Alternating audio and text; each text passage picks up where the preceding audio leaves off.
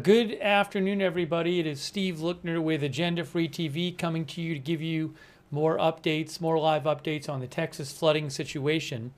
There is supposed to be a press conference shortly with Governor Abbott. So we are waiting for that to start. I should have live footage of that. So I just want to make sure I have that page pulled up right here. But again, new press conference coming up really any time now it's supposed to be. Let's see here. Assuming that, yeah. So it hasn't started yet. Oh, hold on, I have a live shot. I have a live shot of the press conference right now for you. It hasn't started yet, but let me put it up on the screen. Give me one moment. That's what I'll do. Kristi Noem's going to be there too. Here it is. Here's the press conference. That's live shot. That's a live shot right there of the press conference. Is there no volume yet? I wouldn't be surprised. That is live. Actually, I can use my live. Now let me put up there that it's live.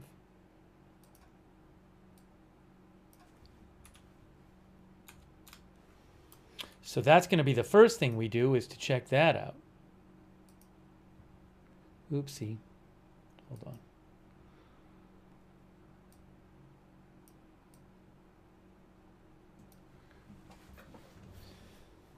All right, so we're waiting for that to start. Homeland Security Secretary Kristi Noem, Texas Governor Abbott, and other state and local officials provide an update on the state's flood response. Now, as I understand it, officially, as I understand it, there are 27 dead and 27 girls from the Camp Mystic. Camp Mystic, am I getting that right? If I remember is right, in Hunt, Texas. The camp is in Hunt, Texas. Those girls are missing. There have been some reports that there have been some people confirmed killed. So, for example, Peyton Yeager, who's a reporter who is in Texas, she reported earlier today that where is it here? She reported that the mother of 9-year-old Janie Hunt confirmed to her that Janie Hunt did not survive. And I believe she is one of the girls from the camp. So officially, I don't believe, let me just make sure here. Is there any? Yeah, I don't think they've turned the audio on for this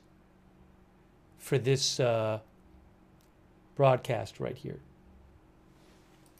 When I'll double check something, but hang on a second. Yeah, so yeah, it's not. I believe they don't have the audio on the broadcast, and they won't have, and they'll turn on the audio for the broadcast when the actual press conference starts.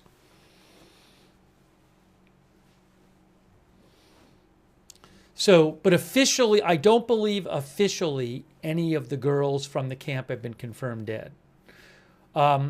Another thing is Peyton Yeager also reported, just before I came on the air, she is with Fox 4 in Texas, she said that family members confirmed to Fox 4 that 2 sisters from St. Rita Catholic in Dallas have died. Brooke and Blair Harbor, their grandparents are still unaccounted for. I'll post a link to that post in the chat. So there are these reports, and they look like they're reliable, of certain people who have passed away. But as far as I'm aware, the official total is 27 dead and 27 girls from that camp missing.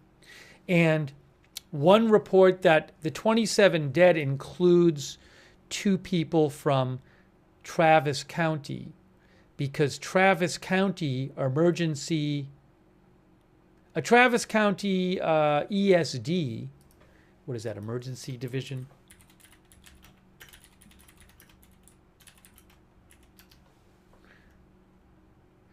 Travis County Emergency Services District 1 posted today that 2 people are confirmed dead, with at least 10 others reported missing in Travis County. The Travis County ESD1 said a little while ago today that Travis County ESD1 area suffered heavy rainfall overnight, which has resulted in flash flooding throughout the district. Dozens of water rescues have occurred over the last 12 hours. 2 people are confirmed dead, with at least 10 others reported missing. And that's from the last 12 hours, from what their post says.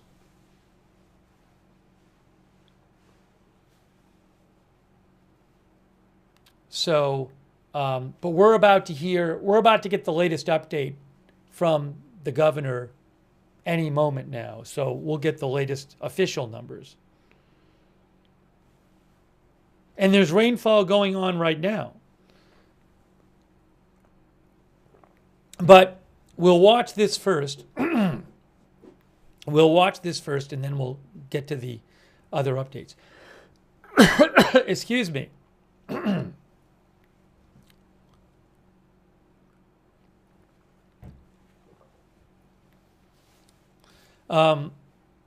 By the way, thank you to our moderators. Janet B is moderating right now. Thank you, Janet. Roberts Mayqueen. Thank you. Let me check something here.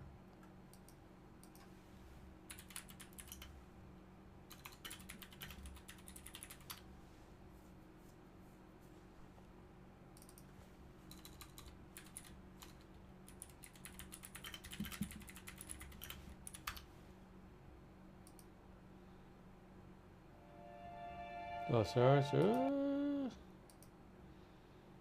Okay, that does not help us. Thank you also to our Twitch moderators. Idaho Star, Matthew Kohai 3, McBridges, thank you so much. Thank you to our Facebook moderators too. Give me one moment here. Thank you. 2 of me for 2 seconds. Okay. Linda Belk, Larry, and Misha moderate for us over on X and on Facebook. Thank you to Shannon Davis Hughes, Margaret Riley, Valerie Gail Griffin, Kay Lowry Body, all moderating over there. Thank you also to Connie Ori for the Facebook stars. And thank you to, hang on a moment here.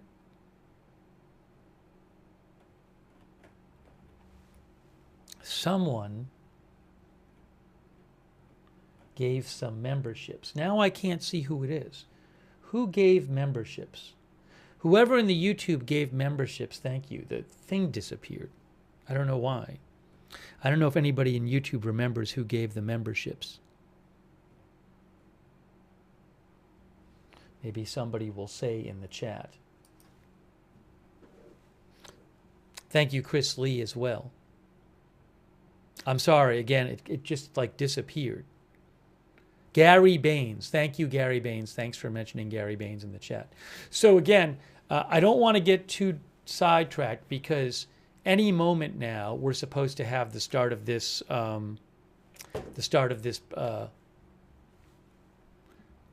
press conference.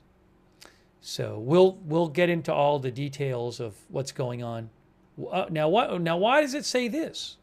Why? Okay. But I don't want to miss the start of the press conference. And normally what would happen is when they would go live, it would be starting. Or very close to starting. So I have to imagine it's starting any moment now.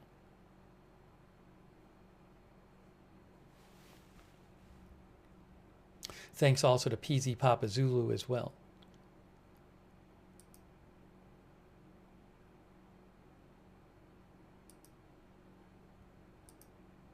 one sec here.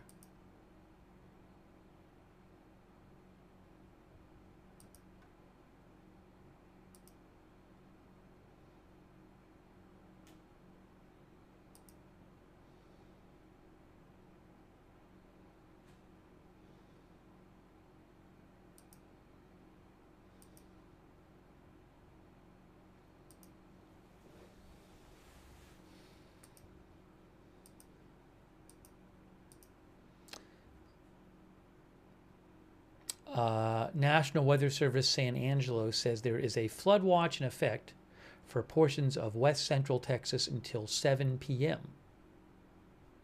That's scattered showers and storms may still produce bursts of torrential rainfall.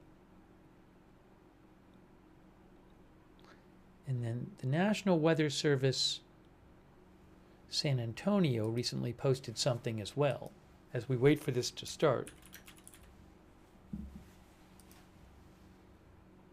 National Weather Service Austin San Antonio says a flood watch has been extended through 10 p.m. tonight. Additional rainfall amounts of 1 to 3 inches are possible, with isolated pockets of 5 inches. We'll talk about the specifics on that once we hear from this press conference, which is supposed to start any time now.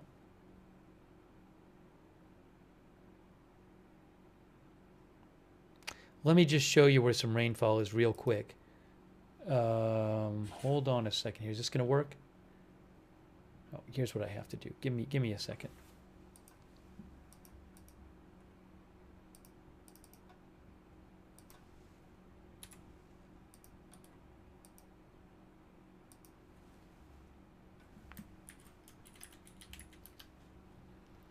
Give me 1 second.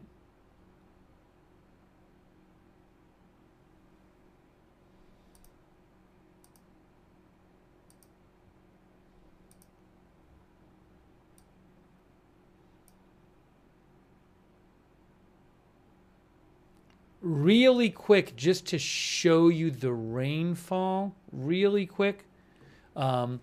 So this is radar Omega, and there are some flash flood warnings. There is a flash flood emergency in this area, which says much of Burnett County and western parts of Williamson and Travis County. That goes until 4 p.m. local time, and it says automated rain gauges and in an area, Cocoras reported between 6 and 14 inches of rain have fallen in the area. Additional rainfall of 1 to 2 inches possible in the south and eastern parts of the warned area. So some of those places, 6 to 14 inches of rain. As of, that was about an hour ago, I think.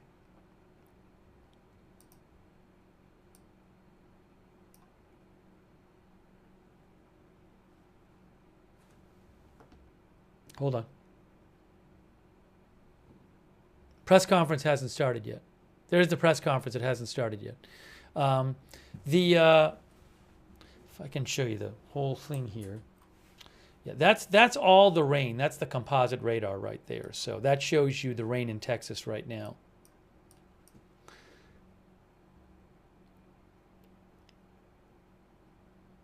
But you got that continuing intense rainfall that's just been kind of, for hours and hours and hours, been moving around this general area here. This flash flood warning, which includes Austin, says 2 to 4 inches have fallen. Additional rainfall amounts of 1 to 2 inches are possible in the warned area. Central Travis County.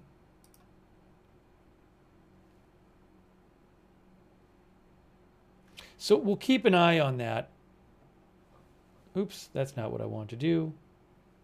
That's what I want to do.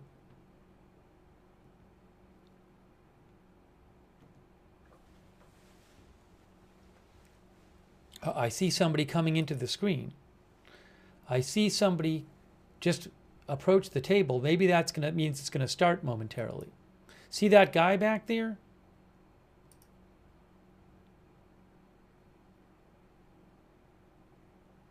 Any moment now, this is going to start. That guy is doing some kind of preparations.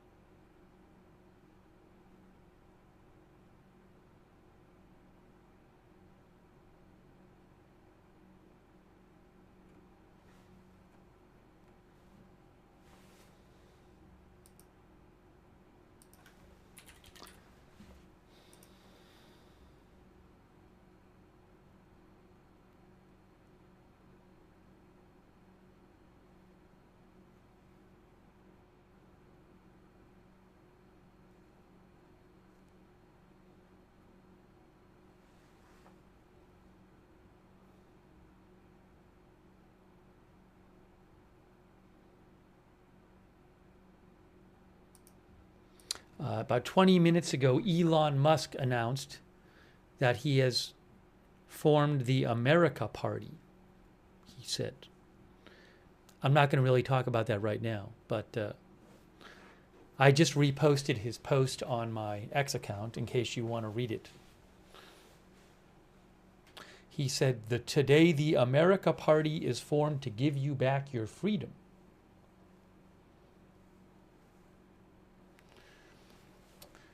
So, but we're not covering that right now.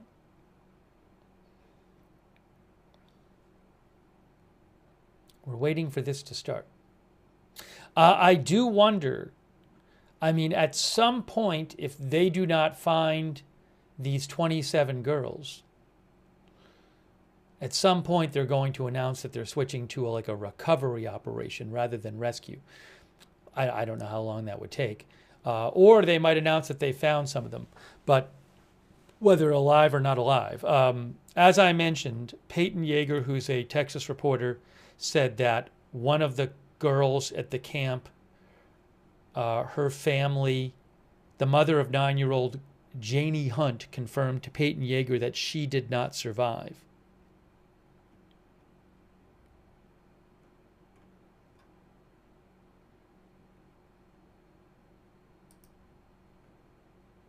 If I'm correct that she is one of the camp girls, I mean, in theory, she could be a non-camp missing girl or a non-camp victim. So I should be careful about that. The New York Post says 2 girls at from the camp have been found dead. That's what the New York Post is reporting. They say, actually, the New York Post is now saying at least according to officials and local reports, the New York Post claims that 4 of the girls have been found dead. That's what they're claiming, the New York Post. And one of them is listed as Janie Hunt. But we'll see. All right, hold on. This is about to start. Now, they don't have the volume on yet, I don't believe, because I haven't heard anything yet. So let me just make sure this is working correctly. But I know the volume on my computer is working. I have the volume turned on this. I have the volume turned on the tab. This is live. We are about to hear from local authorities, including the governor and also national official Kristi Noem.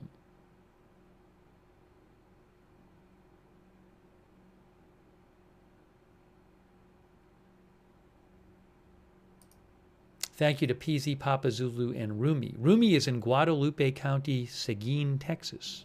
Says, waiting on additional water to come down overnight. High water rescues. Stay safe, Rumi. All right, let me just make sure the audio is working. I believe they have not turned the audio on. Here, now the audio is on. The audio might only be on one ear. I don't know. I can't control their audio, so I will boost it if I need to. I'm sorry if it's only one ear audio, one side of your one speaker audio. That's just the way they do it sometimes. I'm only hearing Thank everybody for gathering with us here today, and we are especially pleased to have with us today Secretary Kristi Noem from the Department of Homeland Security, who will share with you a lot of information herself. Before I do pass the mic to her, there are several things that I want to announce as well as some things to share. First, what I have observed in this community over the past 24 hours is what I call quintessential Texas. When Texans face a challenge, we come together, we unite. And that's exactly what's happened over the past 24 to 48 hours in this community. Nothing more than extraordinary devastation. And the worst thing that could have happened in this community fell upon it. They could have fallen apart. They could have fought against each other. But instead, they understand the importance of unity. And it's what Texans do. It's what we will continue to do. Along those lines, something else to double down on what I said last night. We will be relentless in going after and ensuring that we locate every single person who's been a victim of this flooding event. We're not going to stop today or tomorrow. We will stop when the job is completed. Between now and whenever that day arrives when the job is completed, this is a 24/7 operation, day and night, because we know that we are looking for Texans and Americans, and we put them as our top priority, and we will find every one of them. Additionally, I want to let you know that overnight, there was an increase in storm damage and rainfall and flooding in other regions of the state of Texas that were in addition to the ones that were in the disaster declaration that I made yesterday. What I'm going to sign today is an expanded disaster declaration that adds the following counties to what I signed yesterday. This disaster declaration includes Bexar County, Burnett, Caldwell, Guadalupe, Travis, and Williamson counties.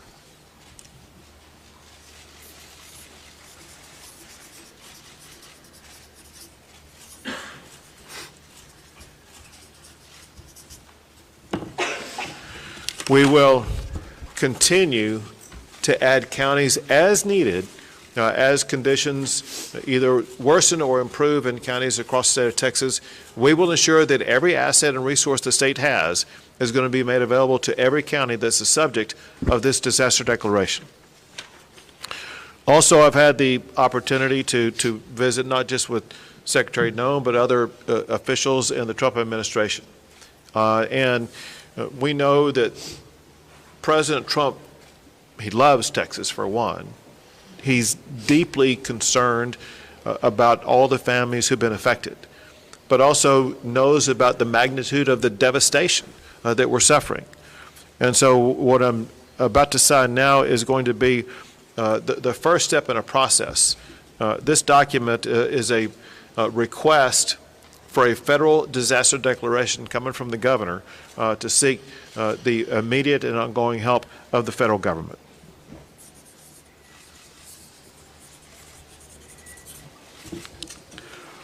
I want to express my gratitude in advance to President Trump for his entire administration for their devotion to the state of Texas.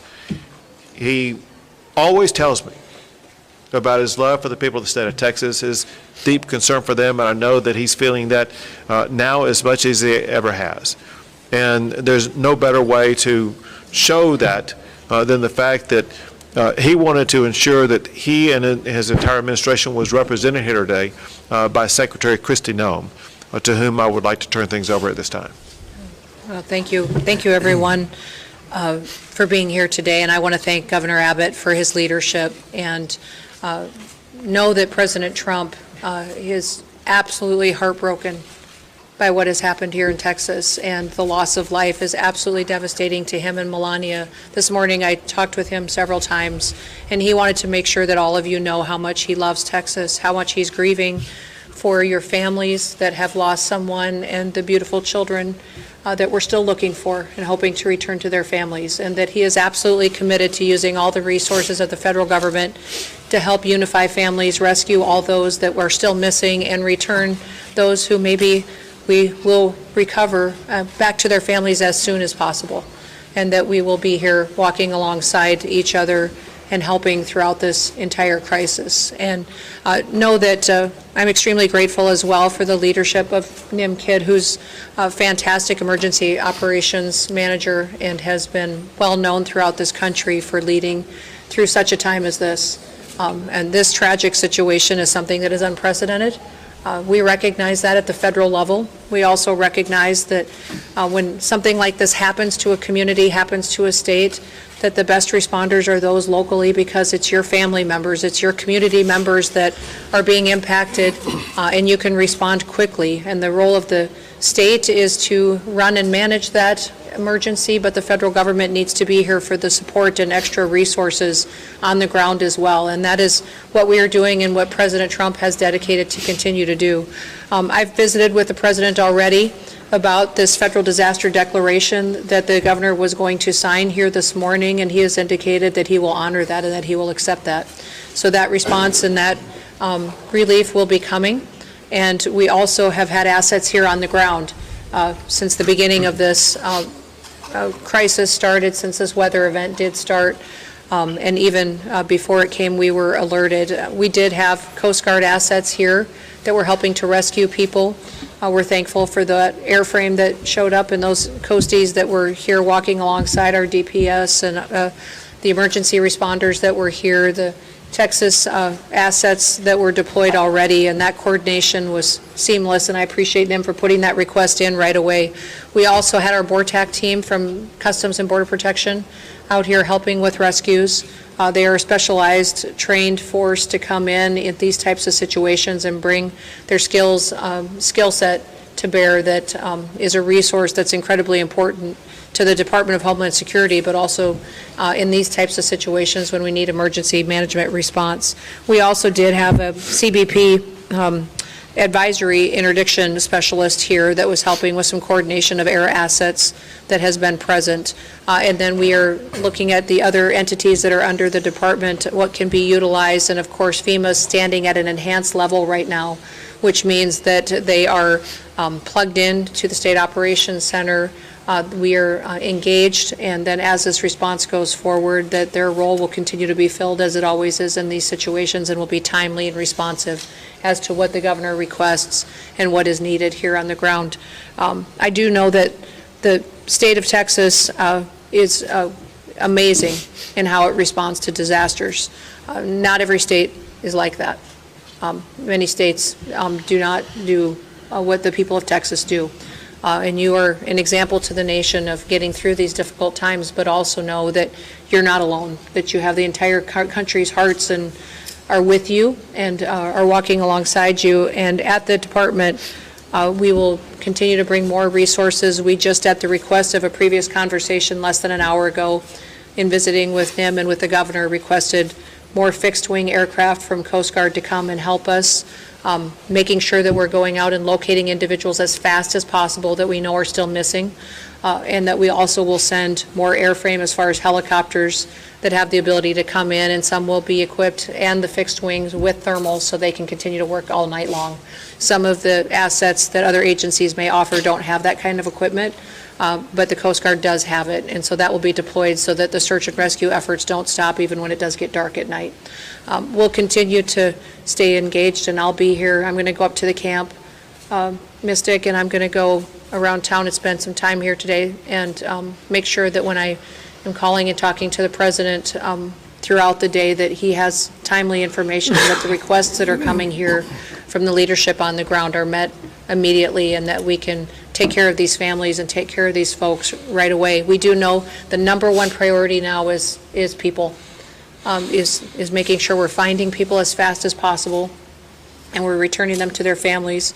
And then also, throughout the process, we'll get into what damage was done to public infrastructure, what may have been done to, I know we have 1,800 people that are still without power. What I understand is people still have water, but we do have damage to bridges and to roads. Thankfully, dams held. But all of that is an assessment that we'll continue to work with you on to make sure that you recover as quickly as possible. So, again, thank you all for being strong and being an example for people. Someone told me a long time ago, over 30 years ago, that to never get angry on behalf of yourself, get angry on behalf of the other people. To always go out and get up every day and go work for other people and help them. And so I know many of you that are out there responding and helping your neighbors had losses too. You're hurting because you're grieving somebody that may have been lost. We were created to serve people. God created us to serve each other. And now is a wonderful time to go find somebody you can help, somebody that you can take care of and get them through this process. And that will make us stronger and better into the future. So our prayers are with you. President Trump wants you to know that he and Melania are praying for you and love you. And with that, I'll turn it back over to the governor.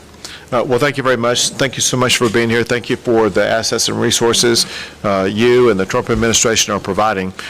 One thing that Secretary Noem mentioned was the fact that recoveries and rescues are being made, and what has happened over the past 36 hours is really amazing. When you look at what the local officials have done, working in collaboration with multiple state agencies as well as our federal partners, in 36 hours, they have rescued or recovered more than 850 people, some clinging to trees to save their lives, others in other precarious situations. It's just sheer heroism, the way that we've seen our first responders rescue so many people. And now I would like to turn things over to Senator John Cornyn. My thanks to President Trump and Secretary Noem for responding so quickly to Governor Abbott's request for a federal disaster declaration. And particularly, Madam Secretary, thank you for being here in person. It's really important, and I think sends a very important message. Unfortunately, I've been to a number of disasters over the years across the state of Texas, as has the governor, and none of these get any easier. But I have to tell you, I remain incredibly impressed with Governor Abbott's leadership and the incredible work that the Texas Department of Emergency Management under the leadership of Nim Kidd do. They are literally the best in the nation. And what Secretary Noem said about other states not responding as well is true. It's something we should be very proud of and grateful for, particularly at a time like this. And then there are the men and women who are standing behind us here, who have been doing the work on the ground, not waiting for the federal government to show up. They've been getting the work done, as the governor pointed out. And we are all together, we are praying for those who have lost loved ones and are grieving. We are celebrating with those who have been reacquainted with and rejoined with their family members. And, you know, a few years ago, the governor will remember this, up in West Texas after a terrible disaster, a county commissioner there said something to me that I think is appropriate at a time like this. He said, being from Texas is not just about where you're from, it's who your family is. And so when things like this happen, we come together as a family, as Texans, in a way that I'm very proud of, but it's very important because this is who our family is, and we owe it to them. And I take the governor at his word that he and his team will be relentless in supporting all of the efforts at the local and the federal level until every last person is accounted for and those families are reunited with their loved ones. But Governor, thank you again for your leadership. Secretary Noem, it means a lot to us for you to be here. And we appreciate Governor Abbott and Chief Kidd, but we appreciate President Trump and you responding so quickly to the governor's request for disaster declaration. Thank you very much. Thank you. And now Congressman Chip Roy. Thank you, Governor. Thanks all of you for being here. You know, before I was crazy enough to run for Congress, my family and I started a tradition of coming down to Kurville for 4th of July. And we've been coming here every summer since my kids were little. They're now 14 and 15 to see Robert Earl and whoever else was playing. And pictures have been popping up my phone, the ones that, you know, kick on the anniversary of different shows, like a bunch of different shows over the last decade. It hits home. It really does. It hits personally for those of us for whom this is our community, our home. My family lives in Hays County, but we spend a lot of time in Kerr. And I can't say enough about the local leadership and what they've been doing in the face of this disaster. Your city manager has done an extraordinary job. Your sheriff has done an extraordinary job. I could go down the list of everybody and I'll leave somebody out. But I can't say enough about what they've done, and then I can't say enough about the governor and about NIM and about the leadership that has come from the state and from DPS and from TDEM to get this done and to do what we're in the process of still doing to react to this unfortunate circumstance. It's been professional and it's been extremely well done. And I have to say, the secretary yesterday, I reached out to her office. I think it might be 15 minutes later that I got a call from the secretary, immediately responding to requests. I talked to NIM about the need for Army Corps support and some other stuff. Immediately talked to the secretary about it. The collaboration, the teamwork, local, state, and federal. I cannot overstate the extent to which everybody set aside turfs or any of those kinds of things to deliver for the people of Texas. Now, we're far from having finished the job. We're all here knowing that we still have work to do. We're still prayerful. We're still hopeful. Obviously, there's a lot here that we're dealing with, but I'm deeply appreciative for that coordination. And last point that I'll just make is, and I've said this a little bit earlier this morning, there's going to be a lot of finger pointing and a lot of second guessing and Monday morning quarterbacking. And I just wanted to pick up on what I think the governor said about 850 something individuals that were moved quickly in this circumstance, and in a once in a century flood where you get 12, 14 inches, where you get a 26 to 30 foot increase in water in the course of an hour and a half at 4 to 6 o'clock in the morning on a holiday. And that's what we're dealing with in these circumstances and where those camps are. There's a lot of people saying why and how, and I understand that. And I understand why parents would be asking those questions and all of the media. But where we are right now in terms of what we've done to be able to protect people, move them, get them out of the camps, and the heroic efforts of people that worked in those camps, directors of the camps, people who own the camps, who not just risked their lives, gave their lives to try to go save the lives of those kids. That's who they are as Texans. And I'm so proud of that. And I'm so proud of the work that everyone's done to do that. And now we just got to finish the job and be with the people. And importantly, pray for the families who have lost their loved ones. Thank you. Now, Kerr County Judge Kelly.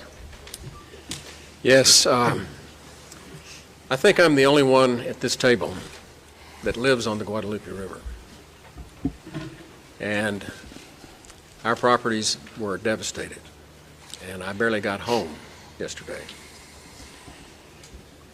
I started my morning ushering in a crew with a skid steer and 2 dump trailers, 3 trucks, 9 men to start trying to rebuild what went down the river. I then had the opportunity to come here, where I was asked to go over to the funeral home. I had issues over there. I am a 50-year lawyer and a mediator and arbitrator, and we had some issues that needed attention. And I got to see firsthand many of the body bags, and it breaks my heart. And coming back from that, we had an opportunity to go on a helicopter ride with the senator and the mayor and inspect the devastation. We flew all the way up the South Fork, all the way to Criders. And you can see what's happened, and it's going to be a long time before we're ever going to be able to clean it up, much less rebuild it. But there's nothing on the other side of Criders. It's just hill country. And we didn't know. We know we get rains. We know the river rises. But nobody saw this coming. And what I really have to report to you is it was a godsend to be able to get out of the helicopter, walk back into this building, and sit down with these people and cooperate, arm in arm, hand in hand, to do the best we can to work the process. The rescue has gone as well as can be expected. It's getting time now for the recovery, and that's going to be a long, toilsome task for us. And what I would reiterate that I've heard others say is, as long as we stay together, we'll get this done. Thank you. Thank you very much. And now, Mayor Herring. I want to start off by saying thank you on behalf of the city of Kurville and our 25,000 citizens. I want to say thank you to the federal government, the state government, county government. You know, as I look around the room in the Emergency Operations Center, I don't see different agencies from the state, the federal, the county. I see one team working together. It's important for our community to know it's one team. We will rescue those in peril, and we will find those who are lost. I continue to ask everyone who sees this today to pray for Kurville and Kerr County. We need your prayers.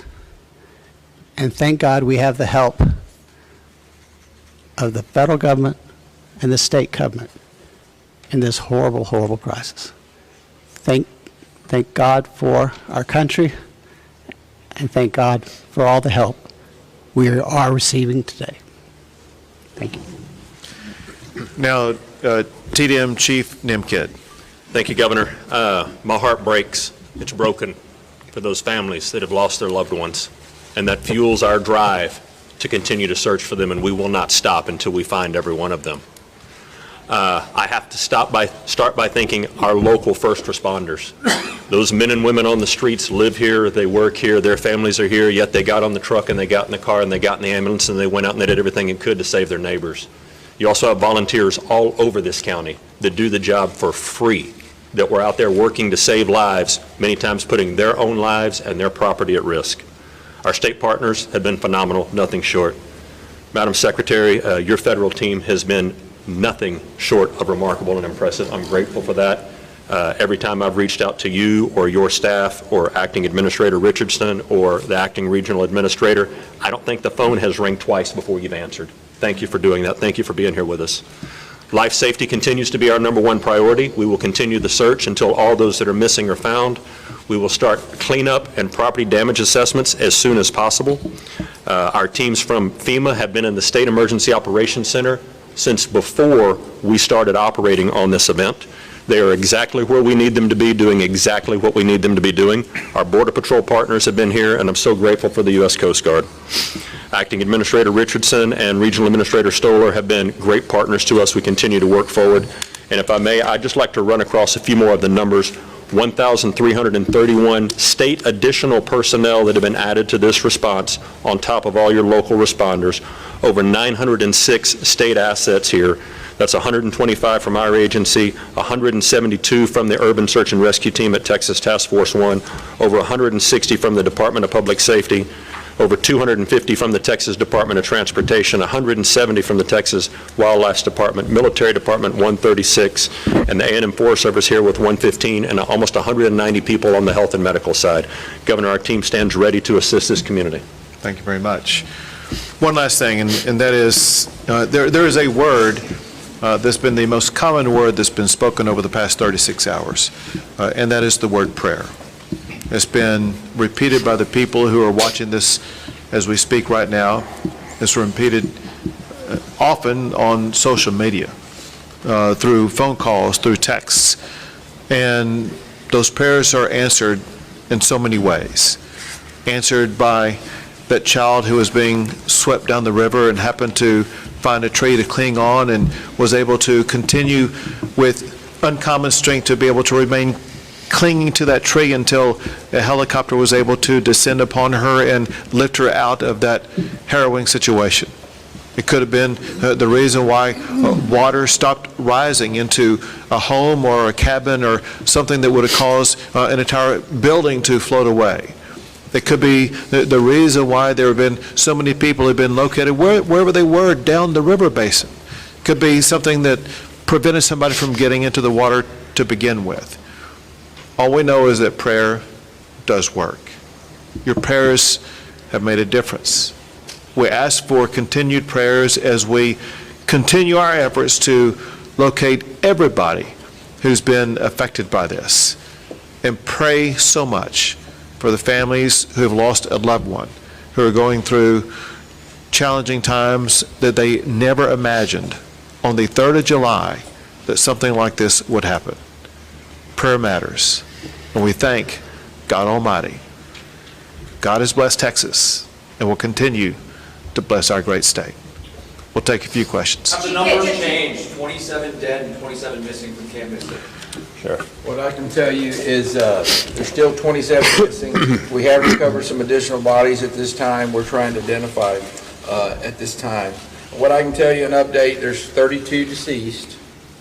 18 of those are adults and 14 are children. 5 of the adults remain unidentified and 3 children remain unidentified. We are still working on that this time. As I said earlier this morning, the numbers are going to continue to change. They're going to continue to change till we're done. It's been a very good day as far as being out there and being able to do some things, and we've got a lot done.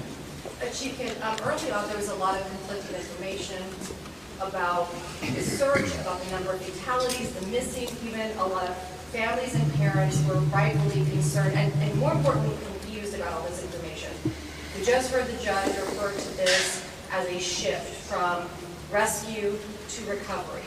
Can you clarify what that means? Are we talking about these missing people no longer believed to be alive?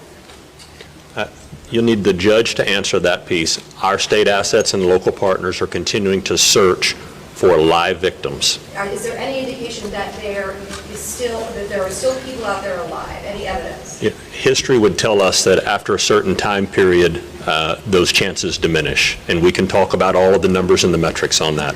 Our hope and prayer is that there are still people alive that are out there, and we're still actively searching for them, and we will continue. And listen, that will turn into recovery at some point, and none of us want to put a time period on that right now. But when you talk to the men and women that are up there in those helicopters and out in those boats and walking the ground, they're looking for live people right now and doing everything they can to continue this search as fast as possible. And Judge, just a moment to clarify, because we want to be very clear with especially families and parents that are watching this. What makes you feel like this has gone from rescue to potential recovery? Because there is a difference. We will eventually get to the recovery. 2 more questions. Well, we're going to do more than 2 more questions. I want to say this. My instruction to every state agency involved in this is to assume everybody who is missing is alive, and there's a need for speed. Not just every hour, every minute counts, which is why there's people in the air, people in the water, people on the ground right now, because they're looking to save every last life, and we will not give up that effort. 2 more questions. Happening and what are the challenges? I live in Kurville.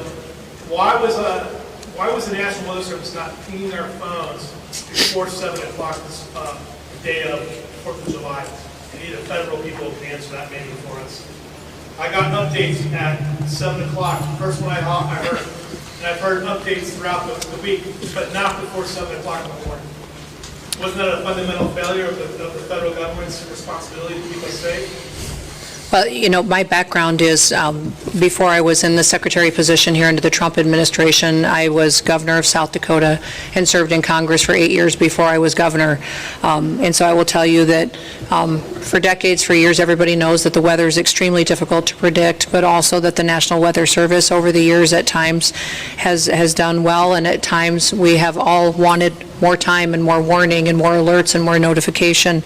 That is something, and one of the reasons that when President Trump took office, that he said he wanted to fix, and is currently upgrading the technology, and the National Weather Service has indicated that with that and NOAA that we needed to renew this ancient system that has been left in place with the federal government for many, many years, and that is the reforms that are ongoing there. The timeline that I have, I don't oversee the National Weather Service, that's not under my department, but the timeline that I did receive from them was that the notifications started to look at its expansion for its limited flood impacts area that started on July 3rd at 1:18 p.m. The flood watch was issued. Although it was moderate, it wasn't to the extremes that it was, that when the system came over the area that it stalled, it was much more water, much like I think we experienced during Harvey, the same type of system that was unpredictable in the way that it reacted and the way that it stopped right here and dumped unprecedented amounts of rain that caused a flooding event like this. They continue to elevate and up their notifications. when your notification hit your phone. Sir, I'm sorry, I can't speak to when that is, but I do carry your concerns back to the federal government and to President Trump, and we will do all we can to fix those kinds of things that may have felt like a failure to you and to your community members. But we know that everybody wants more warning time, and that's why we're working to upgrade the technologies that have been neglected by far too long to make sure that families have as much advanced notice as possible. But One more question, folks. Can you please get into the search efforts and where that's happening and what the challenges are? Question was search efforts. Where it's happening, challenges, what it's looking like. Yeah, the entire river is being searched from the northernmost impact all the way as we run down. You have assets in the air that are still doing searches, you have boats that are in the water doing searches, and you have ground crews doing searches. As the water recedes, new areas being uncovered and searched, and you have human and canine that are working those banks and will continue. It's a grid situation where we've got maps in there in the EOC where you can see what group is assigned to what area and reporting back to command if they find or if they continue to clear. And that process is going to keep going. We are not stopping until we find everyone that's missing. Great, thank you, everyone. That's all we got time for. Go ahead. As far as the resources to people who are trying to recover, we have FEMA, we have the state. What can people depend on from the federal government and the state government in this time of need? And there's a lot of that. Well, as in every emergency situation, the local emergency responders put together what the request is through the state, and the state coordinates all of the response and what assets may be necessary and makes a request to us. So now that the governor has already requested this federal disaster declaration, he will start to tell us what the needs are, and the federal government will do all that we can to support. Ma'am, will there be direct assistance? Well, there already has been direct assistance. I mean, when you look at having Coast Guard assets here on the ground, we just requested more assets to be here, Border Patrol here. If there's more individuals and federal law enforcement officers, if we need, any assets that I may have under my purview, I've made available to NIM, and so he knows that if he needs something, it'll be here. Great, Thank you. everyone. Appreciate it. Thank you, folks. All right. Well,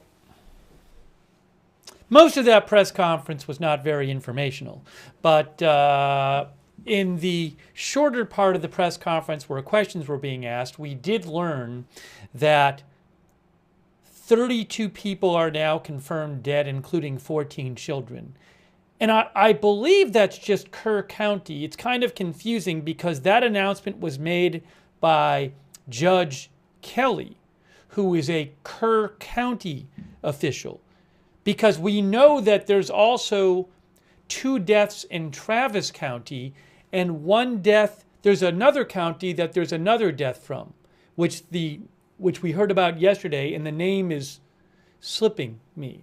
I think it begins with a K. I can't remember. But so is the death toll actually 35? Because if it's 32 dead in Kerr County, there's 3 other confirmed deaths besides that. So I think the death toll is 35. But it was confusing because nobody else at the press conference said anything. I mean, maybe if there was more time for questions, then that could have been asked about. But, so I'm not sure. It's at least 32 dead, including 14 children. Now, they also said that the 27 girls from the camp are still missing. But I guess that means that none of the 14 children bodies who were found were girls from the camp, I guess. But I don't want to jump to conclusions. So, anyways, what we do know is that there are at least 32 dead. And there are at least 14 children dead. And I'm going to still go with 27 girls from camp missing, because that's what they said. But that would imply that the 14 children who are dead are not, and none of them are from the camp. So, again, it's a bit confusing. But that's the best I can say based on what we just heard. Yeah, I'm talking about officially. I'm not talking about what somebody online says. I'm talking about the official numbers. There are different reports online of of several of the of several girls from the camp, of their family members saying they are dead, but the officials that we just saw the official report, and they said that 27 were missing. They said that a certain amount of the bodies had not been identified yet. I think 5 adults and 3 children were unidentified. So they haven't identified all the bodies that they have.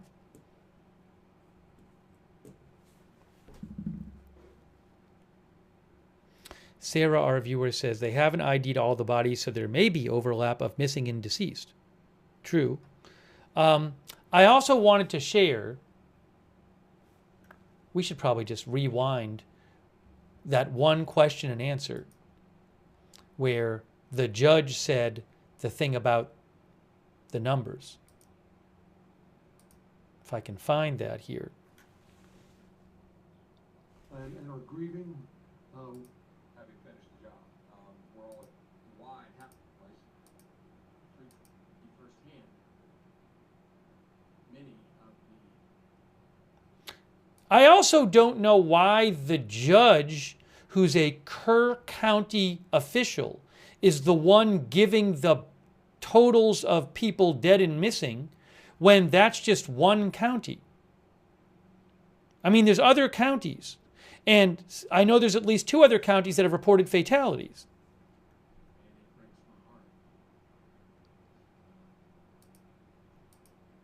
And what I would reiterate, I've heard others say, I continue to ask. what we need them to be doing. Or something that would have caused an entire building to float away. I'm trying to find the first To answer that piece. question and answer. Assets and local. Who have lost a loved one. For continued prayers being past 36 hours. Medical side. 250 from the Texas Department of Transport. And we thank I found it. I found the Q&A. a loved one. Let's just look at that one question and answer where the numbers were talked about. I want to just see that again.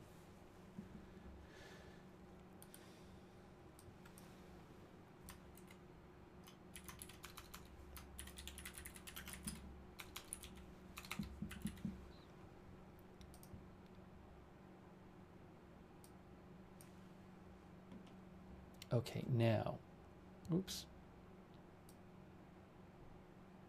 This is moments ago. I think it's basically queued up to the first question and answer. On the 3rd of July, that something like this would happen. Okay, give it a second here. And we thank God Almighty. God has blessed Texas and will continue to bless our great state. We'll take a few questions. Have the numbers changed? 27 dead and 27 missing from Camp Mystic. Sure. What I can tell you is there's still 27 missing. We have recovered some additional bodies at this time. Oh, I'm sorry. So that wasn't that was the sheriff. That wasn't Judge Kelly. The sheriff answered this question. But I believe that's the Kerr County sheriff. Am I wrong? Be my same question is why is the Kerr County sheriff answering that question if it's supposed to be an update for the state? The Kerr County sheriff. Oops, sorry. Sorry, I usually have my phone on silent, so I have to put it on silent. There it is. Now it's on silent. All right, let me play his answer. So I'm sorry. Larry Latha is the sheriff of Kerr County, and I think that's who's speaking right there. So let me just rewind a second.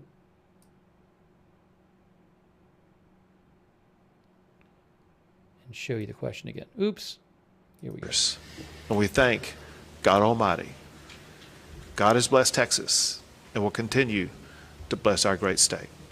We'll take a few questions. Have the numbers changed? 27 dead and 27 missing from Camp Mystic. Sure. What I can tell you is there's still 27 missing. We have recovered some additional bodies at this time. We're trying to identify at this time. What I can tell you, an update, there's 32 deceased. 18 of those are adults and 14 are children. 5 of the adults remain unidentified and 3 children remain unidentified. We are still working on that this time. As I said earlier this morning, the numbers are going to continue to change. They're going to continue to change till we're done. It's been a very good day as far as being out there and being able to do some things, and we've got a lot done. So again, he said 27 girls from the camp are still missing. Now, another thing I don't understand is there have been reports in media that several of the girls from the camp are dead. For example, I posted one of them on my X account, Peyton Yeager, who is a reporter with Fox 4 in Texas. She said, just as one example, Peyton Yeager said, the mother of 9-year-old Janie Hunt confirmed to me that she did not survive. And I also saw a report that said Janie Hunt was a camper at that camp. Now, maybe that's not true. Maybe she wasn't a camper. And also, the New York Post is claiming that there are 4 campers who've been identified in local reports. How do they put it, the New York Post? They say, just to get it exactly right here, the New York Post says that at least 4 of the missing camp girls were found dead, according to officials and local reports. Now, I'm confused. How can that be true, whereas in the press conference we just heard, they're saying there's 27 girls still missing? So is it the case that some girls' bodies have been found from the camp and they've told the families, but they haven't publicly confirmed it? I just don't know.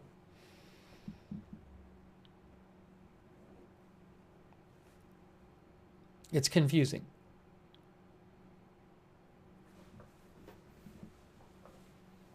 Also, let me say this. During the press conference, I saw a report from the San Antonio Express News. And the San Antonio Express News says dozens are missing in Texas Hill Country flooding. That's what they say a Kurville TV boys soccer coach. They said the Kurville TV boys soccer coach, his wife, and their 2 children are among dozens of people missing. Now, maybe they're including the girls from the camp in that dozens. But that would be 4 people, well, at least the parents, I would assume, and maybe the whole family, who were not the campers.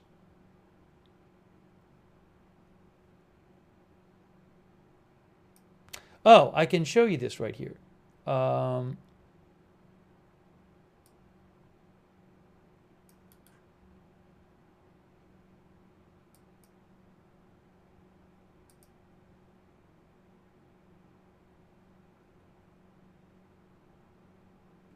If I can find it. No, now I can't find it.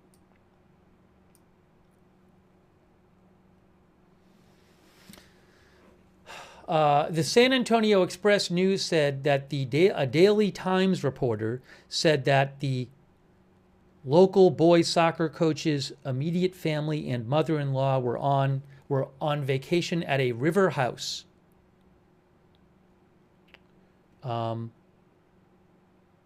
So again, when I see that report from a local outlet saying that a family of 4 is missing, that makes me wonder, well, because we don't have a number of missing. That has not been confirmed, a number of missing. We know that 27 girls from the camp are missing. We don't know how many other people are missing. I remember one of the press conferences yesterday, they said they didn't know how many people were missing. They said, well, we don't know if there's visitors in town, for example. So I don't know how many people are missing. I saw another report about missing people too recently, which was, where was it? I'll post it in the chat for you. Peyton Yeager, a Texas reporter, she said a couple hours ago, I've had multiple families reach out to me about missing loved ones who were staying at HTR Campground in Kerr County, Texas. And she, on her post list shows 2 different couples, it looks like, who are reported missing. And that's not even Kerr County. She said that's HTR Campground. So again, we don't have a great sense of how many people are missing.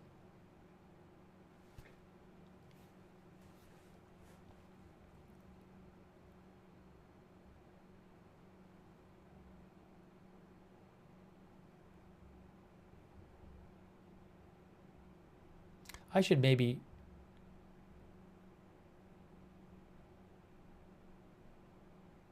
I mean, my headline, it gets to be a long headline, but it's the 27 girls from camp missing is true, but officially. But there's plenty of other people missing. So very concerning, that so many people are reportedly missing at this point. All right, give me one moment here.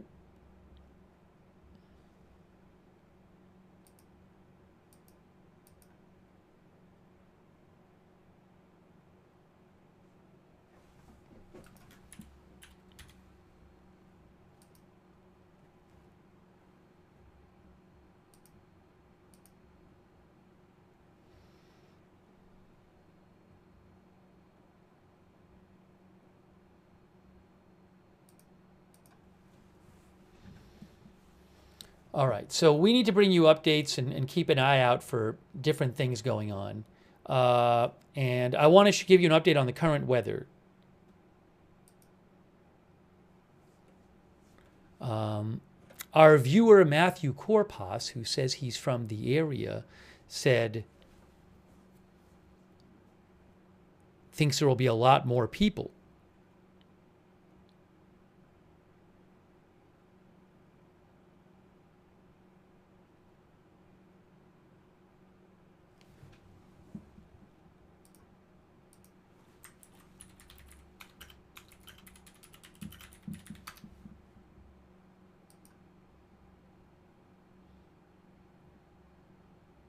Oh, you know what? Matthew pointed something out to me. Ah, I see. Okay. I have to issue an apology here about Hunt, Texas. I thought Hunt, Texas was in Hunt County because I looked it up, but I believe there might be more than one Hunt, Texas. Do I have that right? Man, I could have swore that when I looked it up a couple days ago on Wikipedia, it said Hunt, Texas is in Hunt County. Well, what I can tell you is if you look it up right now,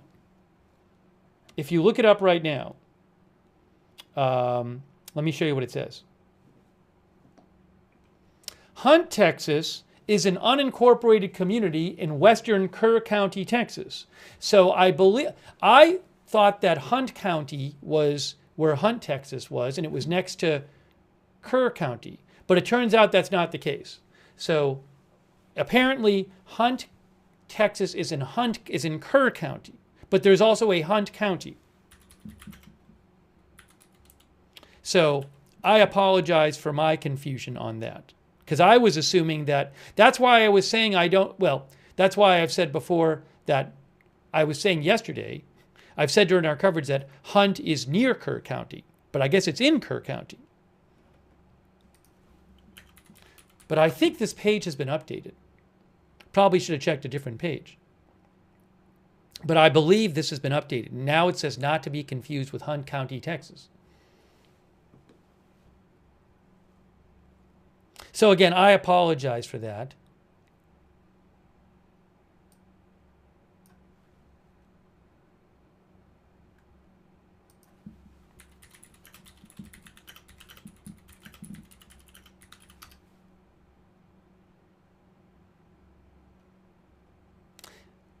Anyways.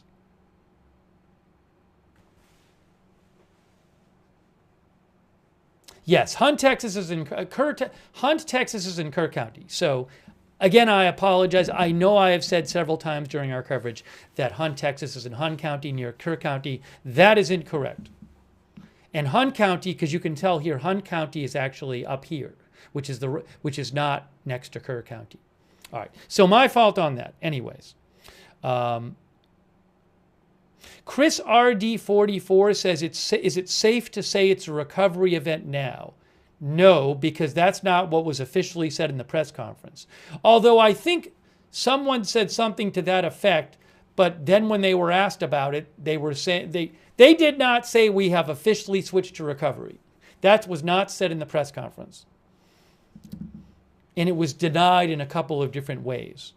So officially, it is not just a recovery operation. However, it was suggested that the longer you go without finding somebody, the odds of finding them alive goes down.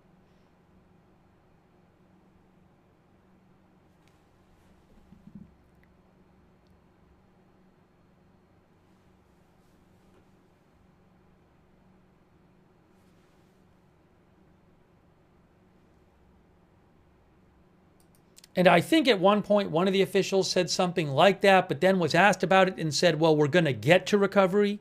So that was not an official announcement.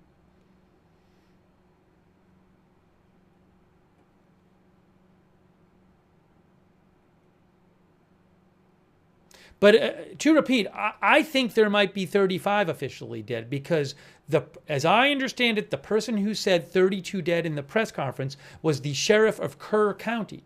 And we have heard of 3 other people outside of Kerr County who've been confirmed dead. Let me show you the Travis County Post from this morning. I'll show it to you. From earlier today.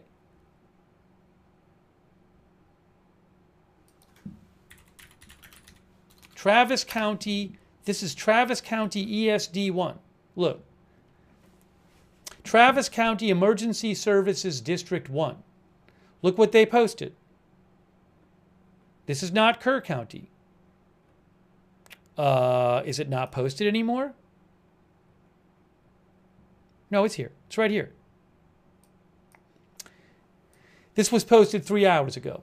The Travis County ESD1 area suffered heavy rainfall overnight, which has resulted in flash flooding throughout the district.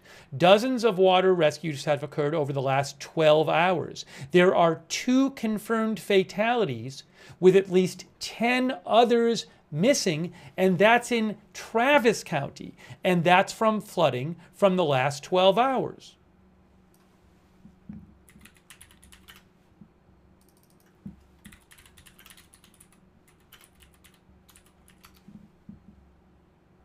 Travis County ESD1, by the way, includes Largo Vista, Jonestown,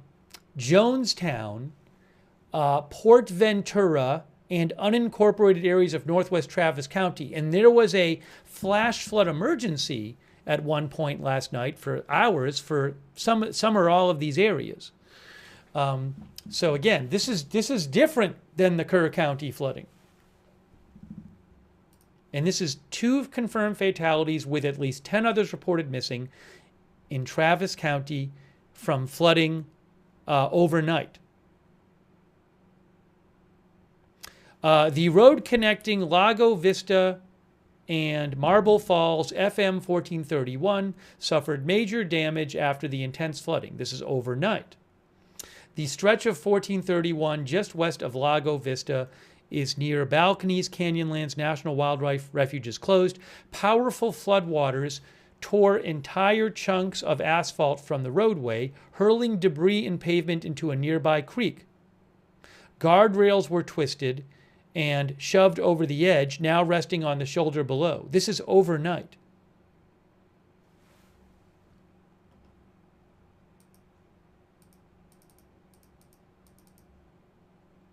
Here's a picture they posted on their Facebook, Travis County ESD number 1.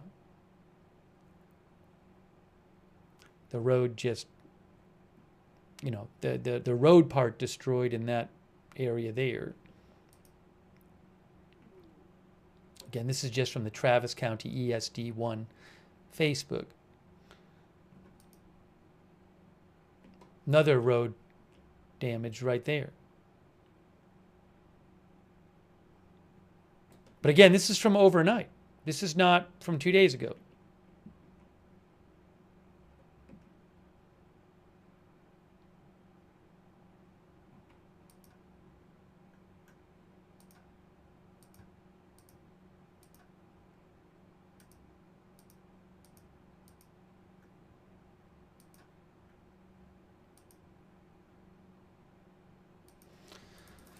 And let me show you the current. Let me show you the current rain radar.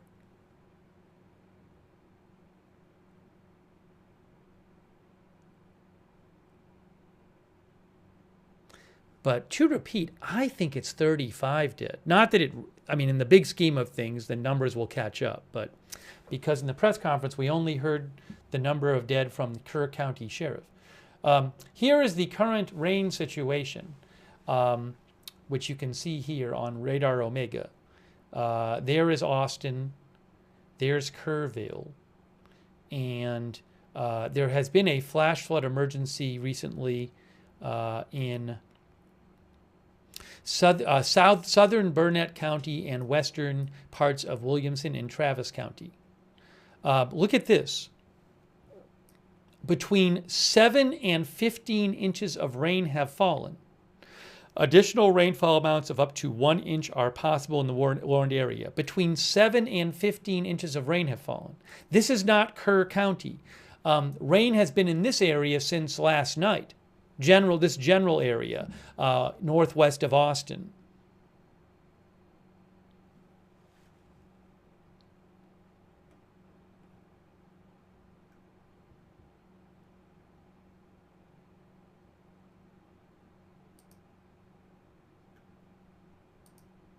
Please keep the comments. Please respect the rules with your comments.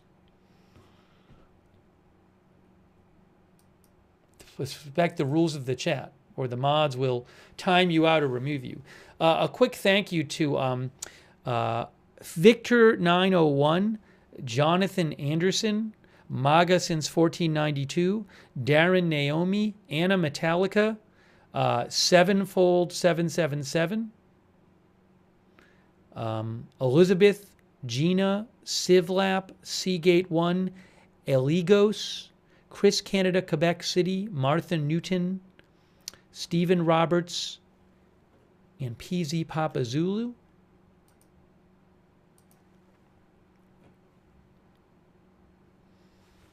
Also, some people have been mentioning river levels, so we'll check some river levels for you. I'm going to show you some of the rainfall totals as well. And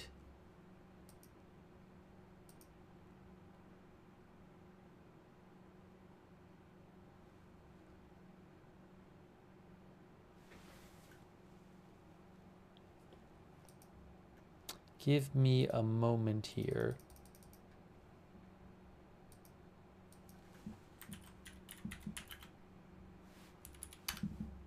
There is a site you can go to, Lower Colorado River Authority, where you can get rainfall totals.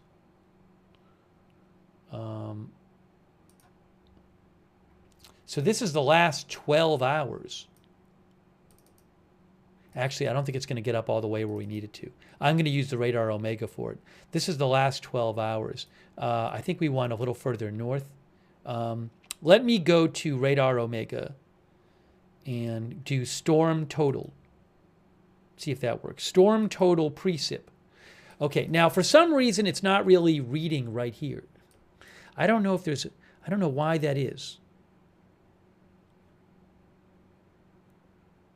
I don't know why we're not getting readings in there. I can say though that if you look here, these are precipitation totals according to the radar. So you can see Austin is there. So some of these areas here have gotten well over a foot of rain from the storm. Look at all these areas with, 12, 13, 14, 15 inches. Now back here, you have these with about a foot. Some of these are not necessarily up to date. They're further away, but these in here should be closer to the radar. I would think should be roughly accurate. But again, look at all these areas with over a foot. northwest of Austin and close to a foot. And this is not Kurville. This is not Kerr County. At least a lot of this is not Kerr County. Kurville is all the way over here.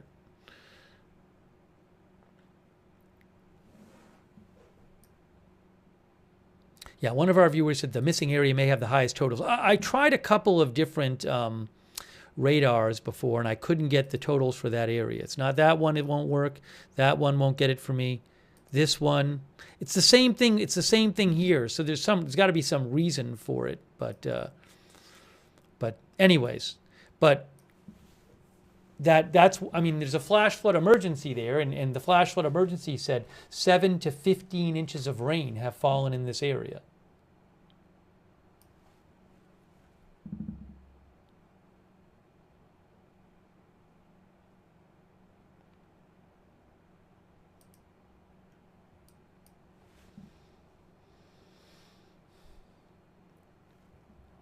Oh, give me one moment here. Give me one moment here.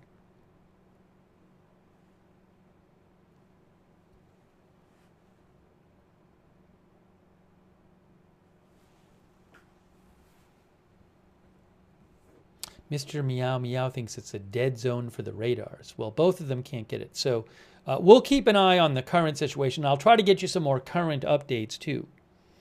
Okay? So, but this is an ongoing situation. There's an unknown number of people missing, and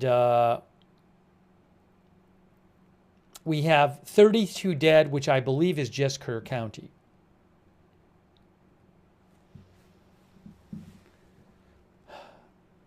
Okay, now, you might say, are there scanners here? Don't think I have one from Travis County.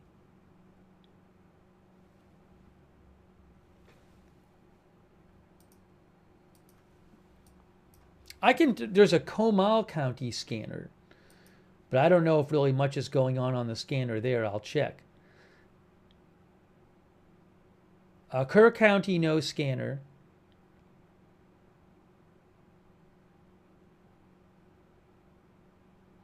Williamson, how about Williamson? Burnett County, I don't think I have a scanner. Williamson, I don't think I have anything that's useful scanner-wise. No, the Williamson one's not going to be helpful. What is this one?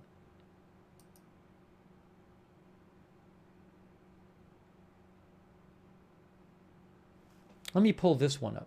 There's another one. Oh, I have something from Burnett, I think. I have a Burnett one.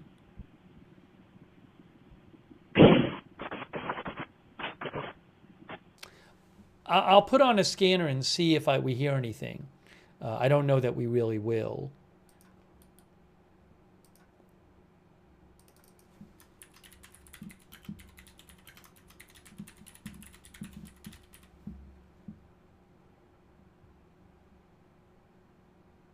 Know where this one is coming from. Let me check.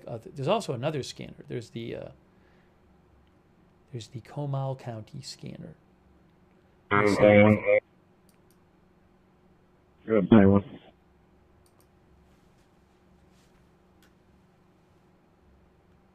Yeah, so if you park this load of their boat, we're attempting to demobilize location. Make our way back.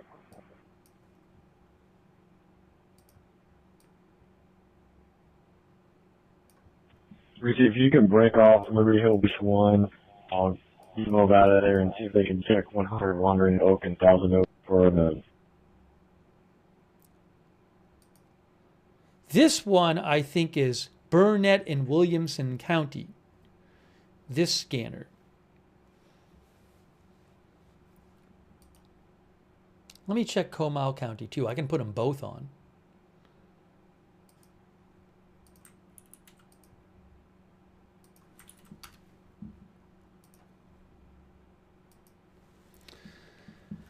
Okay. Sorry, I know it's a little confusing. I want to take some more comments from you guys, too. Just trying to keep you updated here. And let me just make sure I'm not missing anything from the last couple minutes.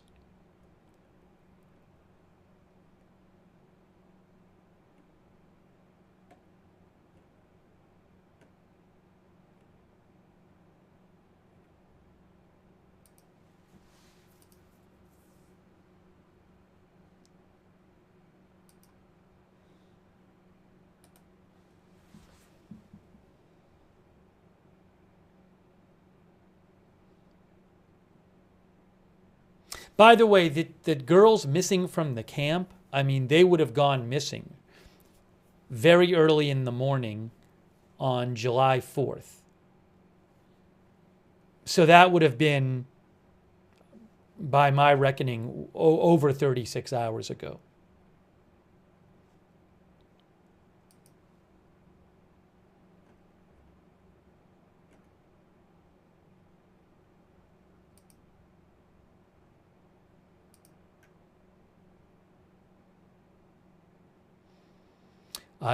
Jordan writes in and says, I have a good friend in Kerr County, right next to the Guadalupe River. They live on higher ground and are safe. They are without power and relying on a generator.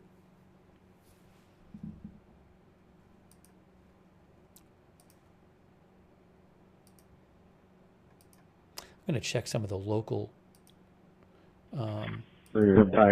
Oh, you know what we haven't even seen yet? There was an update from Kerr County earlier today that I haven't even seen. We should play that. Haven't even seen it. You're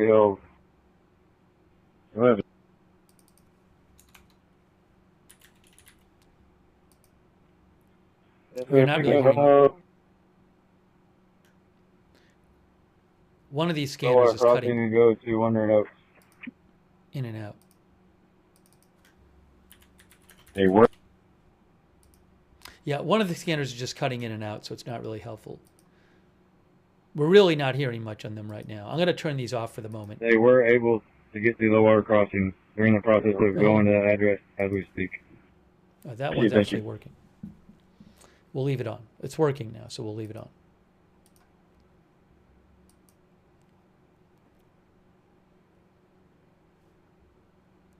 Oh. Do you know what? There was a different angle. Why was this happening? Liberty Hill Command from Battalion 1. Go ahead, sir. Yes, sir. This is they reached out. It's going in and out. It's not great. All right, here's what we're going to do. Let's take a look at what the Kurville had to say. Also, it turns out there was a different angle. The city of Kurville was broadcasting that last press conference was a different angle. So I'll have to check that out. All right, here is, let's look at at this Kerr County press conference from 5 hours ago, which I haven't even seen. So I want to just see what they said. This is, let me put it on the screen for you right now. Right here. So this is Kerr County, and this was earlier today. And let's just see, they might have had some other specifics that we didn't get in the press conference we just heard about 45 minutes ago or whatever. Good morning to everybody. We appreciate you being here. Appreciate your coming out here and covering us in this difficult time. We're going to have this is a press briefing this morning. We start at 10 a.m., so we're starting now, and we're going to have two more today. We'll have one at 2 and one at 6. And the purpose of each one will be to update you from whatever our previous numbers are. So this morning we'll be updating you from where we were last night, and then at 2 we'll update you from where we are now, and at 6, same thing. And speaking this morning, we are going to have Kerr County Sheriff Larry Letha leading us off. United States Representative Chip Roy is here with us. Kurville Mayor Joe Herring Jr. will be speaking briefly, and Kurville City Manager Dalton Rice. And when we are done, because we are still in active search and recovery mode, we're going to keep this short.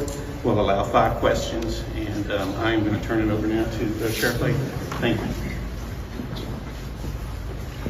As probably a lot of y'all know, Sheriff Larry Letha, Kerr County. One thing I want to tell you, I appreciate y'all covering this. One thing I'm really big about is transparency. Really appreciate y'all getting the message out there. We will do our best. Like I said, we'll have 2 more briefings out there to get you information as we get it. What I want to start with, I want to make sure you understand. These numbers I'm going to give you are at 8:55 a.m. this morning. These are changing rapidly, okay? So every time the next time we meet, I'll update you, but just bear with us, okay? They will be changing. They're already changing them up here, and we'll try to do a really good job. I've got some notes here I'm going to read because I want to be pretty accurate on this. Then I'll talk a little bit before I turn it over to Chip Roy. We are now more than 24 hours into this tragic event, and Kurville Police Department, Kurville Fire Department, and Kerr County Sheriff's Office, and other first responders from around the Texas are continuing to conduct rescue and recovery operations along the Guadalupe River corridor. So far, we've evacuated over 850 uninjured people, 8 injured people, and have recovered 27 deceased fatalities at this time. So, this is from this morning. It's from 5 hours ago. They said there were 27 dead. About an hour ago or so, they said there were 32 dead. So that number went up by 5 in between the two press conferences. So I'm just reminding you that this is prior to the press conference we just saw. So he says 27, but in the latest press conference, he said there were 32 dead, 18 adults and 14 children. Also, in the latest press conference, they said 27 kids from the camp girls from the camp are still missing. 27, 18 are adults, 9 are children. Of that, 6 of the adults are unidentified. I just want to point out that this morning they said there were 18 adults and 9 children who were dead in Kerr County.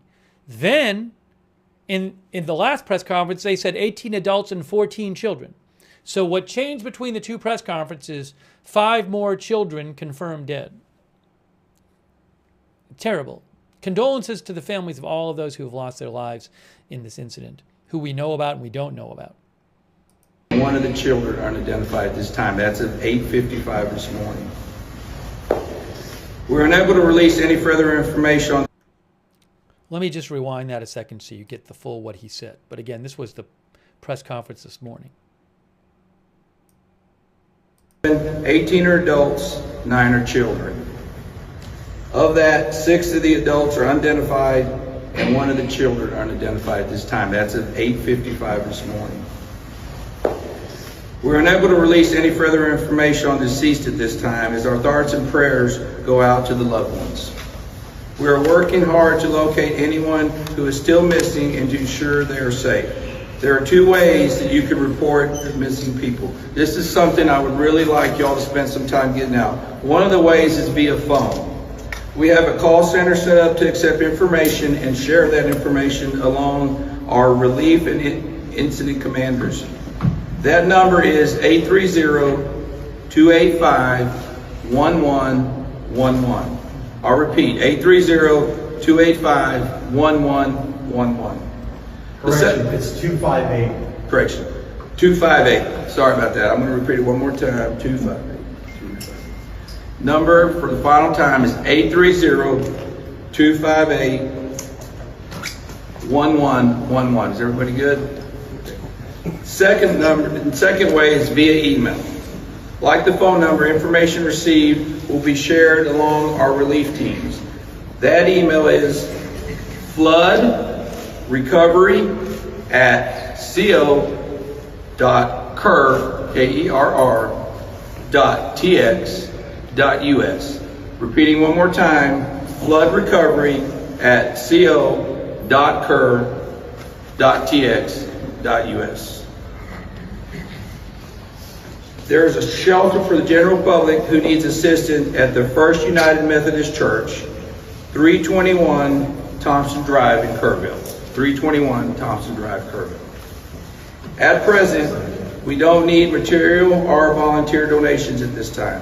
We are coordinating with a strong state response currently. Cash donations can be made to the Community Foundation of the Texas Hill Country. Once again, donations can be made to the Community Foundation of the Texas Hill Country. Our first responders have been working tirelessly and will continue to conduct search and rescue operations until all citizens are accounted for. Tragic incidents like this affect us all. This community is strong and will continue to pull together during this tragic time. We have been humbled by the outpouring of support. We are very appreciative of everyone that's stepped up to help us. One thing I want to tell you and assure y'all is that we will not stop till every single person is found. We've got all the resources we need. We're here for the long haul. As I said, numbers will be changing rapidly. But like I said, we will not stop to everybody. I can't tell you, I've been asked how long will this take? I can't tell you how long it's going to take. It's going to take a while. Appreciate y'all. Like I said, getting the word out. Like I said, after this we're going to take about 5 questions. At this time, I'm going to introduce you to United States Representative Chip Roy. He's going to say a few words. Thank you, Sheriff. I'll be brief. I'm here to show support for the community. My family comes here to Kurville for 4th of July virtually every year. Come here for Robert Earl shows, and we were planning to be here for the show with Robert Earl and Beckman. These are the events that we're dealing with today, and trying to explain to a world that's watching this and asking questions what a flash flood looks like, where you have a 26 to 30 foot rise in the water in a matter of an hour, 4 to 6 a.m. on a holiday, and the people that are having to respond to that. I just got everybody like pause, take a breath for the recriminations and the Monday morning quarterbacking, because there's so many great people in this community that are responding and moving quickly. Lives lost, saving people, like camp directors, and I'm going to let other people name names and stuff. That's not my job here, but we know the stories of people that have been heroic in trying to make sure that the lives lost was at a minimum, and trying to recover individuals. I got a call and an update this morning. My kid's school, there was one of their schoolmates was missing, and was one of the kids. She was on a mattress for 2-3 hours in the middle of the night. She's united with her mom, and that's wonderful. And those are the kind of blessings that we should be celebrating, while we're also mourning the loss of life as we identify those that didn't make it and are now home with their Lord. So I just want to appreciate the first responders, the coordinated effort from the state, local, federal partnerships. Yesterday I was on the phone with the president, with the secretary. I expect we'll have some additional visitors today. I'll let other people talk about that, but I couldn't even get the conversation out with the secretary, trying to explain to her what we were dealing with. That doesn't happen often for me, but it took me a while to collect myself to even be able to tell her what we were looking at. And they've been fantastic, made available immediately at the request. I talked to them about the need for help in the Army Corps, talked to the Secretary and their team, and their immediate. It's been an extraordinary partnership. I think there's been 1,000 or so boots on the ground combined between state, local, and federal.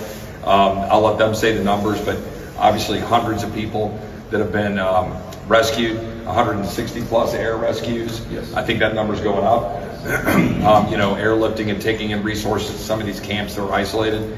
So let's focus on that. Let's focus on finding those who can be found, and then we can always assess what we need to do later going forward. But extremely proud of this community. Let's finish the job here over the next few days, support the local law enforcement and first responders, and pray for the families, particularly those who have lost loved ones. With that, I will turn it over to the mayor. Thanks, Joe.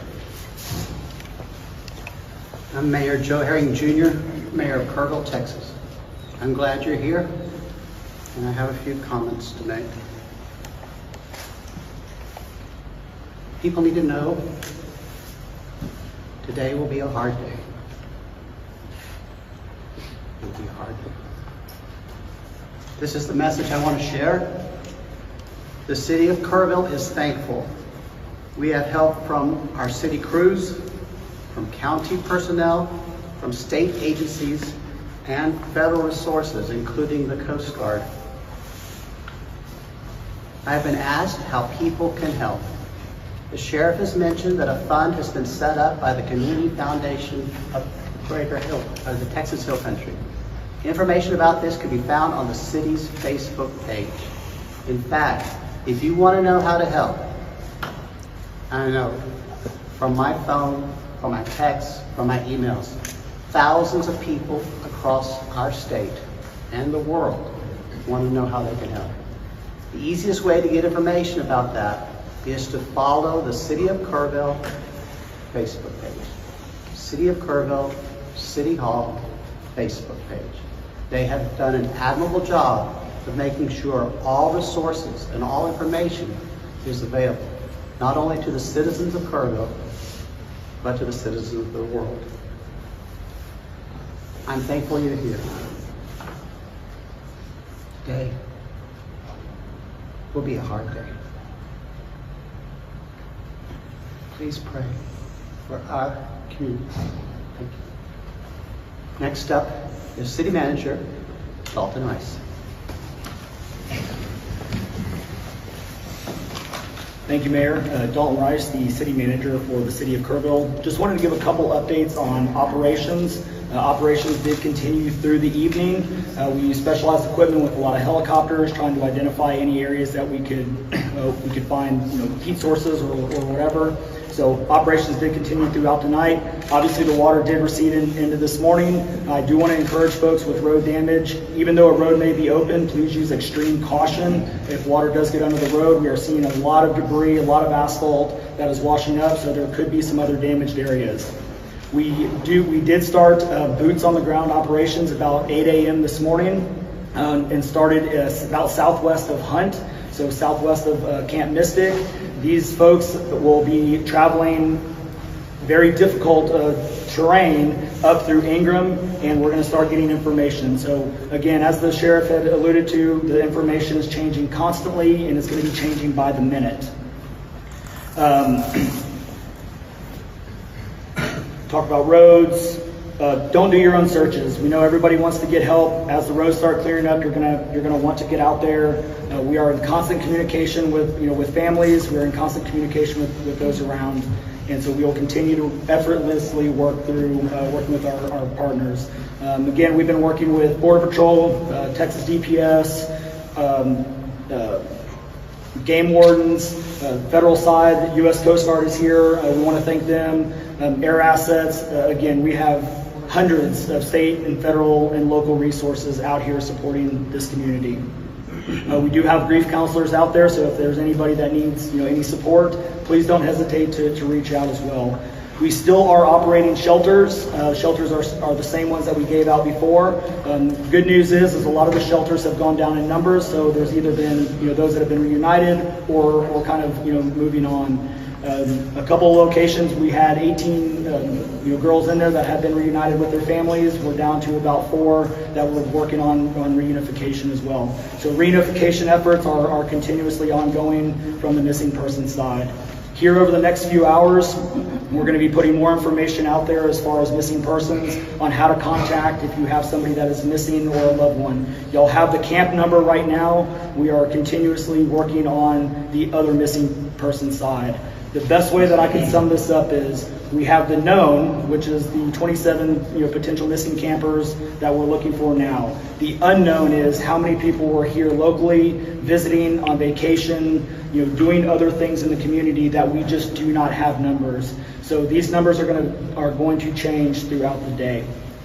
And with that, we will take 5 questions. How many people are still missing? On the missing individuals, the 27, are those all, that you said campers, are those all children? And then also, do we know the total number of missing that you know of, not the unknowns obviously, but the knowns of adults and children for the county? The 27 missing is the children from Camp Mystic that we have as far as right now for the number. As far as unknown other missing, we do not have an accurate count, and we don't even want to begin to estimate at this time. Can you expand on that, Mr. Rice? A lot of people in the community, business owners, people that are living along the river, have said they are very concerned the number will go up of missing, and they want to know more about how you guys are looking for them, what the efforts are, maybe even some of the challenges. Can you speak to that? Yeah, absolutely. So like I alluded to with the operations piece, we have basically a team of about 34 folks from Texas Task Force 1, DPS, game wardens, and Border Patrol that are boots on the ground on each side of the river, starting in Hunt, and they're starting to make their way up. Across this entire area, it's probably about a 17-kilometer stretch. They are going to be in very debris terrain, very difficult, challenging contours along the riverbanks. So it is a very harsh environment. We are doing what's called a primary search, which is basically a very quick search, but when I say quick, that is up, down, sideways. They're turning over as many rocks as they can, culverts up in trees. They are looking at every possible location, and then we'll start going into a layered approach, or what we also have from the locals, which has been a really great resource. in the floods that we have, there are known collection points where debris tends to collect along the riverbank. We do have intel on what sites and locations those are, so we can also put additional resources into those collection sites and start getting a more focused approach on that. We've seen a lot of tragic flooding. We've seen a lot of tragic flooding in central Texas over the past few weeks. There are so many people, I know this is so early, but there are so many people already asking what can be done to stop the loss of life. We saw 13 in San Antonio. We have seen an unknown number, but at least 27 here. They're scared. Yeah, you know, it's a great question, and I think that's a question that we definitely need to answer at some point in time. Right now, our focus is on the search and rescue efforts, making sure that we get these families out, get some closure, where we can. And so I think that is a great question that we need to ask ourselves. But right now, we want to focus on search and rescue operations. Are there still rescue efforts going on right now? Yes, we are. We have been in continuous search and rescue operations. Again, this river, even though it started in West Kerr, this goes all the way down through East Kerr County and it's continuing on, to the southeast. So yes, search and rescue operations are continuously ongoing, and we'll continue to update on that. One more question. Where are you finding these folks right now doing active rescues this morning? Are they stuck in an island of land? Where are they? Typically rescues, if we do find them, they're going to be in trees or we find them, either on high ground. Again, most of the rescues that we are having at this point in time are other camps. So we have a lot of camps and they are all accounted for, but they are isolated because of road damage. So we know where they're at, we're getting them food, water, resources, and now it's a matter of just getting them safely across, low water crossings or other areas to other shelters. There's so much confusion though about these kids. We know that there's missing kids, there's pictures and there's names and all this stuff. Are you going to give a list of the names of the kids? Absolutely not. We are not going to give a list of the names. We want to protect, those families and their information. Sure. The other thing I want to point out, and thank you for bringing that up, these families are getting bombarded with spam calls and spam information. Sure. So we want to keep the kids' information and these families' names out of any public light, to give them the opportunity to grieve and to make sure that we give them the best possible resources that we can and get them reconnected. So it's their families who are putting their stuff out there. Some of them are, and some of those have been a great help as well. Yeah. So yes, it is a double-edged sword, but we need to work through it. So our next one will be at 2 o'clock, and we'll give updates then. Thank you.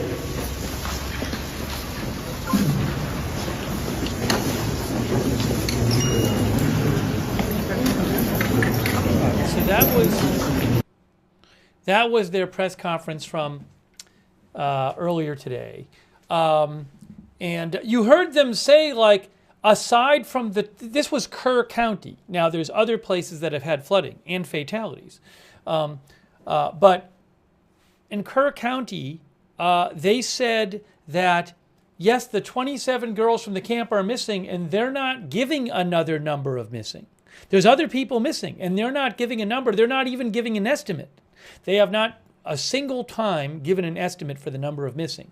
There's different reports about people missing there, but they have not given an estimate yet on the number of missing. I did want to point out that they did mention a site that they posted about donating to people there. So this is the City of Kurville, Texas, City Hall page on Facebook. And if you go here, what it says is, where is it here?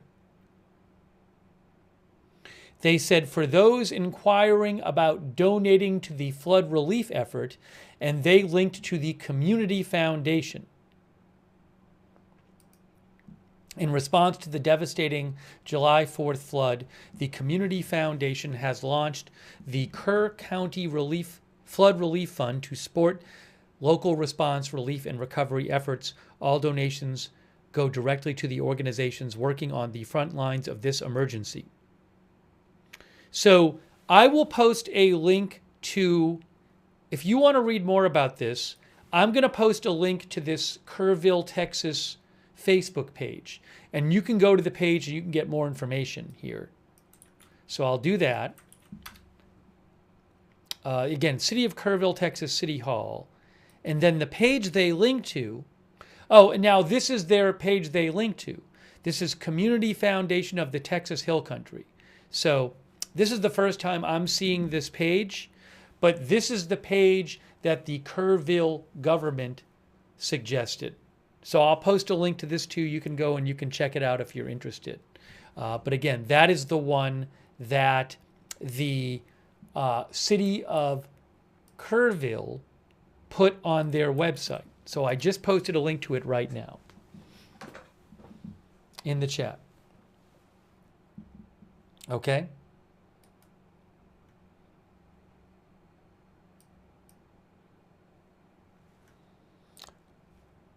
Also, I do want to thank our moderators who are here. Ruth Krafasi, Janet B., thank you.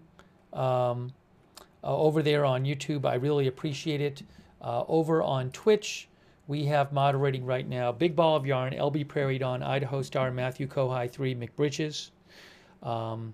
And our other Twitch moderators on Facebook, Kay Lowry Body and Margaret Riley have been moderating. Shannon Davis Hughes, hopefully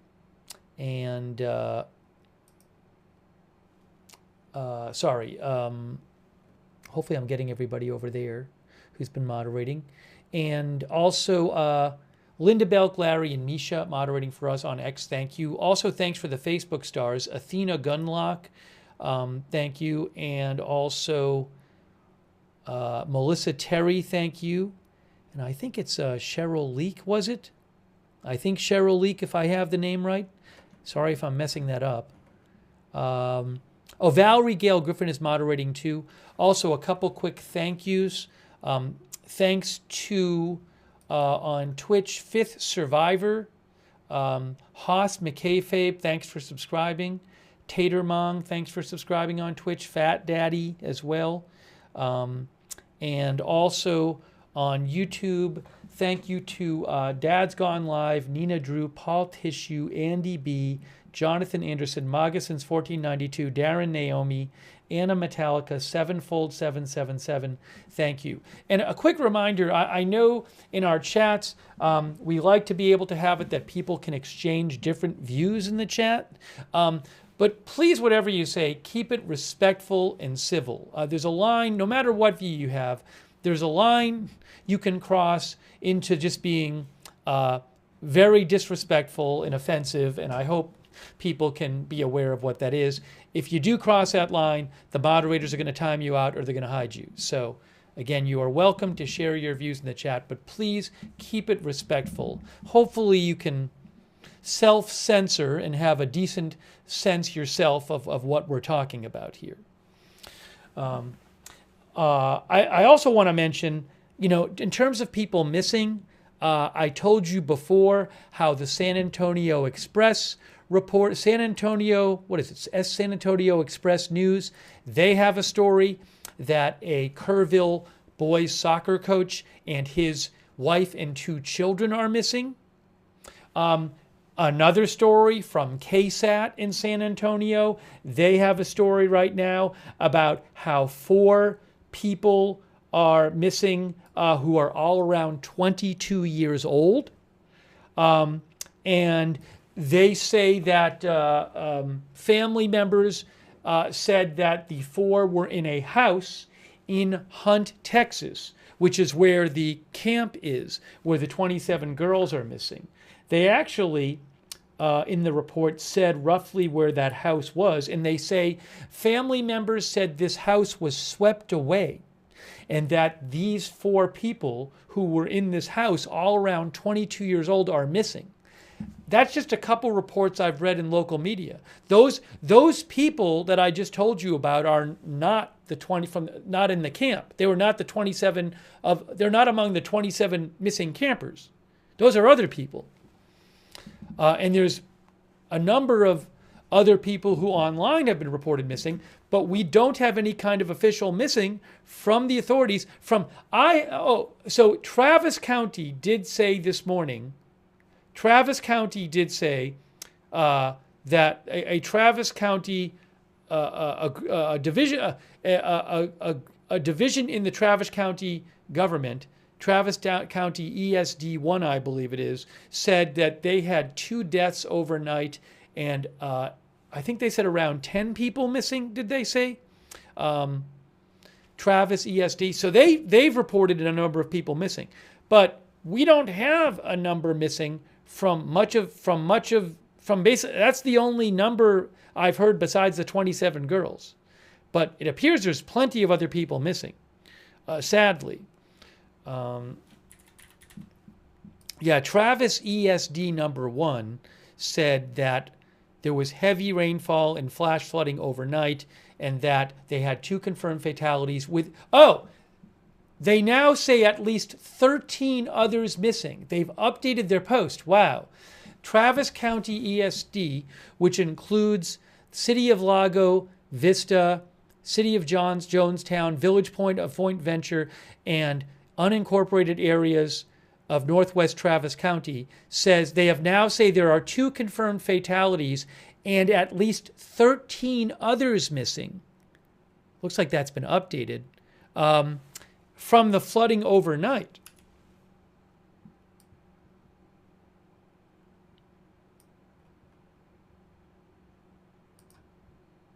I'm going to post this. 13. And that, again, that's from the overnight flooding. That's not the Kurville flooding. That's not the July 4th morning flooding.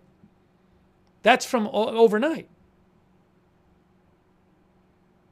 I hope they find the people.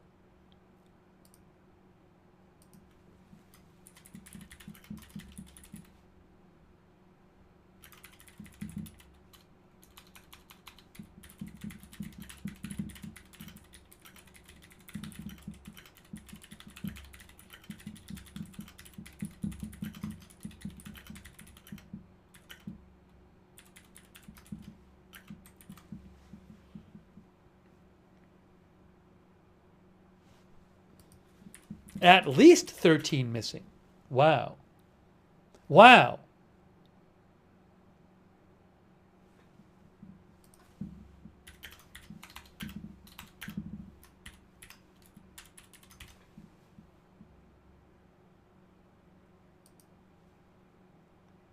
I want to point this out, because I know it can get confusing.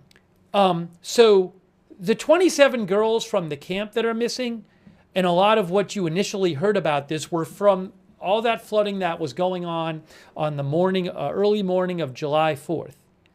But there's been lots of flooding besides that. What you're seeing on your screen right now is different. It's from last night. We were on the air covering this last night, covering a flash flood emergency in this area, National Weather Service flash flood emergency in this area. So this is new. This is not the morning of July 4th flooding. This is Travis County saying 2 dead and at least 13 missing from the flooding overnight, last night.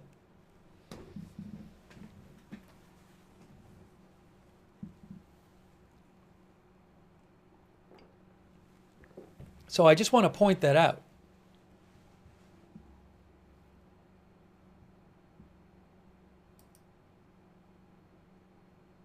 It's really striking, too, because, I assume that, I know, it has to be the case that Travis County is not that far from Kerr County, and people in other parts of Central Texas were aware of what happened in other areas of Central Texas on July 4th. So it's just sad to see that more flooding happened overnight, and we have more dead and missing from the flooding overnight.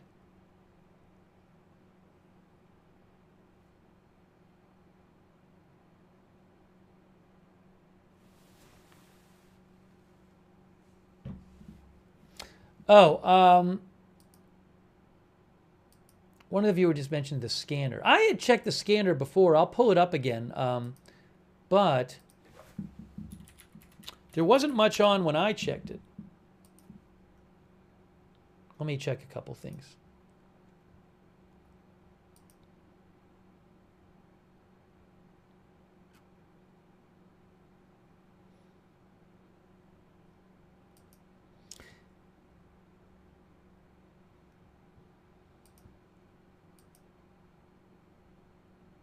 Yeah, I mean, people might be listening to like private scanners or something, but in terms of what I have access to,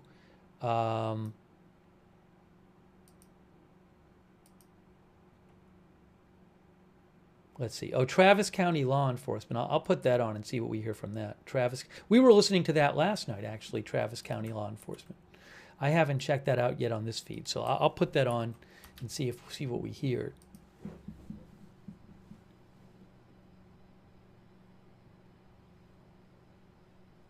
I don't know if we're going to hear much on it right now.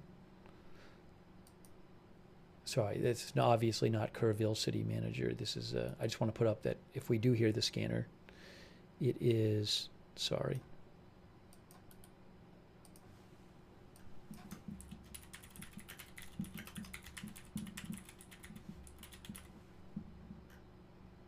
There's not many people listening to it, which makes me think we're not going to hear that much on it. Now, there might be people out there who have access to private scanner feeds or whatever that I don't have access to, and I'm not going to play here. But at least on the publicly available one I have from Travis, I'm not hearing much at the moment. There was also one I was listening to from some of Burnett and I think Williamson County. Burnett and Williamson County.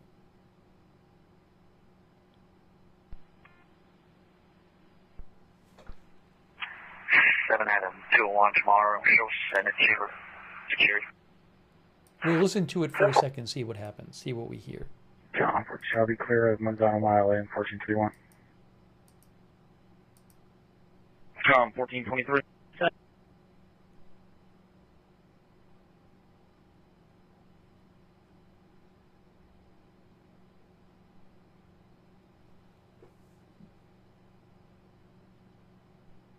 Oh, I just saw 1431 is opened up all the way until 1174, and then it's closed east of 1174 and north of 1174. Guys, I just saw something else. James Spann, who's a weatherman, just posted.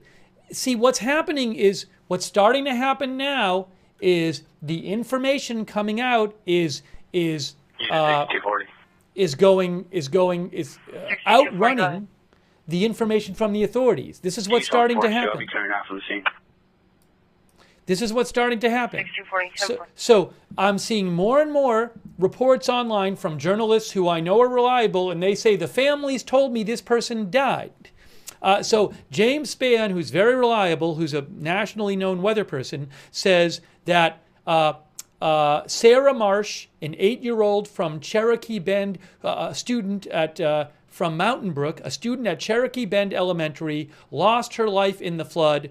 From the Marsh family, our family is completely devastated by the loss of Sarah and her dear friends at Camp Mystic. I will post the link right now. There's a photo of her, and this is what's happening. And this was actually asked about. This was asked about in the morning press conference in Kerr County, and someone. Sorry. Copy, I'm standing by. Thank you. Someone said something like, "Well, families themselves are confirming information."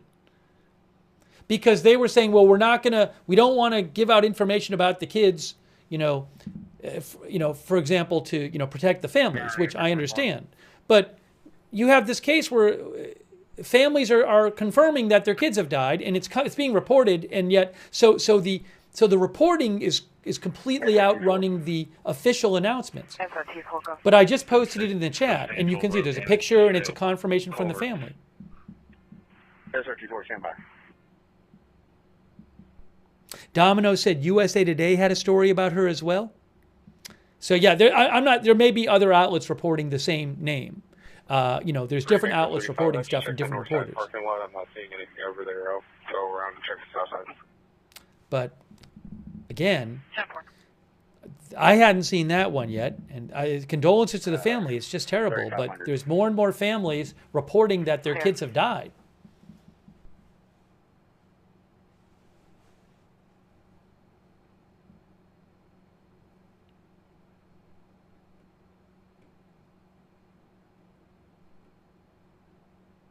The authorities have not officially confirmed the death of any of the campers. Oh, a family of 3 remains missing. Here's another one. I just found another one, a news story about a family missing. CBS Austin, a family of 3 remains missing after the flooding. I will post a link in the chat. Here's another one. It says 2 parents and a kid, looks like. I'm looking at it right now. A family, a humble Texas school teacher, humble school district teacher, his wife Amber, and their 12-year-old son Shiloh were camping in Hunt when the flash flooding hit. They were in the area for a youth rodeo competition. And they say, according to CBS Austin, the family members think that the family might have been at the HTV RV park. The HTV RV park, and the family's truck and camper haven't been located. We've heard, I believe we might have heard this in press conferences. I certainly heard reporting. I think in the early press conferences they might have said that RVs got swept away.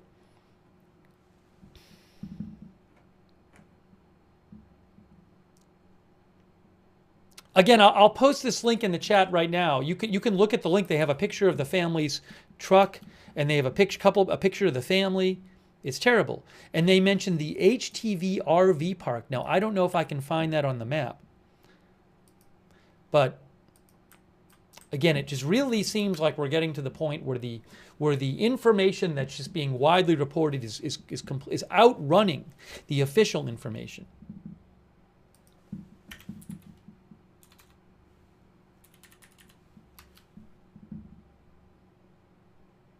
Now, is it maybe it's supposed to be HTR Park, not HTV?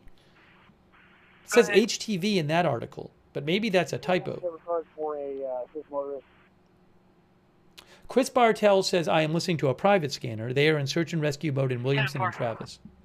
I think I'm going to turn off. So I'm going to turn off the scanner right now. But yeah, I mean, so I would not be surprised if the various search operations have encrypted scanners, which I don't have access to. I'm not aware of a scanner right now that is giving a lot of updates on search and rescue. But I would not be surprised. Like, again, I don't have access to the encrypted scanners, the private ones. But one of our viewers, Brandon Roach, said it's HTR RV Park. Is that what it is? Yeah, I think I'm seeing some other stories that mention it. Hold on a second. Yes. Here's another story about parents missing. I'm going to post a link in the chat from CBS Austin. And I don't have the rights to the pictures, so I can't show them, but I'm posting you links. But CBS Austin reports there's a couple, Robert Brake Sr. and Joni Brake. They were at a campground, HTR, Texas Hill Country Campground. I'll show you on a map. And here's what this is a report from CBS Austin. They said they talked to it's a missing couple. They talked to the brother of the husband.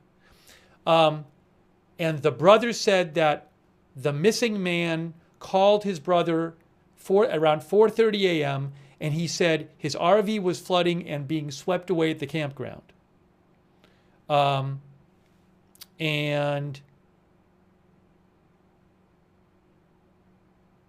well, it's a little confusing, but yeah, it says Brake said his brother called him. The brother escaped. It says when the brother came to the couple's location, all the structures had vanished at the campground. I'll post a link to the story. It's a little, with the brother and the names, it's a little confusing. But the point is that this flooding was going on at around 4:30 in the morning at this campground. And then a number of structures just got swept away in trailers.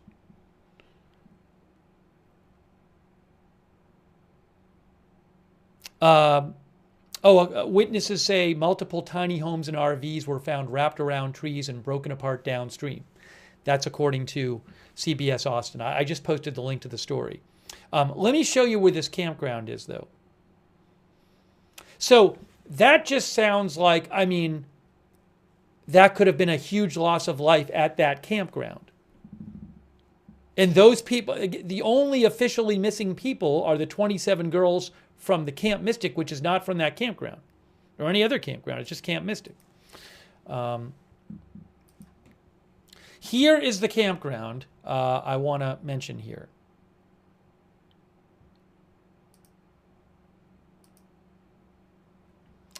HTR, Texas, Hill Country Campground. This is it. So, okay. HTR, Texas, Hill Country Campground. And this is from Google Maps. And let's just look at where this is.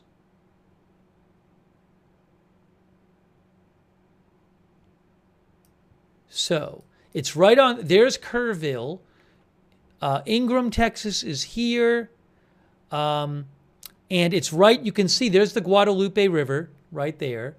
And there is the campground.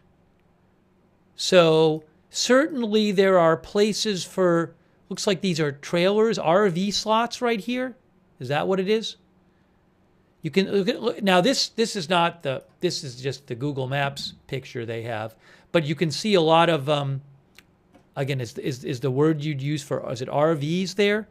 But you can see all of those slot spaces for RVs right near next to the river. Yeah, Lauren Tatum, our viewer, says was probably packed for the holiday. And then where is this in comparison with Hunt, Texas? All right, yeah, so Hunt, Texas is here. Hunt, Texas is right here.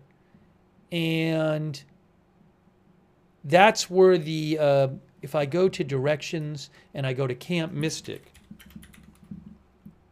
Guadalupe River. So Camp Mystic is here. Camp Mystic, right on the river. That's in Hunt, Texas, on the Guadalupe River. And then about 13 miles up the river, 13-mile drive is this RV park, which we've, as I've told you, we've heard some reports that people were missing who were staying at this RV park. This is the HTR Texas Hill Country Campground.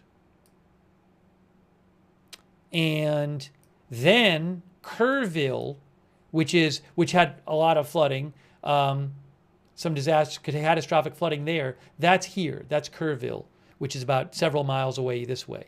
But all along that river, these are all on the river, on the Guadalupe River, which went up in height dozens of feet.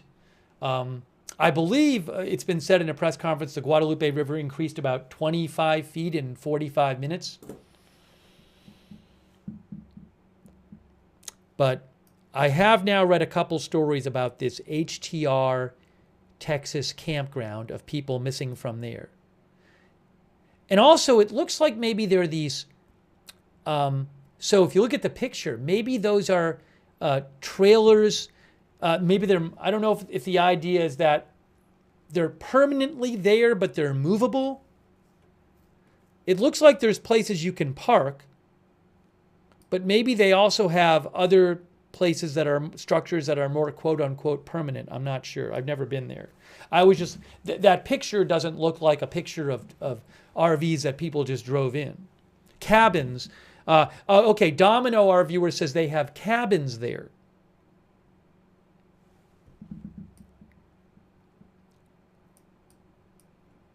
But it's right on the river. It's right on the river.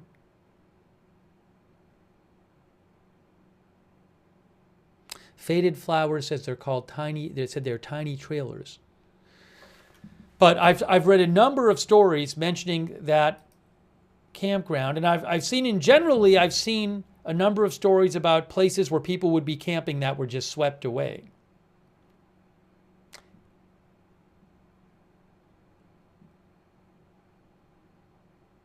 One person that CBS Austin interviewed, whose, I believe, their brother is missing. Is it the brother or is it their dad? Let's see. Oh, their son. I see what happened. All right.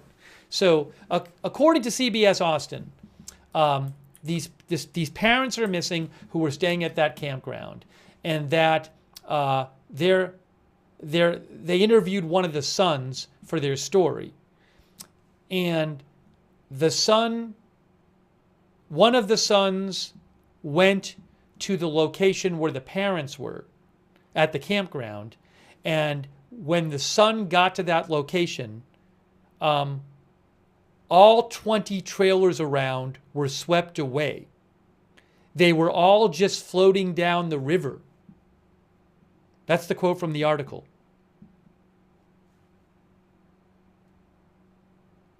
All the structures had vanished.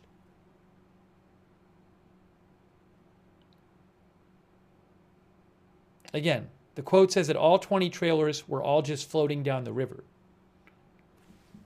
You know, so you hear these stories and it makes you think that a lot more people are missing. Again, I posted the link in the chat if you want to read the story. This is just one story.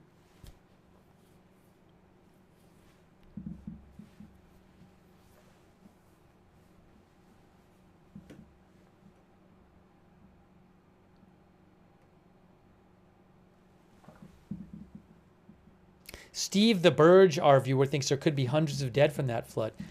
I don't know. I mean, but I certainly have to think very sadly that there's a chance that the toll could go up. Now, I will say, you know, they have found confirmed 32 people are dead, and most of them, I believe, have been identified. Well, they said 8 of them were unidentified. So maybe some of the people they have found are some of the people in these stories. But it's really bad. I'm just checking some of the local, you know, reporting about this, where they interview people about their family members and stuff.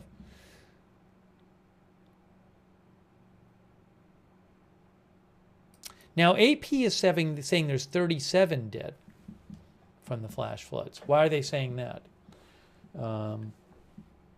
14 children in Texas are among the 37 dead as search continues for the missing. Some 36 hours after the floods, authorities have still not identified how many people were missing beyond 27 children from Camp Mystic. The waters, destructive, fast-moving waters, rose 26 feet on the Guadalupe River in just 45 minutes before daybreak, washing away homes and vehicles.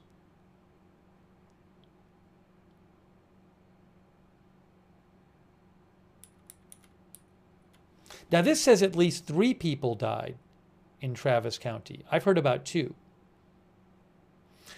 2 people died in Burnett County. Oh, I didn't see this.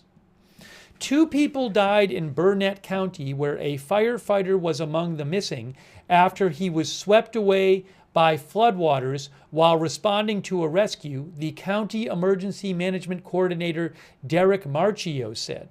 Now, I hadn't heard that. That's Burnett County.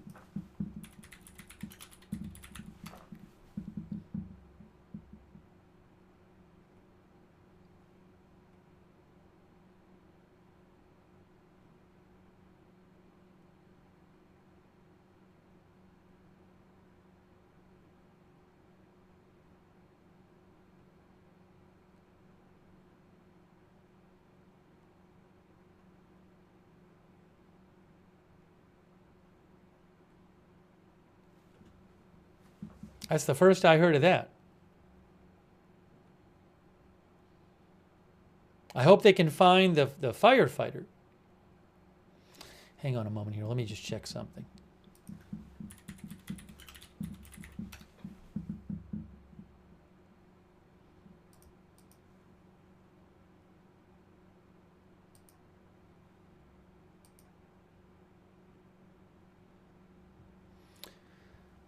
I just want to actually just post that real quick.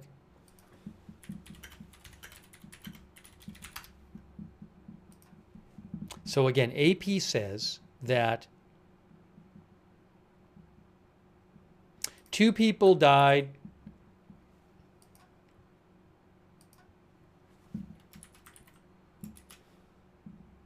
in Burnett County, Texas. where a firefighter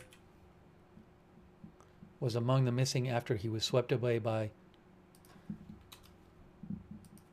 floodwaters while responding to a rescue.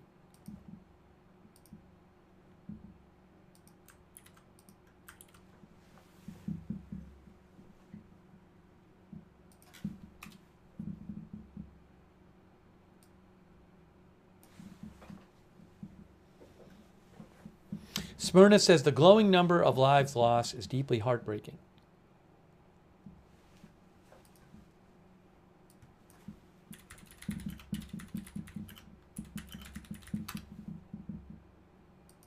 According to Wikipedia, it's Burnett County. Burnett County.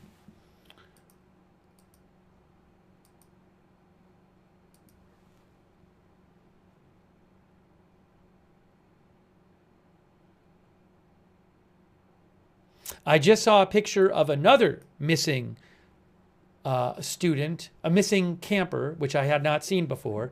News 4 San Antonio just posted another picture of one of the 27 children still missing. I will post it in the chat.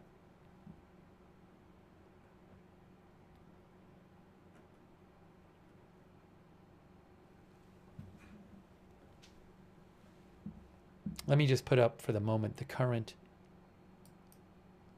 weather situation.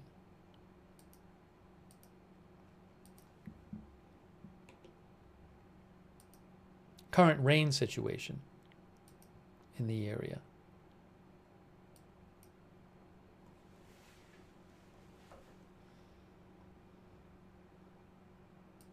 The rain seems to have cleared out from this flash flood emergency area, which includes some of Burnett and Williamson and Travis County, where some of that area had gotten between 7 and 15 inches of rain.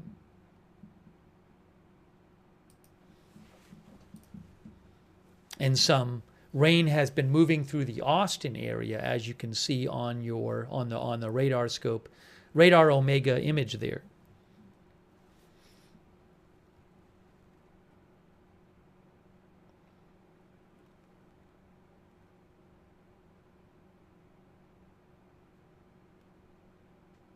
Jeff Antalik thinks there's no way this should be happening in 2025 with modern technology.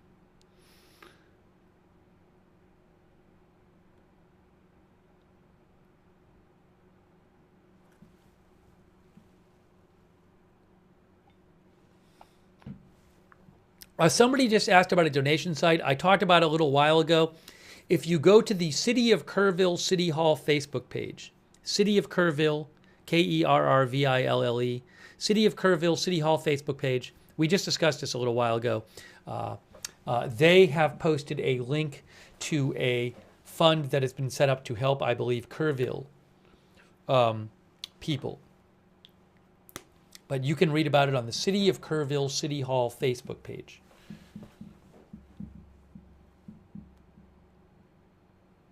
Jamie Rowland says it just keeps getting worse now.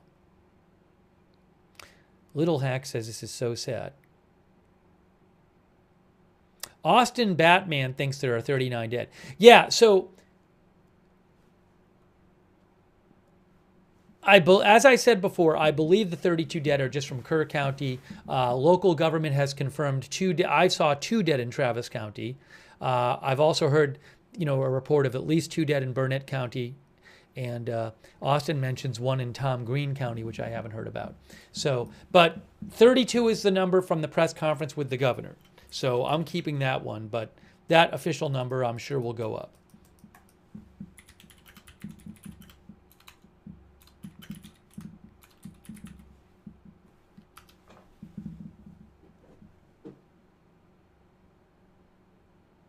That's 934. Oh, I still have the scanner on. I didn't even know. Yes, can I last word this call, please? 0967, 0967. Oh, that's from Como. I don't even want that scanner on. The scanners we haven't been really getting much on, the ones I have access to.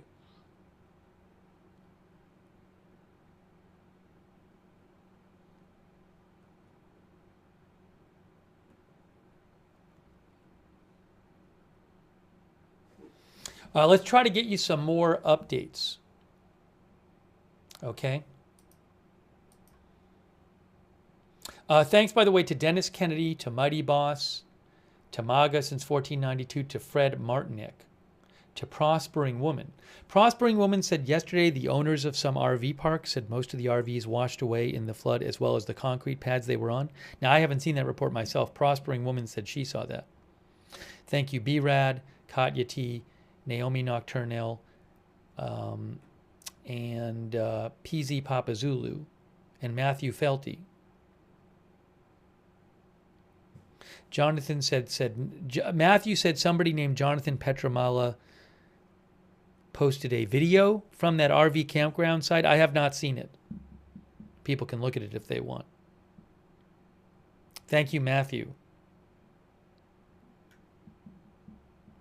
You know what I want to do actually is let's just take a look at what is located on the river. So I've mentioned HTR Texas Hill Country Campground is a campground where I have read reports of people missing who were staying there. So I wanted to show you what else is in the area.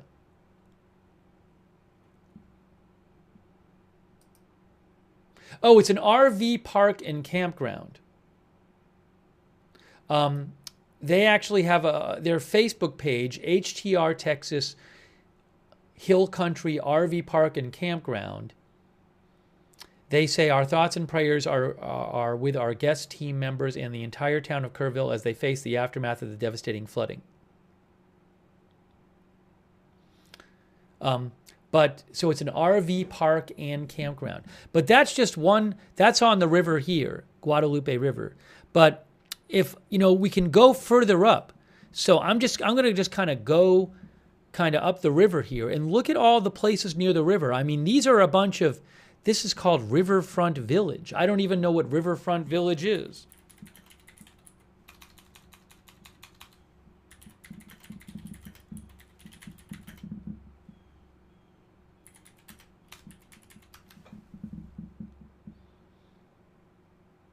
Yes, so they have a website. It's Riverfront RV Park, the best of the Texas Hill Country. They say our park is adjacent to Riverfront Village MH Park, a private seniors-only gated community which shares a clubhouse, a library, and a third of a mile of scenic Guadalupe River frontage.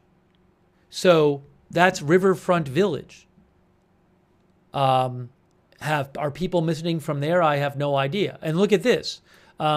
This is, that looks like it might be, I don't know if that's mobile homes there, but again, this is right along the river. I'm just, Jellystone Park, Guadalupe River.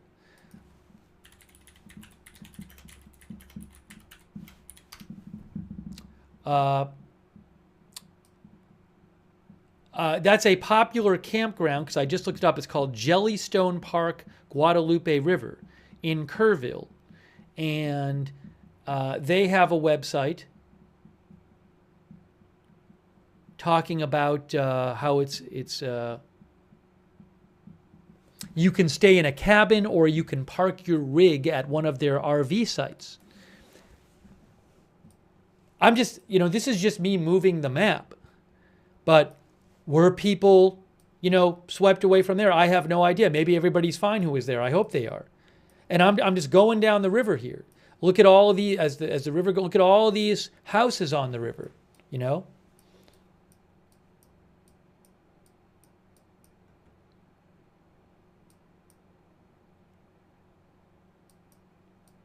But that place right there, there's a bunch of those campgrounds and RV parks right on the river there.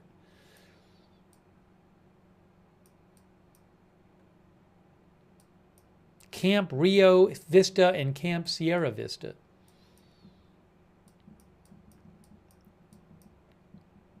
So I don't know what we're going to end up hearing. Base Camp Resort.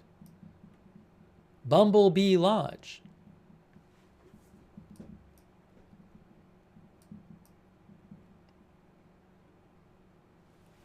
And as one of our viewers was saying, it's July 4th, so there might have been an extra amount of people staying along the river.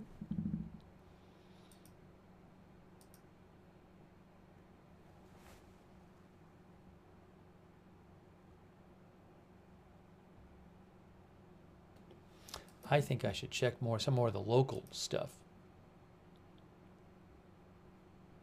You can see here from the AP story from today, authorities were coming under growing scrutiny over whether the camps and residents in places long vulnerable to flooding received proper warning and whether enough preparations were made. The hills along the Guadalupe River in central Texas are dotted with century-old youth camps and campgrounds where generations of families have come to swim and enjoy the outdoors. The area is especially popular around the July 4th holiday, making it more difficult to know how many are missing. Saturday morning, the city manager of Kurville said, "We don't even want to begin estimating at the time. We don't even want to begin to estimate at this time.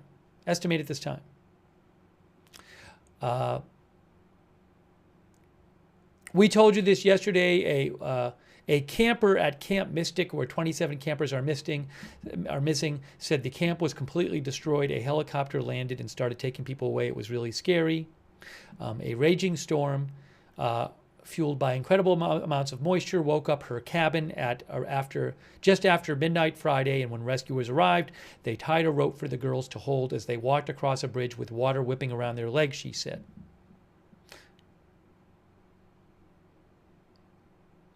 On Saturday, Camp Mystic was mostly deserted. Helicopters roared above as a few people looked at the damage, including a pickup truck tossed onto its side and a building missing its entire front wall. Among those confirmed dead were an 8-year-old girl from Mountain Brook, Alabama, who was staying at Camp Mystic, and the director of another camp just up the road. The flooding in the middle of the night caught many residents, campers, and officials by surprise in the hill country, which sits northwest of San Antonio. AccuWeather said the private forecasting company AccuWeather and the National Weather Service sent warnings about the potential flash flooding hours before the devastation. AccuWeather said in a statement, "These warnings should have provided officials with ample time to evacuate camps such as Camp Mystic and get people to safety." Their statement called the Hill Country one of the most flash flood prone areas of the U.S. because of its terrain and many water crossings. The National Weather Service sent out a series of flash flood warnings in the early hours Friday before issuing flash flood emergencies, a rare alert notifying of imminent danger. Officials defended their actions while saying they had not expected such an intense downpour that was the equivalent of months' worth of rain for the area. Nim Kidd, I heard this yesterday, Nim Kidd, chief of the Texas Division of Emergency Management, said that one National Weather Service forecast earlier in the week did not predict the amount of rain we saw.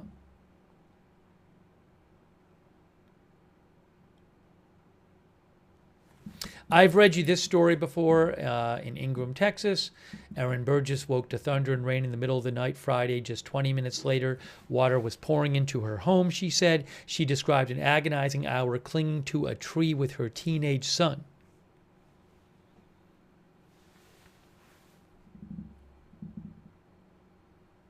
A local CEO said when it rains there, water doesn't soak into the soil. It rushes down the hill. Local residents know it as Flash Flood Alley.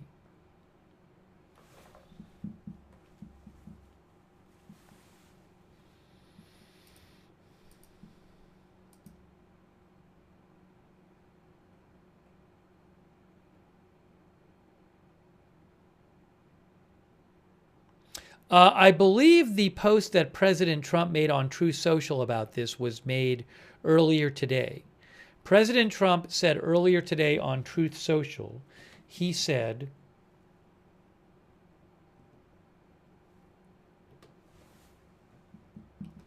"The Trump administration is working with state and local officials on the ground in Texas in response to the tragic flooding that took place yesterday. Our Secretary of Homeland Security, Kristi Noem, will be there shortly. Melania and I are praying for all of the families impacted by this horrible tragedy. Our brave first responders are on site doing what they do best. God bless the families and God bless Texas."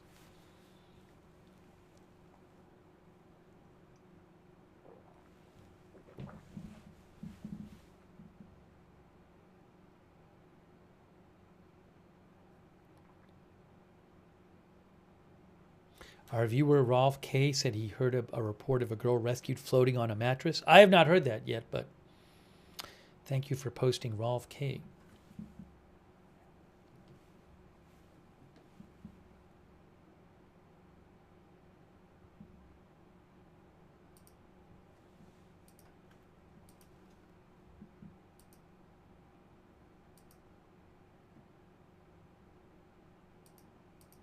Oh, I can show you something more about the victims. So the Washington Post has an update with some flood victim information. What we know about the Texas flood victims. At least 32 people, including 14 dead, and left many others unaccounted for. Among those killed were girls attending a summer camp along the Guadalupe River, a camp director who was called the heart and soul of the program, and a man who smashed a window to save his family from rising water. Again, this is, as I said, this happens when we cover news stories sometimes. When officials don't release a lot of information, eventually the reporting starts far outrunning the official information. So, I mean, this is just there's many reports from all kinds of different sources. You can find local newspapers, local TV stations, for example. This is the Washington Post, but there's plenty of them naming names, saying we got this from the family members, but officially, no one's been identified that I know of publicly. Renee Smajstrila was at Camp Mystic when flooding swept through the summer camp for girls, her uncle said. That camp is on the Guadalupe River. The uncle said in an email his 8-year-old niece was among those who died.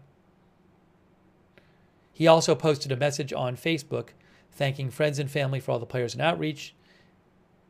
So now I don't know, how does the uncle know she died? Has the uncle been told by law enforcement that she died, by the state, by the county?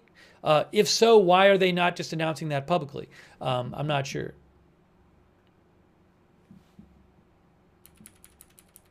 Sarah Marsh. 8-year-old Sarah Marsh from Mountain Brook, Alabama, was also attending Camp Mystic when the flood struck. She was confirmed dead late Friday. Her grandmother posted on Facebook, "We will always feel blessed to have had this beautiful, spunky ray of light in our lives. She will live on in our hearts forever." Again, no official confirmation of any of the girls dead. Janie Hunt, previously reported missing by her mother. Her mother, 9-year-old Janie Hunt's mother, told CNN on Saturday morning that she was confirmed dead. Another summer camp for girls, Heart of the Hills, said its director and co-owner, Jane Ragsdale, died in the flooding. The camp was on the banks of the Guadalupe River. That camp was thankfully not in session at the time of the flood, and most of those who were there have been accounted for. Here's another post about another piece of information about somebody killed, Catherine Eads. Another woman, Catherine Eads, was also killed. Family members and a former colleague have confirmed. Her sister-in-law confirmed it to the Washington Post. Her mother wrote on Facebook that the daughter's body had been recovered. Earlier, family members had appealed for information saying the family had found her husband, Brian Eads, but were unable to locate Catherine. Julian Ryan died saving his family from the rising floodwaters in their home, his fiancée told Houston television station KHOU. Christinia Wilson said she and Ryan were at her home in Ingram, Texas, with their children and her mother-in-law early Friday when floodwaters poured into the house. They called emergency services and Ryan punched through a window to help take his family to safety, causing severe bleeding along his arm in the process. By 6 a.m., Ryan had told them, I'm not going to make it. Oh my gosh. So did he die because he cut his arm? Is that what happened? Kind of sounds like it.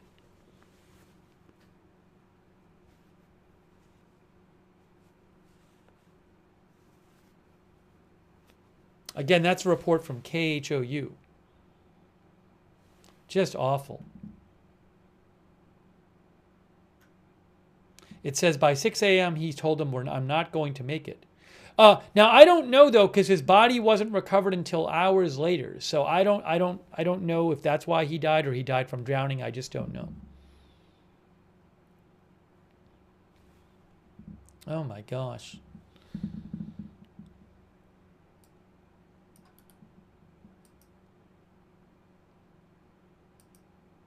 I'll post a link to the KHOU article where you can see a picture of him.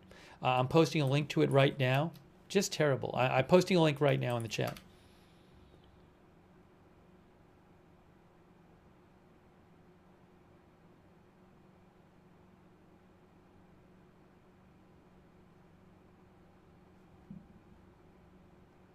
And the other really sad part about that is, clearly the family wasn't expecting this, and the water just starts pouring into their house.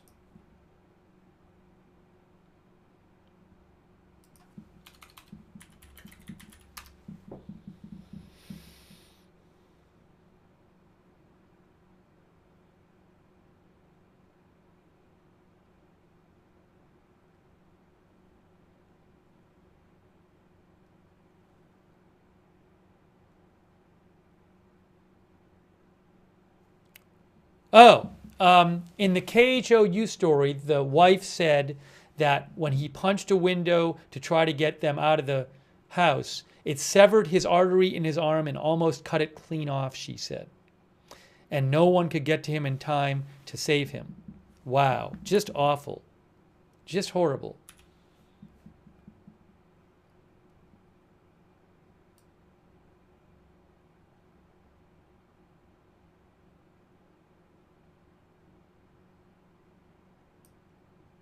I'm actually going to post a link to that.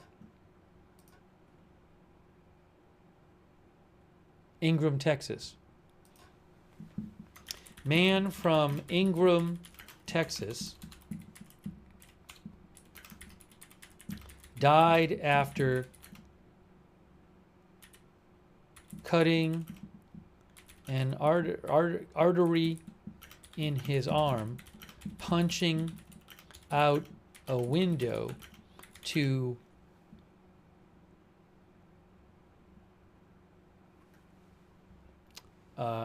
help family escape their flooding house.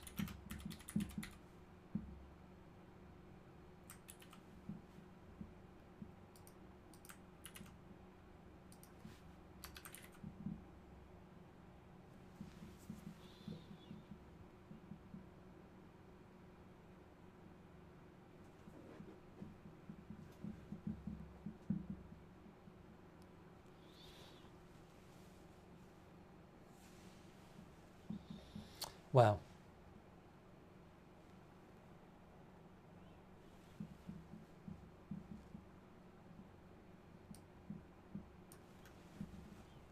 And I'm sure there's a bunch of other just, horrible, tragic stories.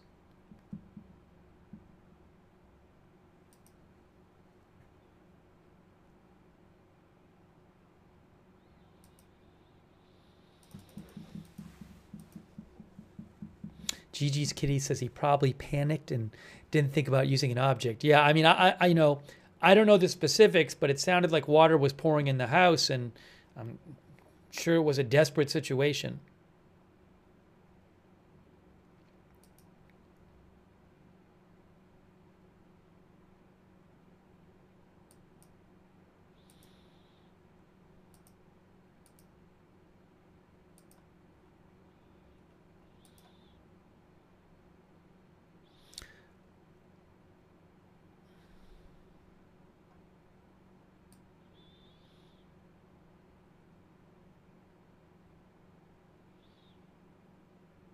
Our viewer Black Irish raised questions about. Our viewer Black Irish says, in addition to the question of whether or not residents or visitors received advanced warnings, I think it's also important to question what impact DOGE cuts to staffing at the National Weather Service. That's what Black Irish said. So let me say this. I have not heard any kind of weather expert say that conclude that person that I'll mention a couple weather experts I heard about, but I haven't heard any kind of like conclude. I want to be careful with what I've heard. One weather expert, Matt Lanza, who's a meteorologist, he put out a post today, a blog post about this, and I will post a link to it. And he said that he didn't think staffing played a role here. I'll actually show you his post. I'll actually post his post in the link here. Sorry, in the chat. He said that he hadn't seen anything to suggest that staffing or budget issues in NOAA or National Weather Service played any role in this event. So I will post a link to his post on X, and also he has a blog post about this, and you can read that. Now, somebody else, another weather expert who I follow, mentioned this today, and he said, Daniel Swain, I think it is.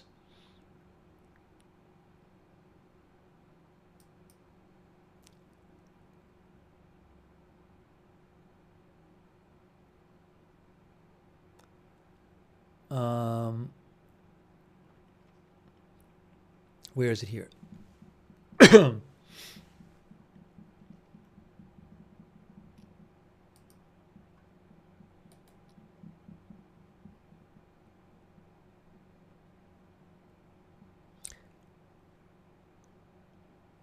Well, he said that he didn't think that he thought it was false to say that the National Weather Service made a bad prediction or did not issue timely warnings. He did not think that was the issue here. He actually posted a thread, and I'll post a link to the thread, where he said that there have been claims that the National Weather Service and NOAA did not foresee catastrophic floods. He says that's simply not true. He says it was an extreme event, but messaging escalated rapidly in the 12 hours prior. So you can look at his post there. He did raise the possibility that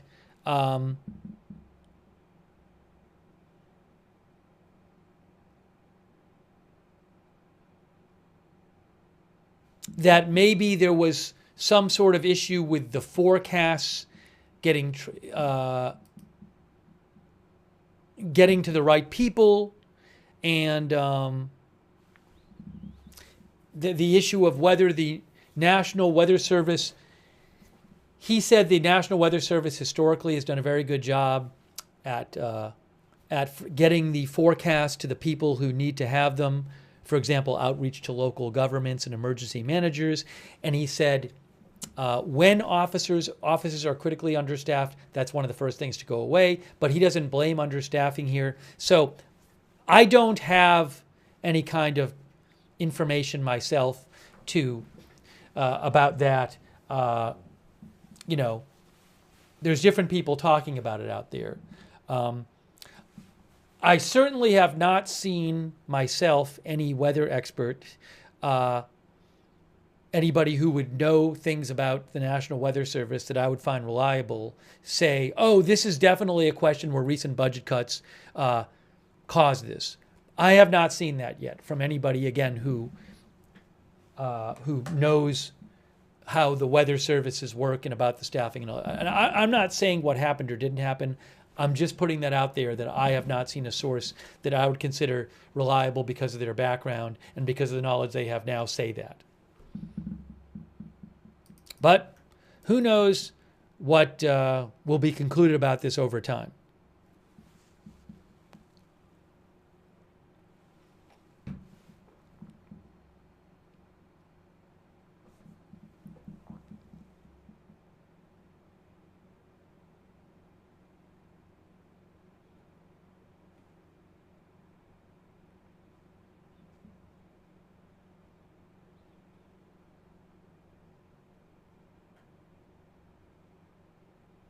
Oh, I'm going to post a link to a video here.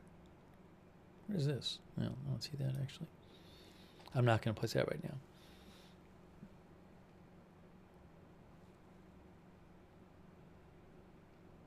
But certainly, I mean, it's a...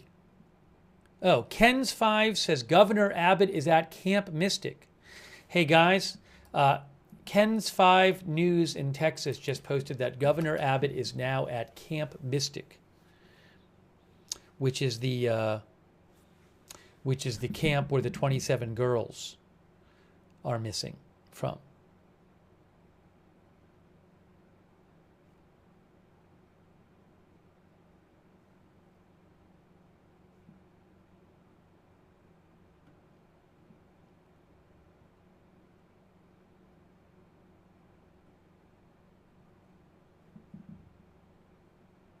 I did see a post that the National Weather Service had posted that I wanted to mention.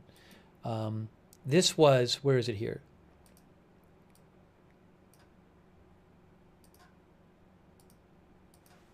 So for what it's worth, this is a National Weather Service post, which was posted at 12:26 Central Time, Friday, July 4th. 12:26, shortly after midnight.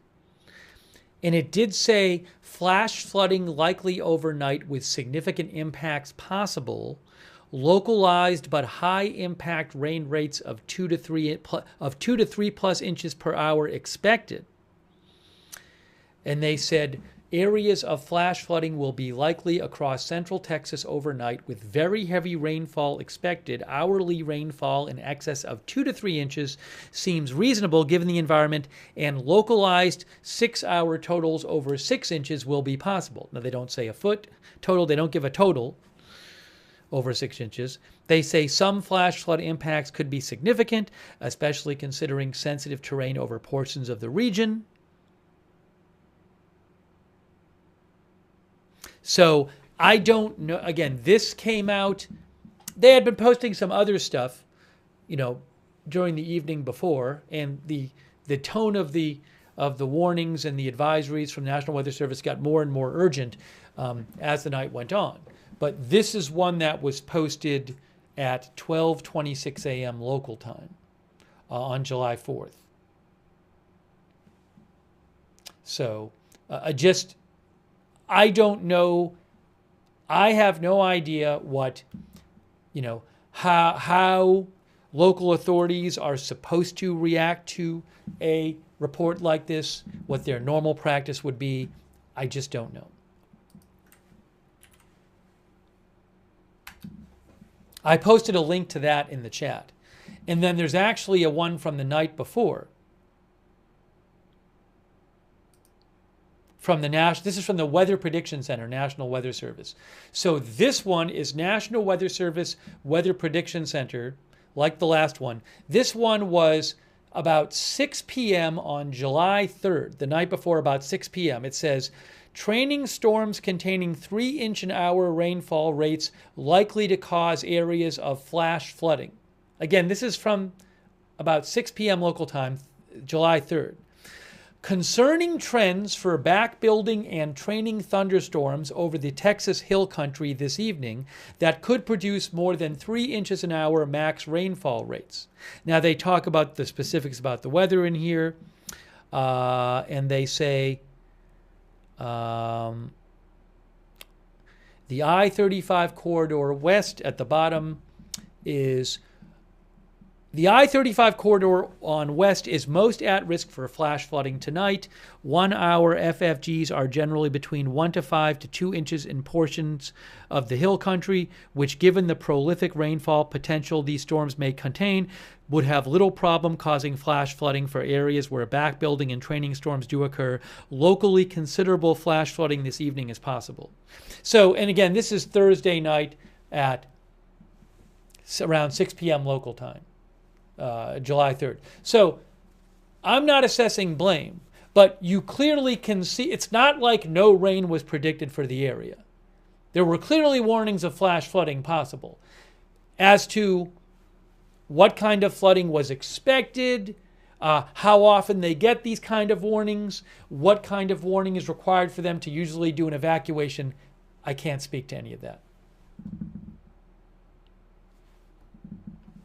Is there another news conference starting? We just saw a news conference recently. Is there another one?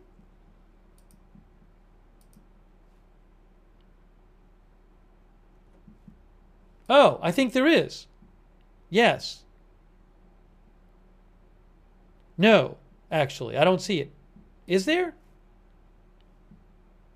I don't see one right now. Is it local or is it state? Is there a local one starting? Okay.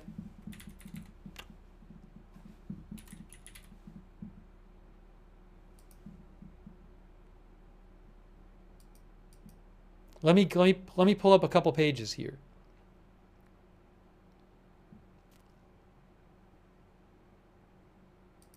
Thanks for mentioning it.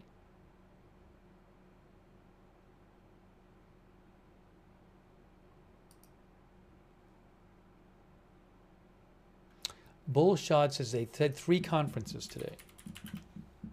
Because we covered one of them live.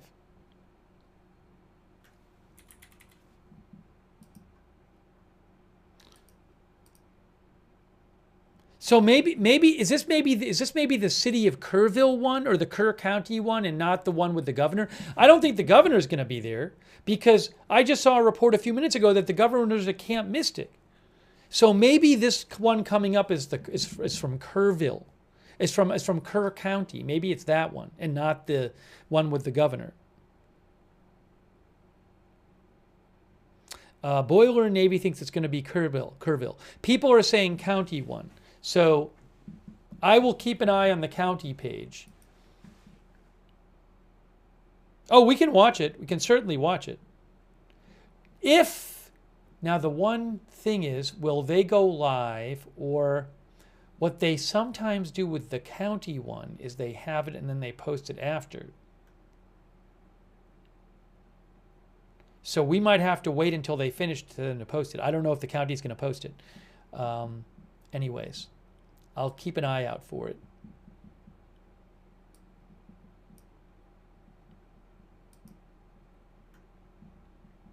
Yeah, so they're supposed to have it, yes, at 7. So I can't steal it off of some other news channel's broadcast, but they always post them.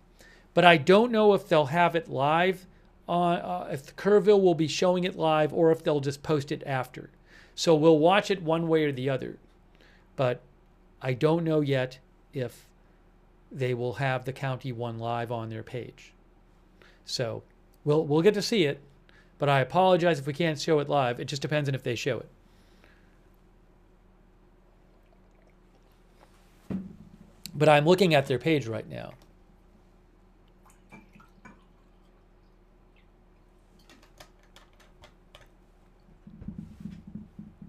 I think they might post it after.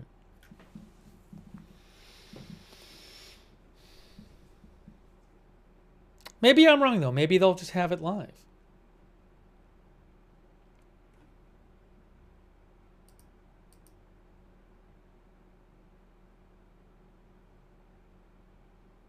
But again, what they've been doing is the local ones they've been posting right after.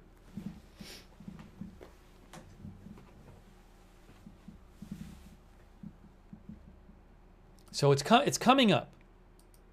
By the way, I do want to say a thank you to Abby. Abby says the SPC in Norman, Oklahoma issued mesoscale discussions on Thursday evening and Friday morning about flash floods in Texas Hill Country of rainfall 2 to 3 inches plus per hour. Thank you, Abby. Thank you also Mandy Strong, MAGA since 1492. Nurse Weiser, who says, thank God for the Cajun Navy. She says they're working their behinds off.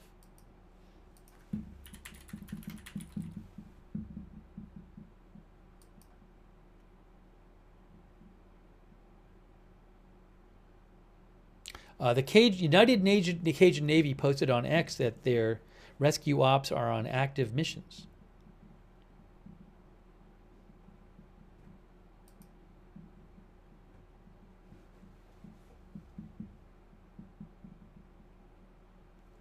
In Texas. Thank you also. Thank you, Fred Flintstone, for the memberships. I really appreciate that, Fred Flintstone. Thank you. Also, thank you to PZ Papa Zulu. There's supposed to be a new local press conference shortly. As I mentioned, we might have to play it after it happens if they don't show it live on their channel, because I can't steal it from some other channel. But we'll play it for you, whether it's live or shortly after.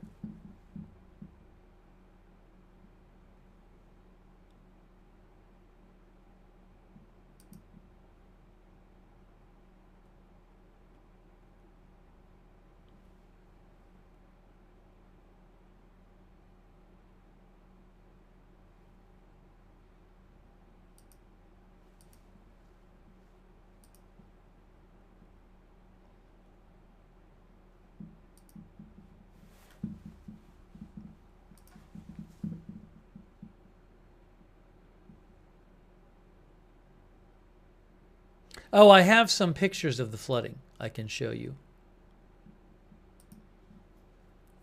I'm going to pull these up. And a video I can show you. I'm going to pull that up as well. If you give me 2 seconds here.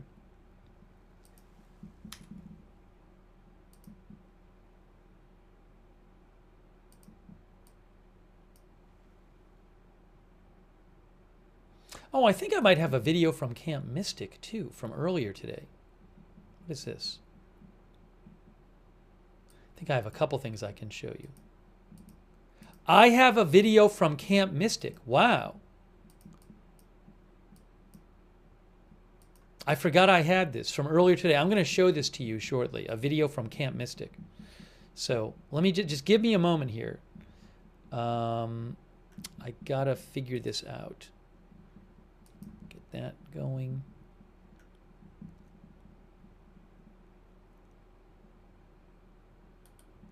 Get that going. One moment. One moment.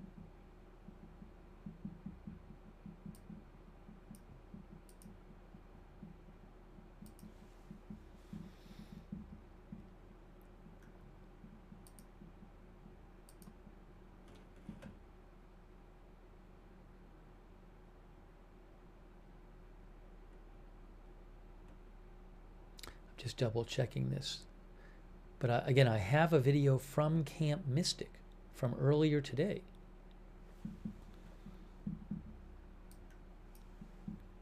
Here is...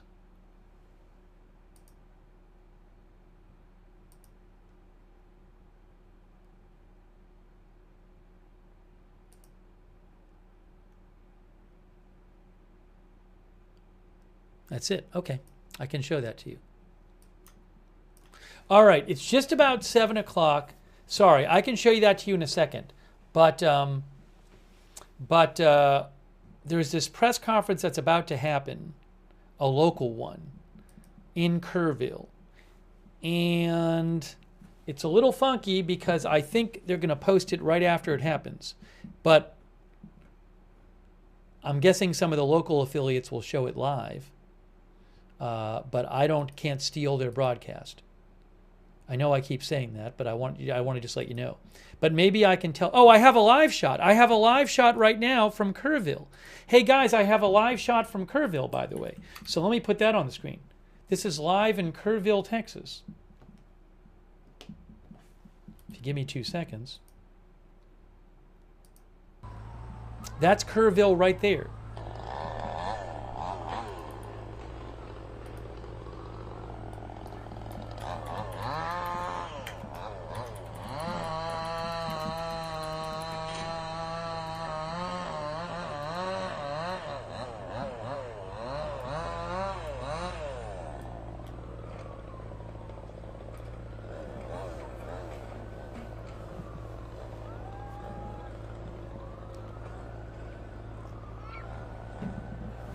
Now, I do know, again, about this press conference, but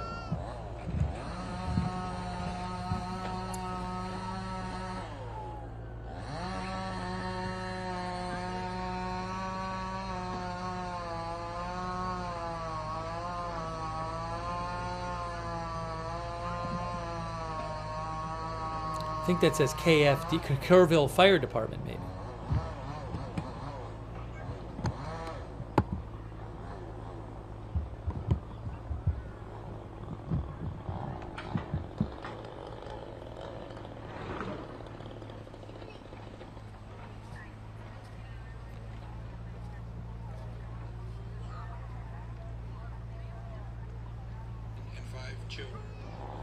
Oh, all right, hold on.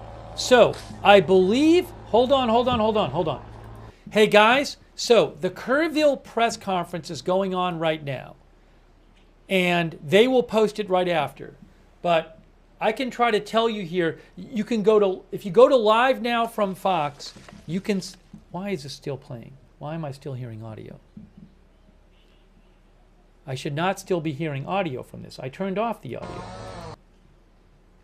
I'm hearing audio from somewhere. I don't know where I'm hearing audio from. Oh, I know where I'm hearing it from. Sorry. Okay. All right. So we're going to play you the press conference from Kurville, but they will post it afterwards. What you can do is you can... See, I know what I'm going to do. I'm going to look at it here while it's playing. You can go to Fox Live Now from Fox on YouTube is showing it live. You can go over there if you don't want to wait for me to play it. And I'm going to look right now and see what I'm going to check out what's being said and relay that to you.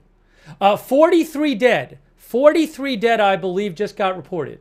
43 dead, 28 adults, and 15 children. It is now 43 dead, 23 adults and 15 children dead, and that's in Kerr County. 43 confirmed dead, 28 adults and 15 children. I just saw that myself.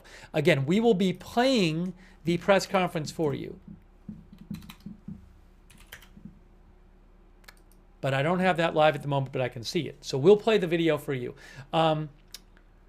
12 adults and 5 kids are unidentified of the 43 dead. Okay. That was just they just came out and reported that.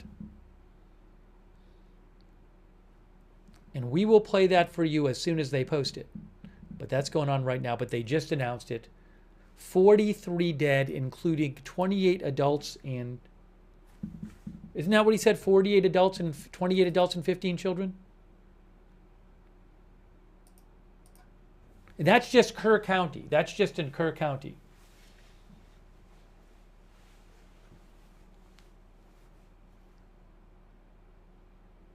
And we have a live video here from, this is very sad, this is from Kurville in Kerr County, this live video I'm showing you right now.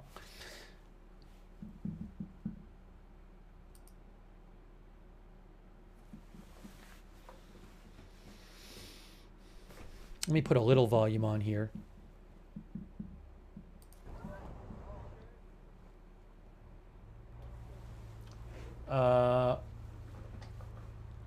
In the press conference, they're saying we're going to press conference tomorrow at 10. They say they're going to try to get the updated information as soon as we can. City manager speaking at the press conference. We will have the press conference for you when they post it. But again, 43 dead now, just in Kerr County alone. Just in Kerr County.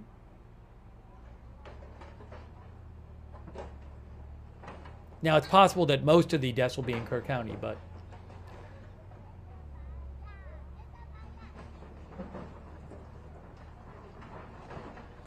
Hang on a second. We've had...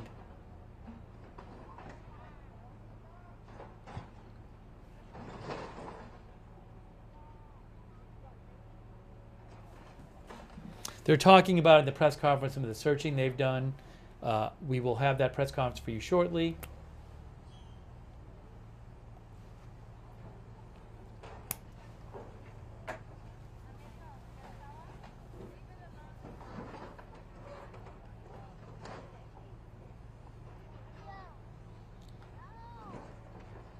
They talk about some of the waters have receded some in Kerr County.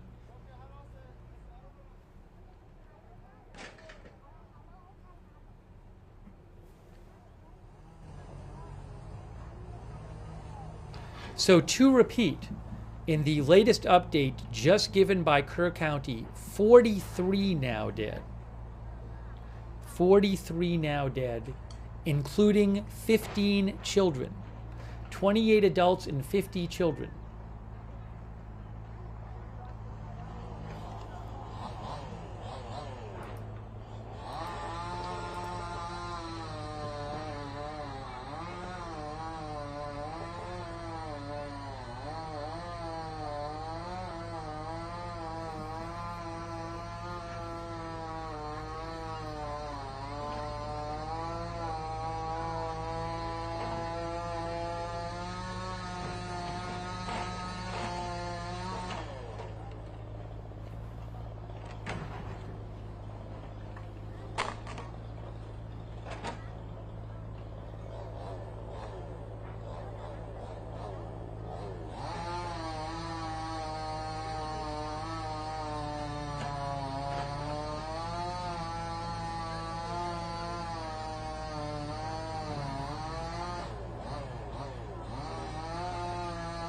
By the way, the death toll is actually higher than 43 because other counties have reported deaths. There were, for example, two dead reported by Travis County today. So I'm leaving it at 43 because that's the official number, but it's higher than that.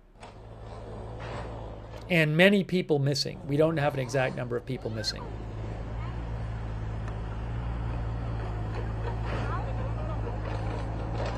And that's the river right there. I assume that's the Guadalupe River. I assume, if this is Kurville.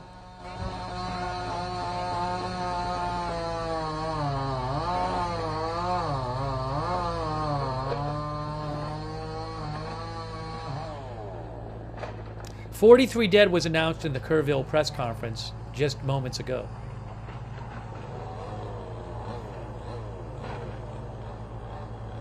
And this is a live video via Reuters from Kurville, Texas. Live video.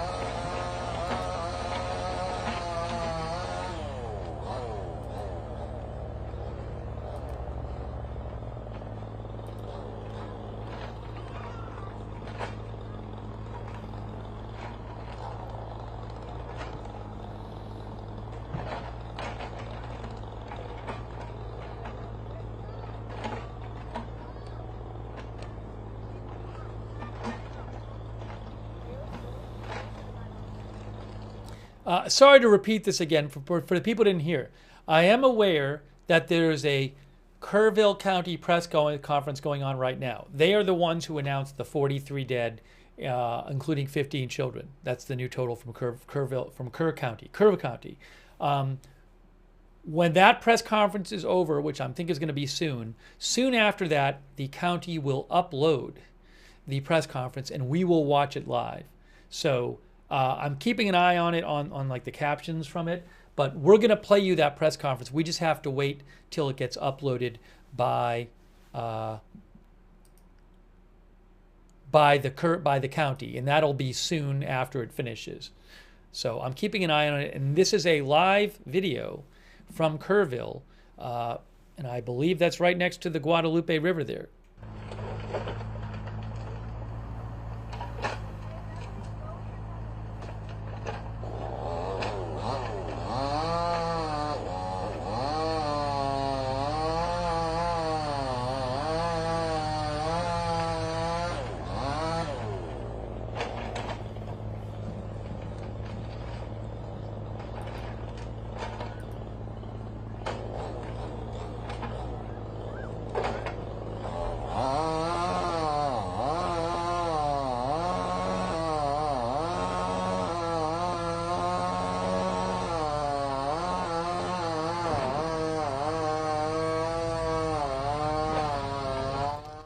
Our viewer, The Cats in Me, says, be prepared with a weather radio at all times.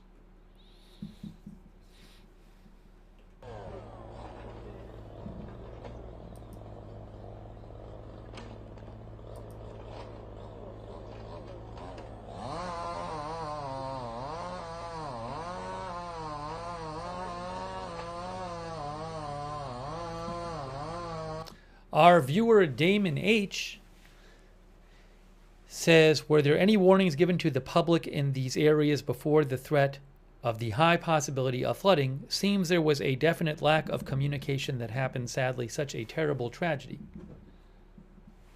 Thanks, Damon, for writing in.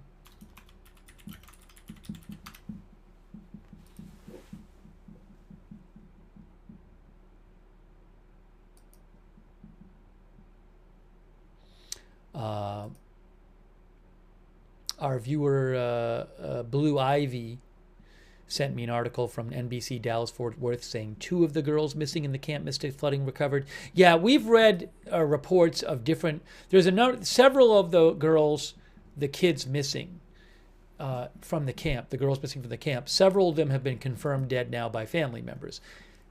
All kinds of news outlets reporting on this. The official, the county and the state have not confirmed that yet, but there's all kinds of news outlets who've talked to family members and have confirmed that some of these girls are dead. Sadly.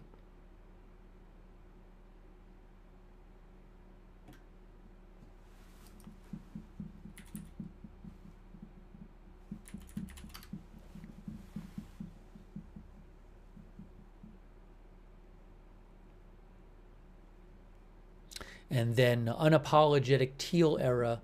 Is that a car? Look, that's the car on its side right there.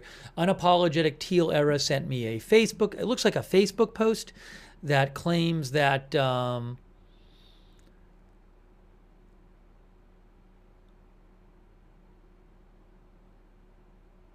that several people got washed away in a house in Hunt, Texas. It has a picture of them, or at least one of them. Yeah, there's lots of posts online of people who are saying people they know or family members are missing.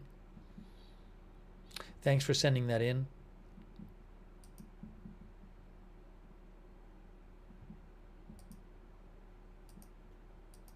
Our viewer, Chris Curley, thinks the campers should have been evacuated Thursday night after the first warning.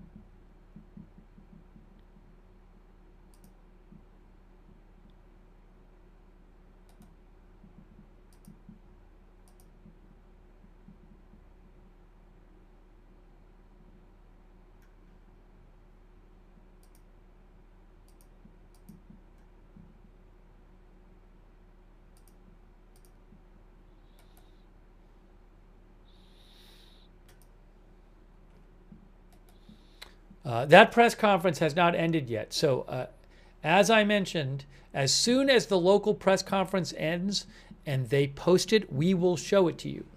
But they did announce that 43 people are dead now in Kerr County, at least, including 15 children.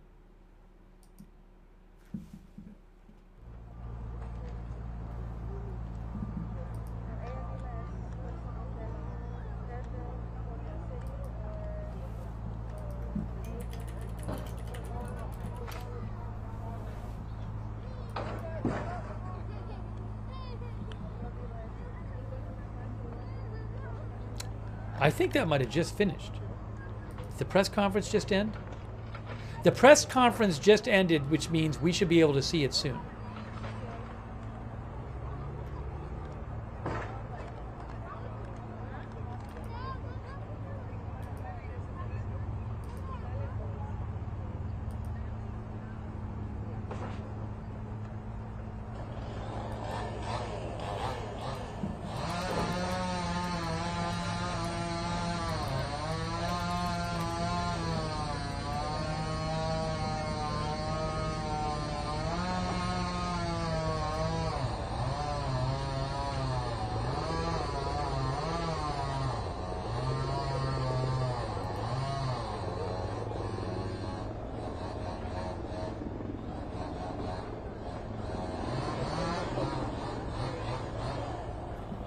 A viewer named Lee sent a video that I cannot confirm, but it looks legit to me, from this person named David Rial, who posted it. And he said, he posted actually this video, I think, overnight, it looks like maybe he posted it. He said he searched for bodies and survivors, and a manager of a campground he was at said 36 occupied RVs and 11 tiny homes were swept away in minutes. People were screaming for help, but the water was too fast to save them. Very few got out. I will post a link. He certainly seems like he was there because he has been taking a bunch of photos and videos from the area. I will post a link to his video in the chat right now and you can look at it. But again, he is saying that it certainly looks like it's a legit video. He's saying that he talked to a campground manager who said 36 occupied RVs and 11 tiny homes were swept away in minutes, and very few got out.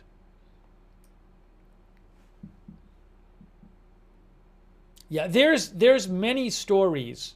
There's numerous stories of people who were staying by the river being swept away, and we just don't know how many it is right now.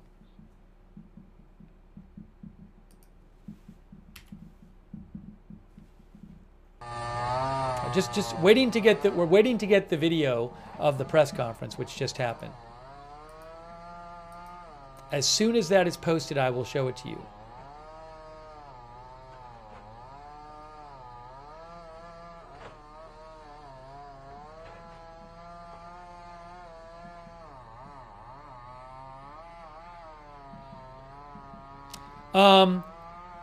KXAN says there are 4 confirmed deaths in Travis County. That's according to KXAN. They say there are 4 confirmed deaths in Travis County. That's different from Kerr County. The 43 dead are from Kerr County.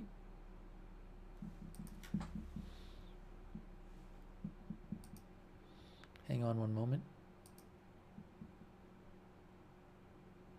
Jotbox says, government help is coming. I've been watched army choppers over my house all day. Look at damage there.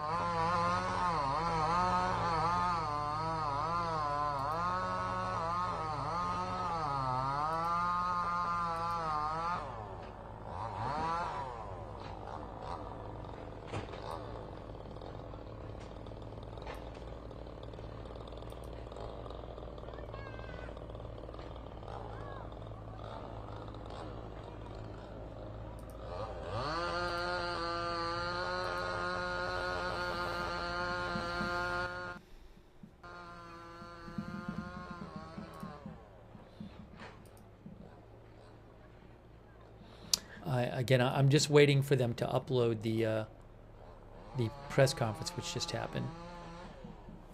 Do you guys want to see? I actually have a video. I have a video from the camp, from Camp Mystic. That was taken. I have an AFP video which I can show you. You know what I need? Give me 1 minute. I'm going to come back in 1 minute. I'm going to disappear for 1 minute.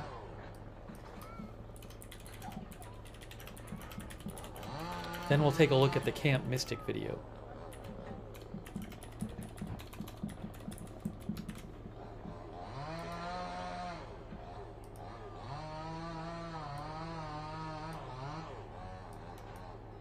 Give me 1 minute. I will disappear and come back in 1 minute.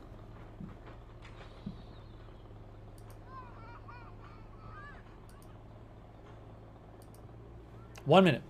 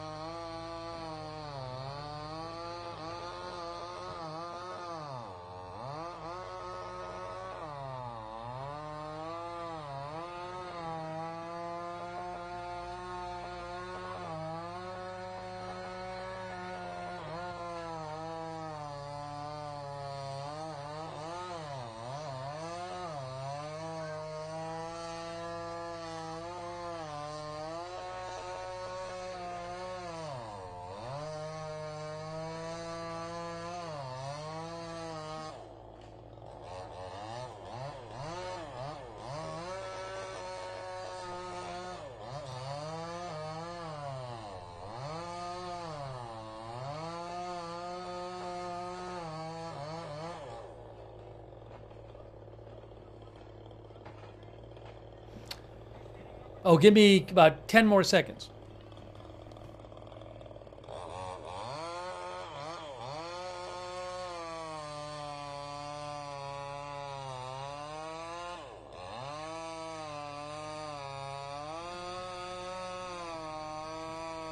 Okay, thank you. All right, so we're waiting for that press conference to get posted, and I'm going to show you this video from Camp Mystic that was posted earlier today. Oh, no, you know what? Before the Camp Mystic video, I just got the new press conference, which happened minutes ago.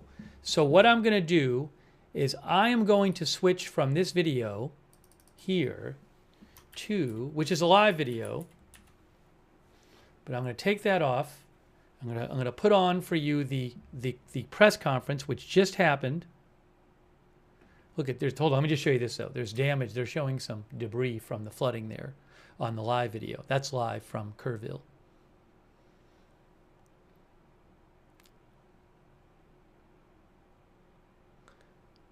Okay, so let's look at the the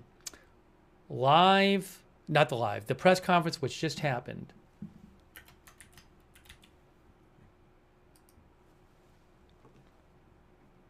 That's the live video from Kurville.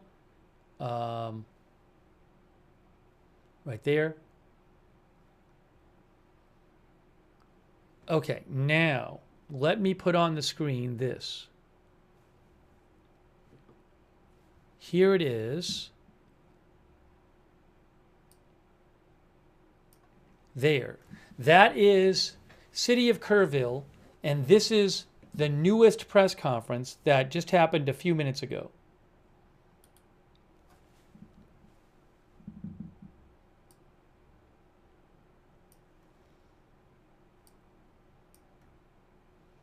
Okay, here it is. Let's listen to this.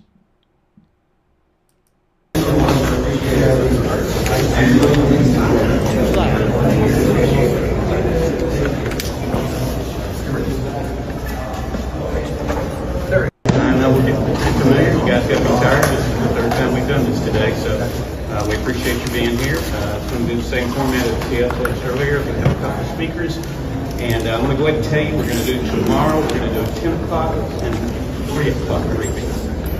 Not the 3, but just 2 tomorrow, 10 and 3. So with that, I'll turn it over to the sheriff. It's almost like they're not mic'd. The audio is weird on this. Now, maybe people will quiet down. I can't control the audio, but sounds like they don't have a microphone on the person. And they're just getting all the room noise. Well, let's see what happens. Thanks. Y'all let me know. Make sure y'all ready. Is everybody good? 1 minute. Okay, yeah, y'all tell me when you're ready. And again, you said 10 and 3 tomorrow? Yeah, I'll go over that to you. Yeah, I'll go over that. I'm going to go to everybody says. Ready. Everybody ready? Yes, sir. All right, like I said, thank you all again for being here. Those that don't know, Larry Lee, the Kerr County Sheriff. I'm going to run this. I'm going to talk a little bit, and then the city manager talk. I'm going to take very few questions. Starting tomorrow, we're going to do 10 a.m. and 3 p.m. tomorrow. We're doing the best we can to get you as much information as fast as we can. As I tell you today, and I expect tomorrow and the next couple of days, information's changing rapidly and quickly. Got a few notes here. We continue to have hundreds of first responders on the ground, water, in this search and rescue process. We have a lot of people here. We got a lot of help. We're very fortunate. Here's some new updated numbers for y'all. As of 5:30, we have recovered 43 deceased individuals in Kerr County. Among these who are deceased, we have 28 adults and 15 children. 12 adults pending identification and 5 children are pending identification at this time.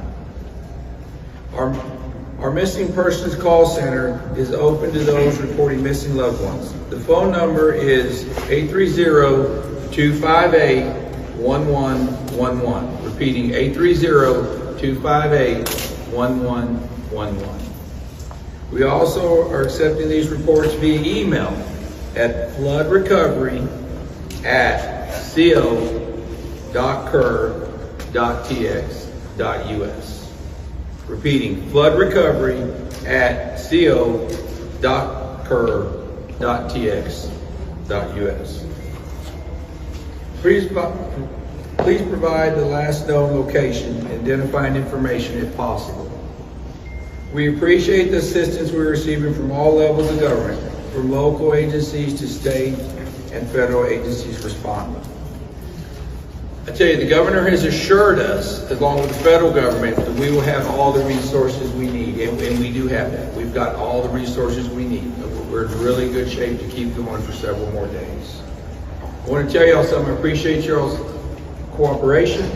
We will try to get you as much updated information as we can, starting tomorrow at 10 to 3 o'clock. Once again, as your Kerr County Sheriff, I assure you we're going to do everything along with our partners, and we'll be on this till we find the last body. At this time, I'm going to turn it over to our city manager, Dalton. Thank you, Sheriff. Good evening. Dalton Rice, the city manager for City of Kurville. Mayor Herring wanted me to just give a message. He's out with the teams. He's kind of checking on everybody. Just like everybody else, we all need to take downtime to include y'all. So make sure y'all are taking care of yourselves as well. We're in a marathon, and we got to make sure we always think about that and look after each other. So a couple updates. Since 6 a.m. this morning, we've had a combined primary clear, so aerial and ground, of about 100-meter distance on either side of the Guadalupe River from 1 mile north of Camp Mystic up through Hunt and Ingram. So we talked about that briefly this morning. Excuse me. We talked about that briefly this morning. So 100 meters on each side, they are continuing operations on that. We are also working on operations within the city of Kurville as well, again, along the riverbanks as, since the waters have receded. So. We are working on, again, we talked about downtime. We are working on locations for first responders to make sure that they do have, their adequate downtime and the rest. We're constantly going through kind of shift management cycles to make sure that our first responders and our crews and teams are taken care of. Public Works, so water is looking good. We've identified some leaks. We've been able to shut those leaks down or isolate those leaks. We will be likely operating off of well water probably for the next foreseeable about 4 weeks is what we're projecting. So we're not going to be pulling surface water for about 4 weeks. With these type of events, there's a lot of debris, there's a lot of chemicals, a lot of gasoline, a lot of other contaminants that are in there. We are working with TCEQ and other partners in there to make sure that we get these issues addressed as quickly as possible. We get a lot of information from people who are wanting help. Excuse me. A lot of people who are wanting information to help. Best thing you can do, especially right in your small local area, don't go out into major areas. Public Works mentioned just, hey, pick up a little bit of debris in your trash cans or your trash bags. Keep it local, but stay out of the major areas. Everything is still, very, very dangerous, very hazardous conditions. Let me pull up our KPUB utility report.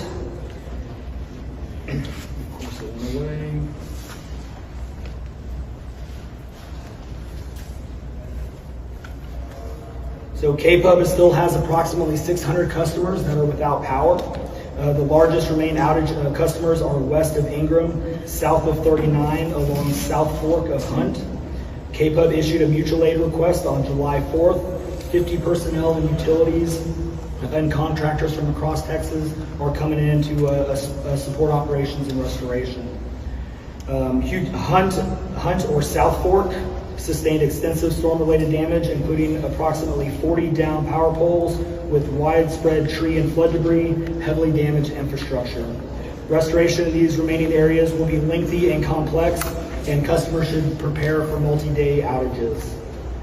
Customers outside of these remaining areas still experience an outage should report it to KPUB by calling KPUB's outage line at 855-959-2496.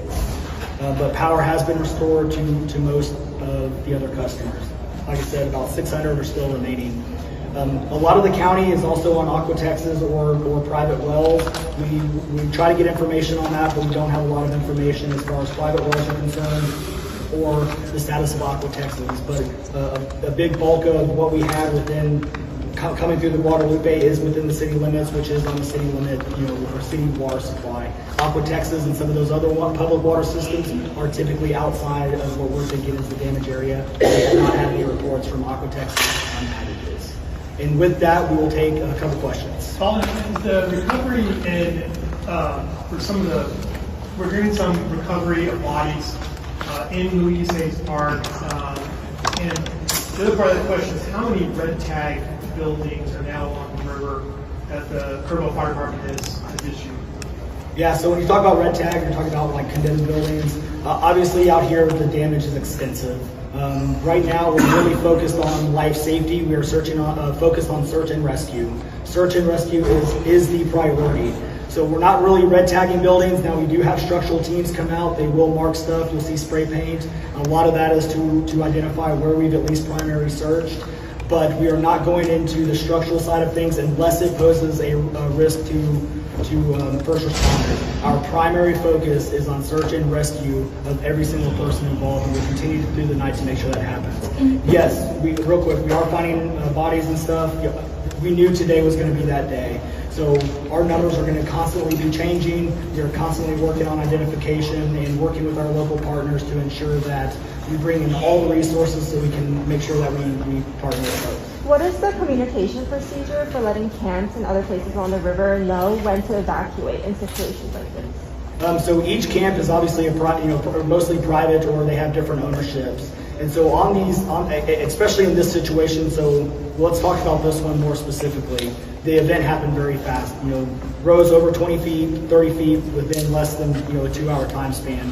On a holiday in the morning, there wasn't a lot of time in this case. As far as warnings, obviously there's a lot of things going around. We want to make sure that we focus on the early level. Regardless of the warning side of things, again, we want to make sure that we take care of our local community and focus on search and rescue operations. So please keep that question. We definitely want to get these addressed, but right now we want to focus on getting everybody that we possibly can out. Has that number of the campers at 27 changed? As of right now, I do not think it has changed. It is still 27. Do you know how many people you guys are searching for as of right now, or is there no cap on that number? So right now, we're kind of looking at this in two ways. Call it the known missing, which is the 27 camp kids that are missing. We will not put a number on the other side because we just don't know. Campers are coming in for 4th of July weekend. People are camping along the riverbank. People are coming in to visit. There's a number that we just don't know yet, and we don't know what we don't know. So as things are starting to develop and as things are starting to move along, we're not going to put a cap on this. We are just going to continue until we find everything else. One more question. We know there are many children missing. Are there any camps? Let me give it to somebody else. Just one question about current rescue. Can you give us a sense about how often you're seeing a rescue, and just in terms of kind of like, for example, when your last rescue was? So, obviously with the camps, we've been rescuing people out of these camps by the hundreds, all day. So there's a lot of folks that are shelter in place, so we leave them in place and make sure that we get them food, water, and some of these camps actually now are self-rescuing, if you will. Maybe that's not the right word, but they are self-extricating, if you will. So they're getting water's down, they're getting their own resources, they're not having to tie up local and state resources. We are monitoring them, and they're accounting for their own folks. So that has been going on obviously for over 800 plus people, and we're continuing to do that. So good. Sorry, one more question. I can absolutely appreciate that right now the focus is finding the missing, and it's a very active search and rescue. So what do you say to the parents that are in grief, understandably frustrated, as to how in the world this could happen? How in the world you could have so many campers in the wake of this danger and not taken out of there ahead of the storms? Yeah, that's the question of the hour. But with these, this is last time it was this bad, and this one is even worse than that was 1987. You can't predict it. everybody in the media even knows, everybody who does this and sees this every single day, you have the inverse effect of if you continue to push it, you see this in Houston areas all the time, you cry wolf. What happens when you continue to ramp things up and you continue to put a lot of information out there? Again, not to harp on the media, but there's a lot of stuff that gets overspun up, and we see that way too often, and then that trickles down. So we did look at stuff. Obviously, I had told the story. I was out on the river trail at 3:30. I left about 4 o'clock. We did not see any signs of the river rising. And by 5:20, we almost weren't able to get out of the park on the upper end. It rose that quickly. So was it a matter of it just rising so quickly and this being a massive tragedy, or people weren't taking it seriously? No, this was a massive tragedy, hands down. We are hitting from our, again, flood maps, we're seeing some areas where it's hitting 100-year flood thing. And again, we talked about the North and South Fork. That water hit perfectly. You heard Chief Nim Kidd talk a little bit about the wide area. This went from San Angelo to Waco and all. They stage where they can, but you do not know what's going to happen, one, until water falls, and two, the predictions were definitely off. That water and rain fell almost double of what was anticipated, both in the North and South Fork, in conversion to one place, and it rose that quick. So, thank you. Sir, do you please repeat the number? All right, so that was the press conference. Sadly, 43 now dead in just Kerr County alone. That's confirmed. And they still say that 27 girls are missing. A number of the girls from the camp, a number of those campers have been confirmed dead, for example, by various media outlets who've talked to family members, but the officials in the county and the state are not yet confirming any of them dead. And they say they're going to do updates tomorrow at 10 and 3 from the county. One of the local news outlets in Texas said that Travis County is now reporting 4 dead. There have been a couple dead reported, I believe. What county was that? There have been some other people reported dead in other counties, but the most reported dead is in Kerr County. KXAN said there are 4 confirmed deaths in Travis County, but I don't think the state has confirmed that yet. So I'm holding off on adding that to the 43. Also, AP said that Burnett County reported that 2 people had died there. Burnett County had reported that 2 people had died there. But the most official of totals is 43. But that number is going to go higher. And I do have a video I'm going to show you shortly that I haven't even seen yet from the campsite, which was taken by which AFP posted today, and I'm going to show you that in a second. I do want to say a couple quick thank yous to Beam Me Up and Ed Weeby for the gift memberships. CJ Breaks Things. Thank you, CJ. I appreciate that.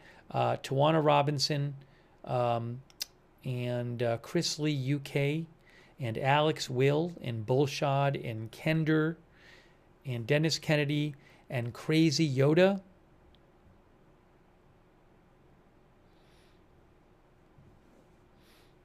Crazy Yoda thinks cannot possibly forecast a freak weather event of this magnitude.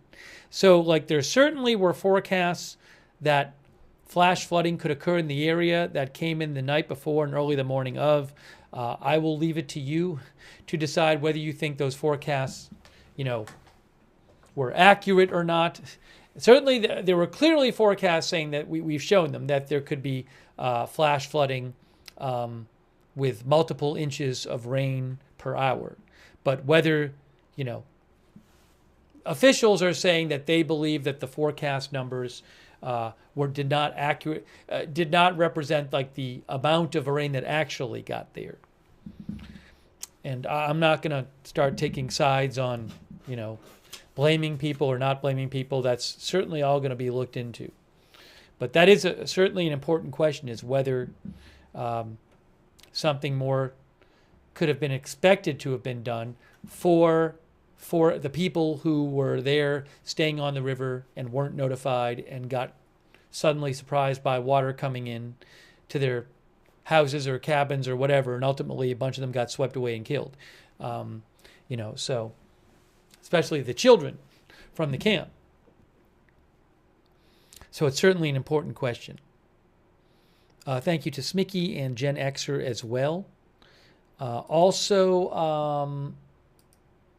I want to just shout out our moderators. Oh, thank you, Notorious Rob on Twitch and My Florida 22 and Bad Toastery and Ascertainment over there and the Trash Flower. And our moderators, thank you, people like Janet B. And also on Twitch, our moderators, Big Ball of Yarn, David Green, LB Prairie Dawn, Idaho Star, Matthew Kohai 3, Mick Britches, Sarah, and Surly Dev. Thank you so much for moderating there. Linda Belk, Larry, Misha over there on X. And also, thanks, Kay Lowry Body, Shannon Davis Hughes, Margaret Riley moderating on Facebook. Thanks so much to Susan Priest Buchner for the stars on Facebook, and thanks for subscribing. Thanks Melissa Yakobaki for subscribing, and thanks Melissa for the Facebook stars as well. I appreciate it. Also Diane Allworth, thanks for subscribing over there, and Kay and Margaret, and Paul Anderson is moderating too. And thanks Shannon for subscribing as well, and all of our other Facebook subscribers. And thank you to the Spirit of Mourning, who mentioned the Kurville Folk Festival. Now, I don't know if that was going on at the time. I'd have to look that up.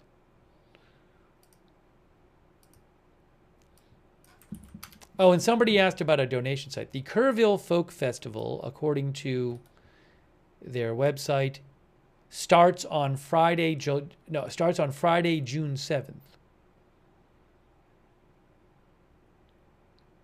So I guess maybe it had already been completed. I'm not sure.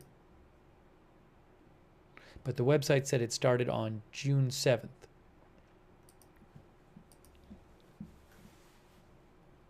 Spirit of Mourning said May 22 to June 8th, actually. According to the poster on their website, it says May 22, 2025, June 8th. Kurville Folk Festival. Our viewer, Spirit of Mourning, says many people from the folk community send their love.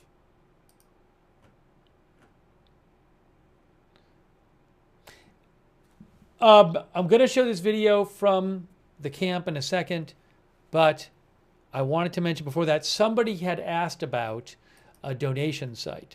So one official donation site I have heard about has been mentioned by the city of Kurville. You can see City of Kurville. They also talked about it in a press conference. City of Kurville on Facebook, they posted a link and they said, where is it here?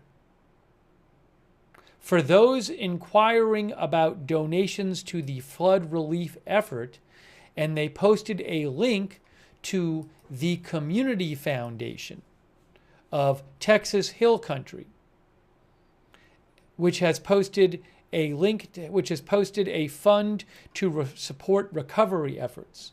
Again, this is one I have heard about, and they actually, I think, posted a link to the fund in their original post. Where is it here? Hang on.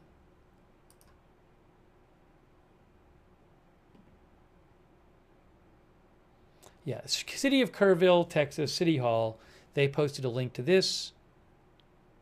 And in their, and it's that is the fund. So if you want to read about it, I'll post a link to this in the chat. But the Kerr County Flood Relief Fund, supporting relief and rebuilding efforts after the flood, was posted by the city of Kurville and also mentioned in a press conference by them. So I'm going to post a link to that, and you can check it out if you would like. I just posted the link in the chat, and you can also find that link on the City of Kurville page on Facebook. City of Kurville City Hall page on Facebook. That is one I've seen. That's for Kerr County. Also, small point, well, not that small, but in case you missed it, the last couple of days, I had thought that the camp in Hunt, Texas, was actually next to Kerr County, but not in Kerr County. I think it's because a page I was checking online had said that And then that page got updated. So ultimately, it's my fault. But I had gotten this information from a page, but the page was correct. Anyways, I don't want to get into the point is that camp is in Kerr County. So I apologize for the mistake on that before. I thought it was next to Kerr County, but it turns out that the camp in Hunt, Texas is in Kerr County, where the 27 girls are missing from. And speaking of that, I'm going to show you a video from the camp. This, by the way, if you missed it, is a live shot from Kurville, Texas, right here. That's a live shot via Reuters of Kurville next to the river where some cleanup is going on, it looks like. And we've seen a bunch of damage in this live shot.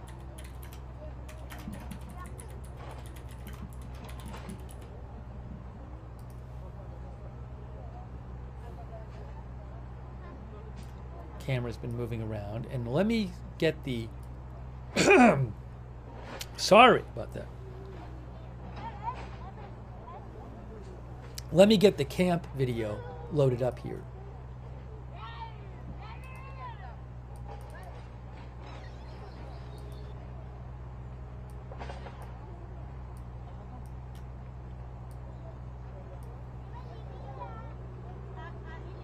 Give me one moment.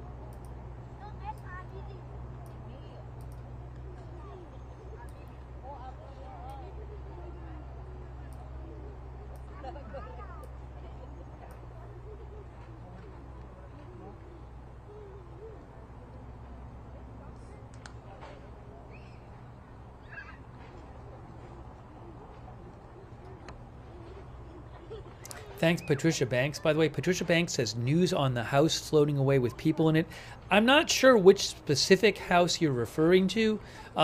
There have been a number of reports of structures floating away with people in them.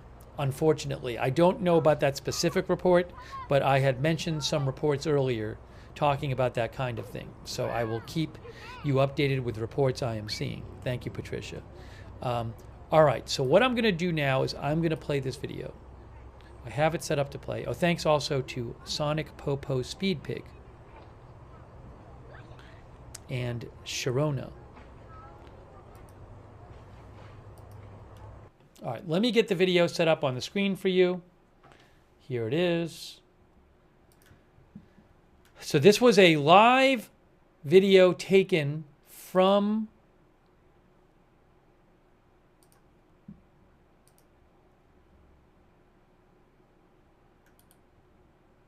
Camp Mystic earlier today. I don't want to do it that way. Yeah, I'll do it that way.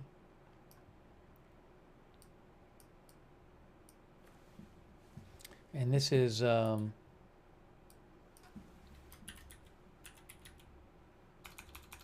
earlier Camp Mystic video via AFP.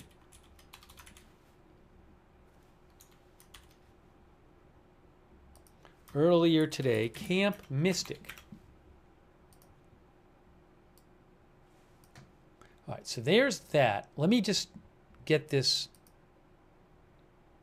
situated. I might just put it full screen.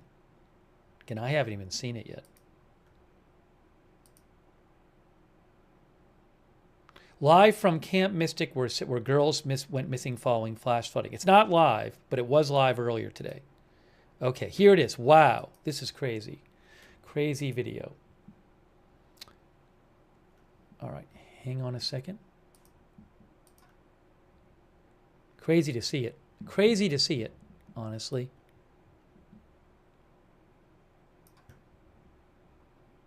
Uh-oh, what did I get rid of here? What did I delete that I didn't want to delete?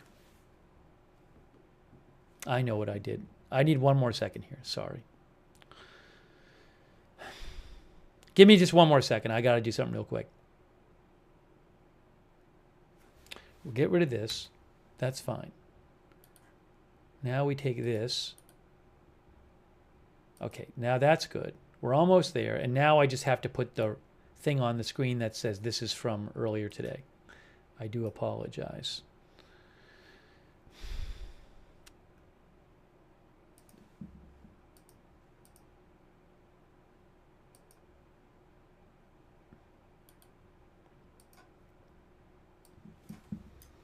Earlier today, Camp Mystic.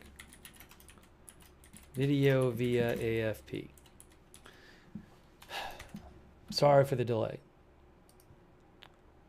All right, that's good. Looks great.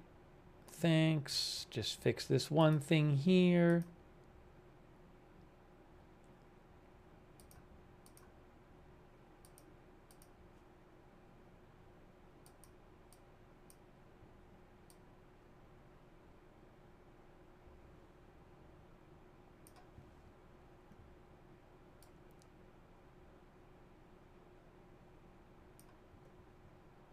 Okay, here we go.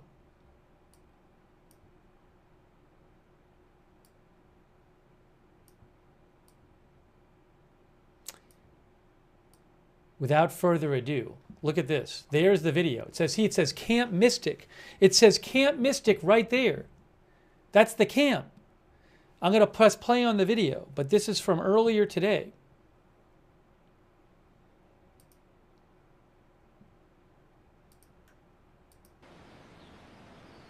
Wow, unbelievable.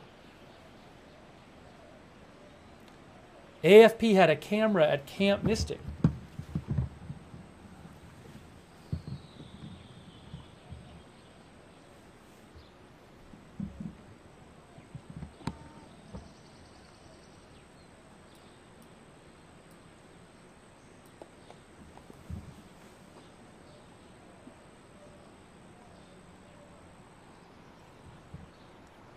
Now, if it's a lockdown shot for a few, oh no, it's not locking down. So I can always forward through.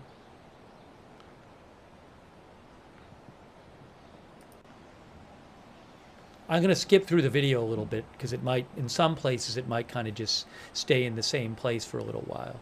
So.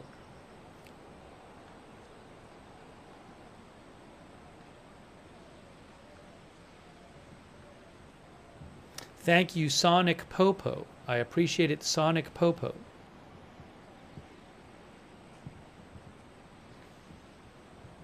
Sonic Popo Speed Pig.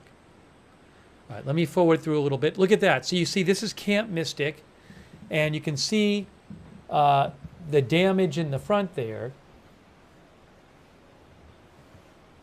Now there are a couple of different Camp Mystic sites. I assume this is the one on the river, or this is the Guadalupe River one.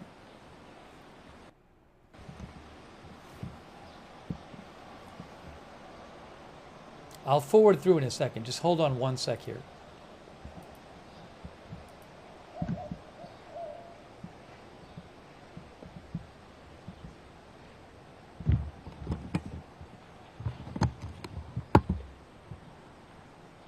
I guess there are some sirens in Israel from a missile launch from Yemen, which happens once in a while. Yeah, the IDF says the missile was launched from Yemen, which happens periodically. I'll keep an eye on that. All right, so this camera was live today. This is an AFP camera, and they did a live shot from Camp Mystic where the kids are missing. And look at this. This is unbelievable. I have not seen this video before.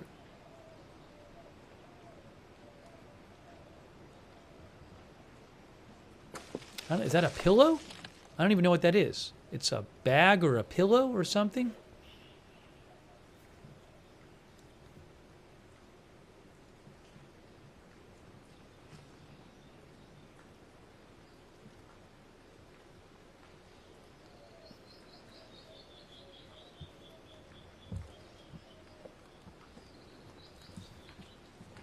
One of our viewers, Civlap, thinks this is the main lodging building. I don't know. I mean, I know there's a number of buildings. There's a couple different sites for the camp. Again, I'm assuming this is the one where the kids are missing from, but I don't know exactly what this building is. The video goes for longer, so we'll just keep playing it. I might have to forward it if it gets stuck or something. Looks like at that point it got a little stuck, so let me just forward it ahead. Oh, hold on. Give it a second.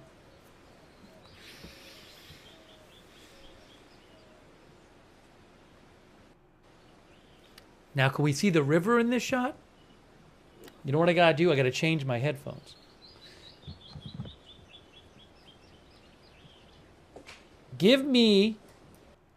I need about 10 seconds. Can you give me about 10 seconds? Because I ran out of power in my earbuds. I'm grabbing my other earbuds. So give me about 10 seconds. Hang on.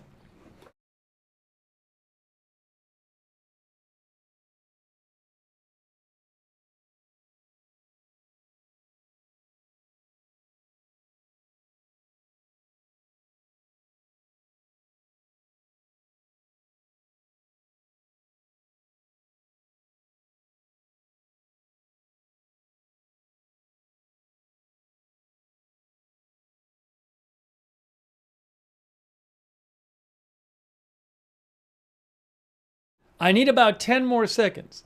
I have to grab my other earbuds.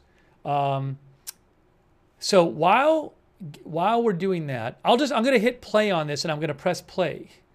But I should wait actually. Let me put on, while we're waiting for me to take 10 seconds and go get my earbuds, let me throw on the screen the current live video from Kurville.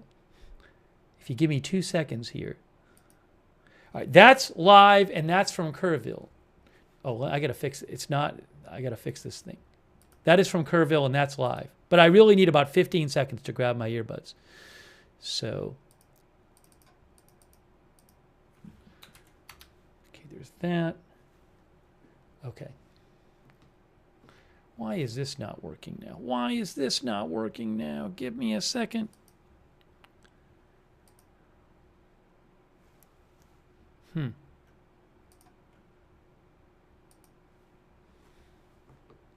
That's working. All right. Hold on. That's Kurville. That's live from Kurville. Give me about 10 seconds or so I can grab my other headphones, my other earbuds.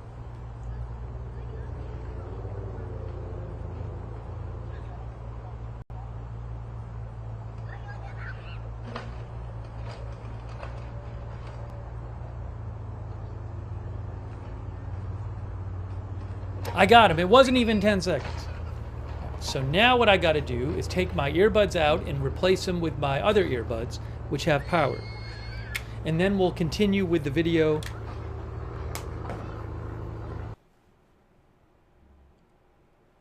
That's live, and that's Kurville.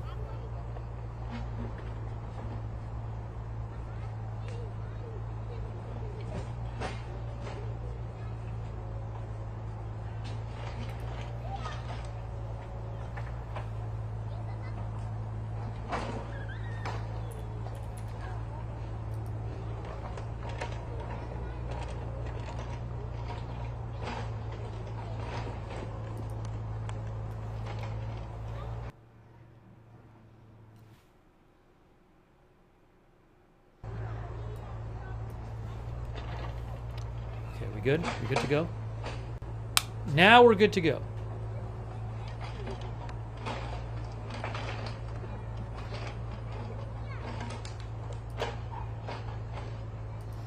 Okay, now we're going to go back to the video, which I was showing you, which we just started watching, taken this morning at, let's go back to the video taken this morning of Camp Mystic. This is the Camp Mystic video. This is video via AFP of the camp where 27 girls are missing from, okay? And I have not seen this video yet. They did a live video earlier today, so we're playing this for you. So let me keep playing this one. And what I'm actually going to do is I'm going to do this here, throw that here. Let's do one other thing here that'll make this a little better, I think. That seems better. Let me hit play on this one. So earlier today, Camp Mystic, is that a vehicle on its side? Or is that a, what is that on its side? That's at Camp Mystic. Does anyone know what that is? It's wrapped around a tree. It's something wrapped around a tree. And what is it? I don't know what that was. Was it a car? But it was wrapped around a tree.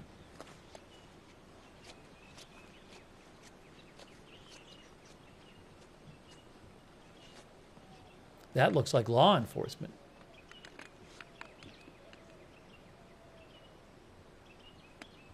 Some people thought it might have been a paddle. Oh, that's a boat right there. Is that a boat upside down? Is that an upside down boat?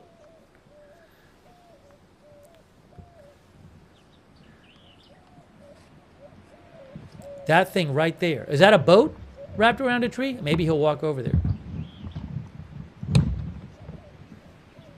Hold on. And what is that? Is that the river? Is that the river? Is that the Guadalupe River right there? I can't even tell. I can't tell if that's the river.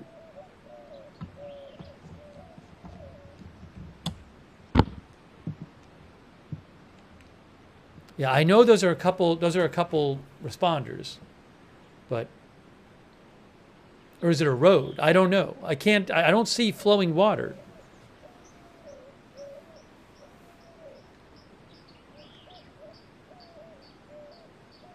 Let me kind of forward through a little bit. It's a longer video, so I'm going to forward through a little. Look at the size of the trees.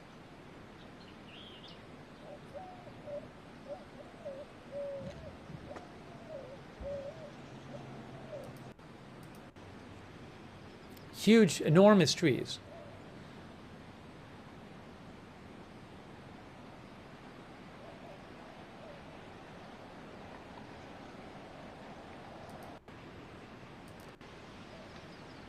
Oh, that is the water. There's the water right there. It is the river. It is the river. Look. It must be the river. Watch the pan over. You can see the water.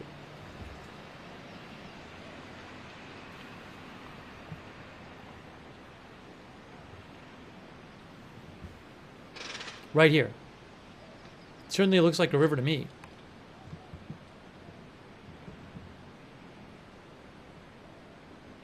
Some of our viewers think they might be searching for people inside these trees here.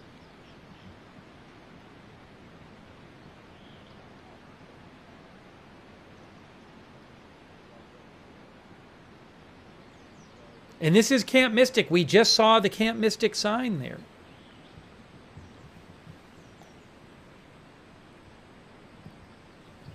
Where are dogs that sniff out humans? I don't know if they've had dogs there yet. Is that a boat that's around a tree? I don't know.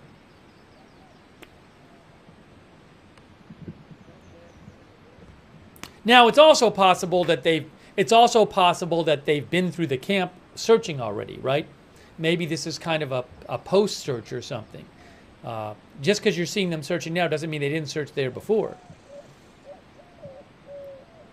Let me kind of forward through a little bit.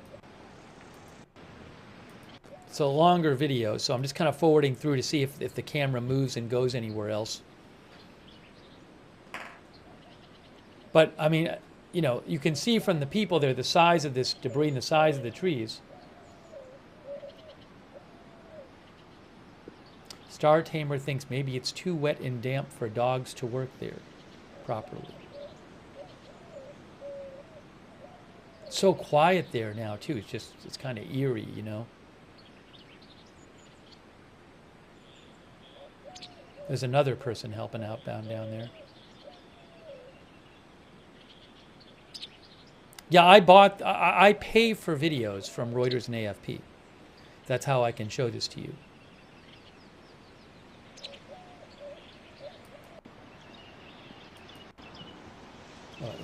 Another searcher. They got 4 people there. One of our viewers, True Seeker, says there were cadaver dogs there. I don't know if that's saying there were cadaver dogs searching. I didn't see that myself. I wouldn't be surprised.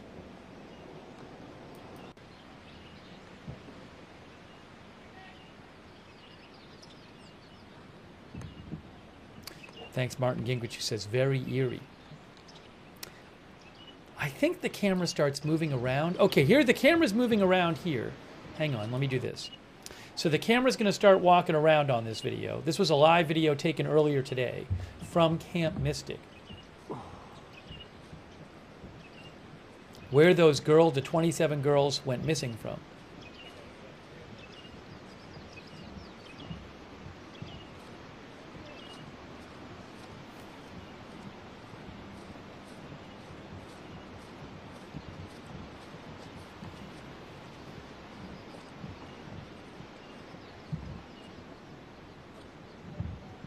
That building, I believe, says Camp Mystic on it. Look at the trees. Wow. Gives you a sense of the power of the water when it was moving through.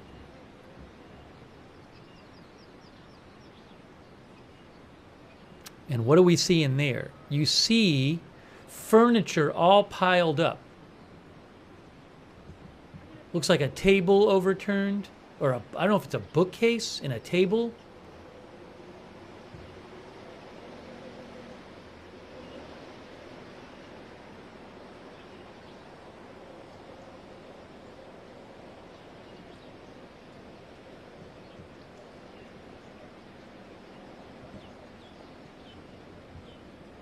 Some people are saying, wow, that's high up. So remember, the river, the Guadalupe River in some places went up over 30 feet in height above its normal height.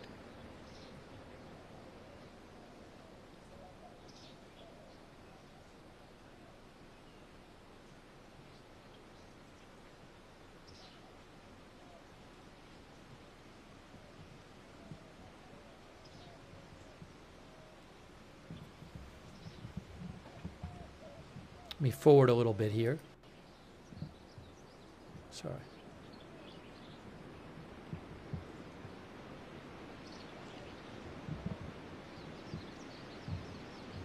One of our viewers, James R., said that CBS Austin had a helicopter flying overhead. Now, I can't show that myself.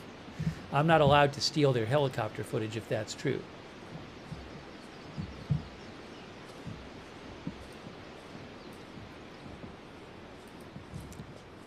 Excuse me. Give me one moment here.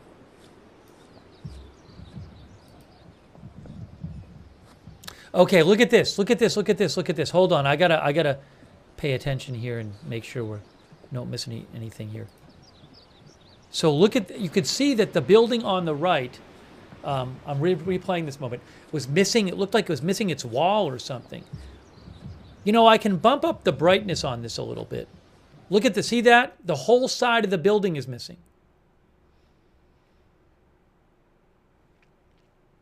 JD63 says, water level down now, very bizarre looking. Let me just see if I bump up the brightness a little bit. Is that going to affect things? I mean, this was done this morning, so. I don't want it too bright. It makes things blurry. What if I did that? Is that a little better? Maybe a little more brightness? Is that a little better? I'm going to stick with that. I think that helps a bit. I just bumped it up a little.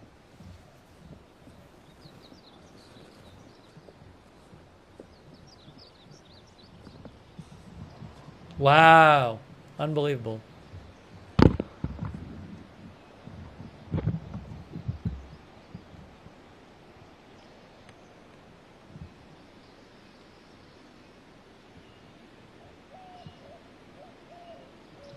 Unbelievable.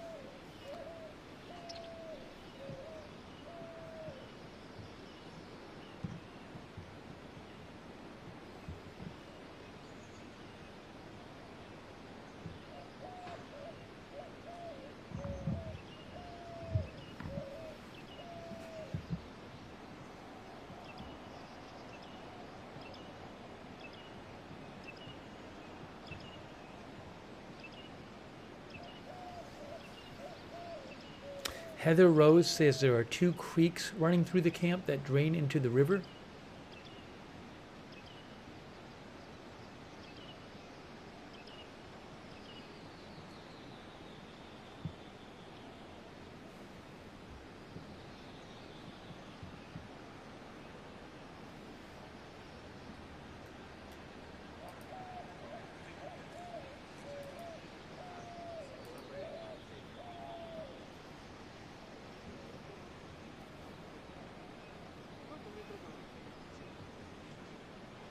Look at all the stuff in the windows. Look at the tables here. See the table sticking through the window?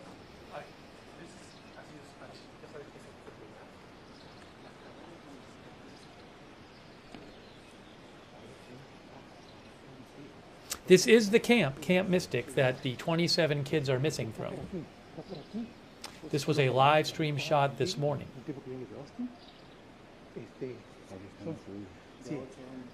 Son las cabañas de las de 8 años las que golpeó el agua, parece, y solo se llegó a las de 8 años, parece. Son 2 cabañas que están aquí. ¿Esa blanca que vemos aquí debe ser de piedra? ¿Cómo? Porque estas cabanas son de... No, son de piedra. ¿Son de piedra? No, que como... Sí. Sí, porque dice que estaban allí, la niña de él estaba allí, en una cabaña que están aquí, hay 2, aquí atrás. Dice que allí esas son las niñas que se perdieron, de esas cabañas, esas 2. Entonces el papá está por allí con un balde, unas tijeras de tenazas, y cuando le preguntamos, me dijo, ¿ustedes de dónde son? Les dije, soy periodista, no sé qué, y le dije, venimos porque sabíamos que había un tragedia. Yo le dije, ¿usted está trabajando aquí? Me dijo, no, mi hija se perdió aquí y se fue a llorar. Let me forward it a little bit. Claro, yo le empecé a preguntar, me dijo, no, ¿cómo se llama? Oh, here, look. More video here. Hold on. Y Luis estaba aquí acampando y les mandaron un email avisando que se había cerrado.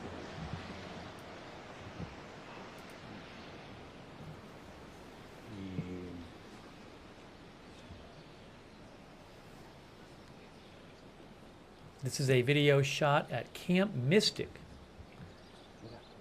where the girls are missing from. 27 girls missing.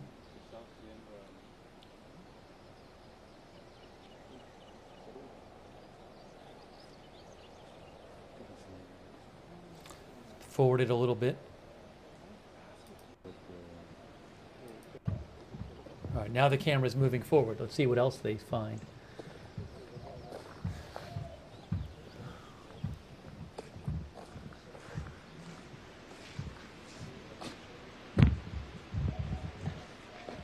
What does the sign say? Can't read the sign. Maybe he'll zoom in. It says, "Welcome to camp." Wow. There you go.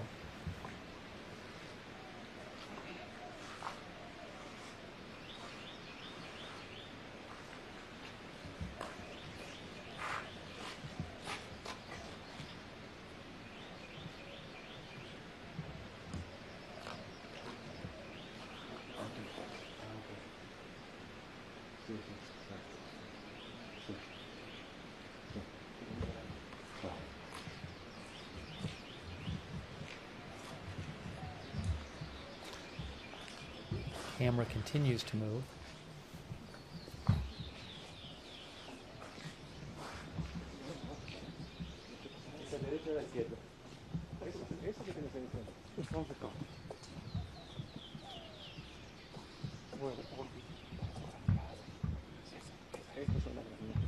Es impacto. Pero adentro, igual decía. Entonces, entró agua y la cerrada.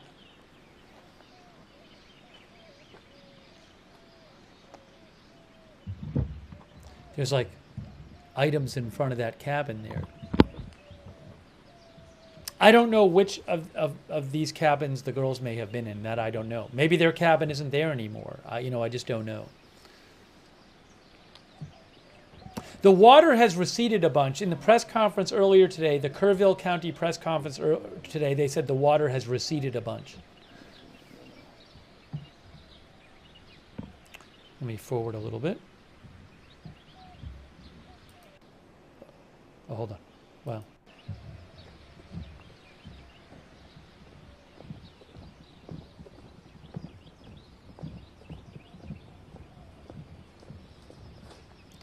This is crazy. Look at that. See personal items and stuff, and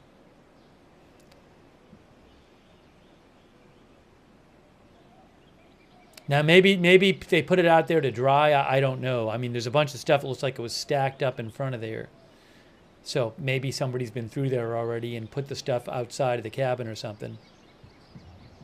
I can see that. Look at the window on its side, and look at that.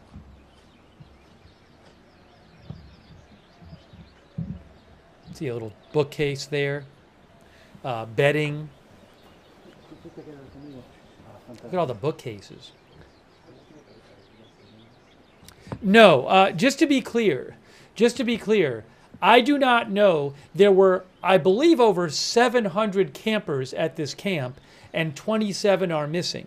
So most of the buildings you would see would be buildings that the 27 missing were not in. And as I said before, it's possible that the 27 missing were in some building or buildings that aren't even there anymore.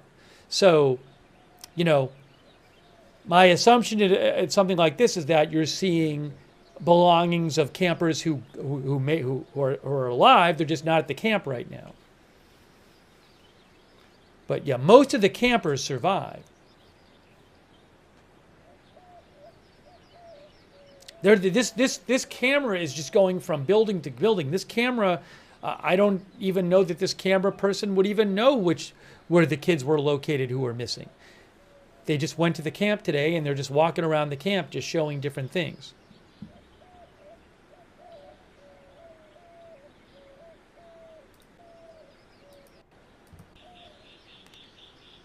So obviously there's going to be a lot of belongings for the hundreds of campers who survived that are just there.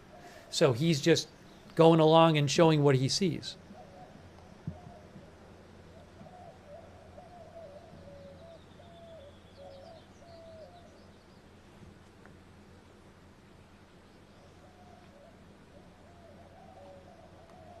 And I don't know if this stuff was placed out there, or maybe it just flew out. It flowed out and then that's where it ended up. You know.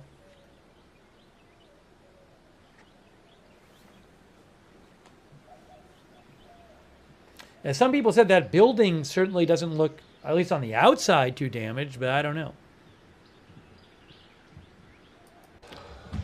Let me just see what else is on this. Oh, he's going to go inside. Wow.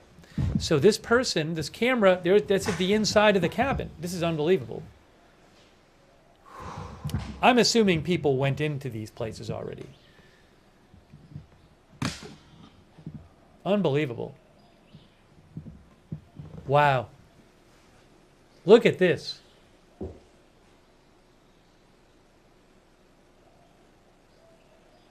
I'm sure that's basically what the buildings look like on the inside.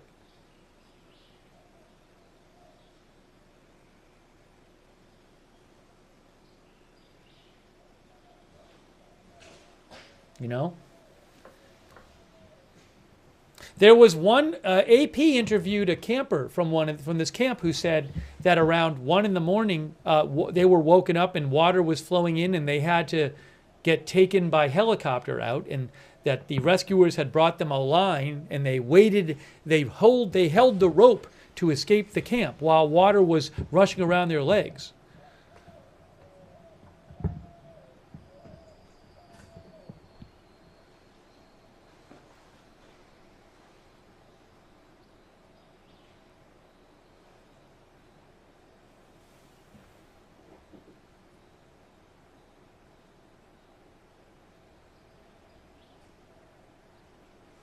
Sneakers. I'm sure the kids who escaped didn't have time to do much, I'm sure.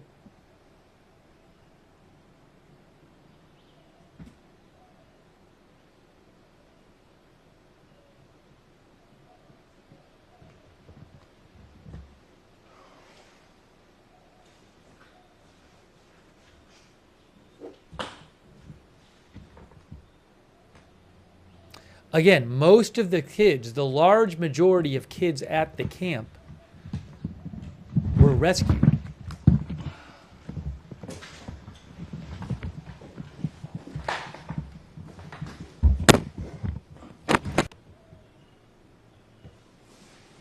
And as I mentioned, it's possible that the buildings where the campers who are missing were from are not even there anymore. I don't even know if their buildings are there anymore.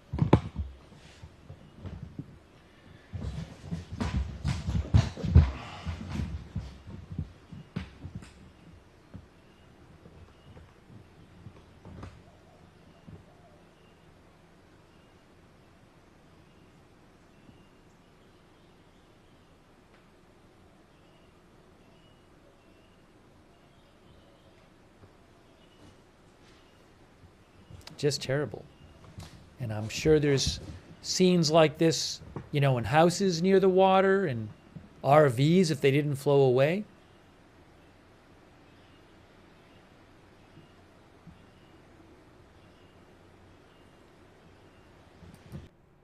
Sorry, I'm just forwarding through a bit.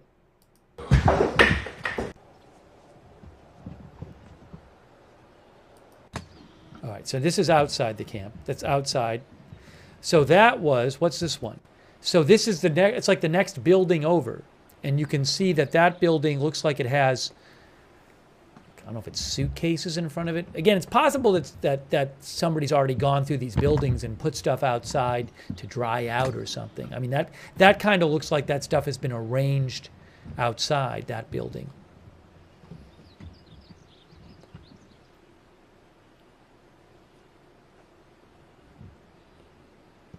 Steve-O says probably trying to dry up the stuff. Yeah, trunks or foot lockers, and looks like maybe each of the campers in that building had this, and they put them outside. Or maybe at some point the campers will be able to come by and their families and pick up their stuff. I don't know. I mean, you do see some beds.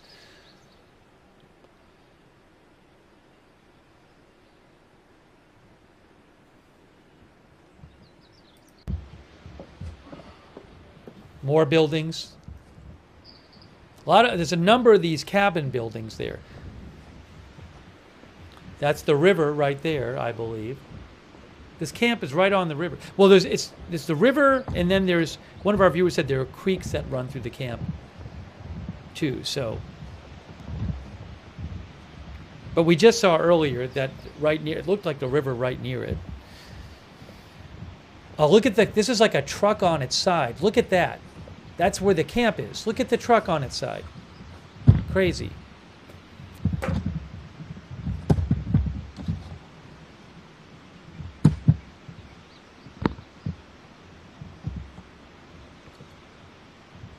Ken thinks maybe they pulled out stuff when they were searching through people.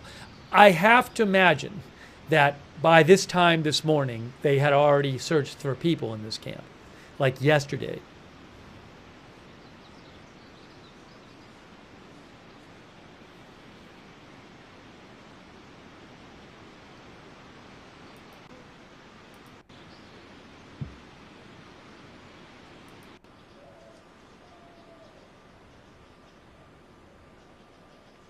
More beds in the front and trunks and bedding and pillows. Another building there. Oh, as one of our viewers said, you can actually see writing on the buildings. So I assume that these, one of the viewers said there's a red check. So I hadn't even been looking for that. But yeah, rescuers, when they do a search, sometimes do that where they'll mark a building. We've seen that on other structures today, or cars, where they mark it that they have been through there.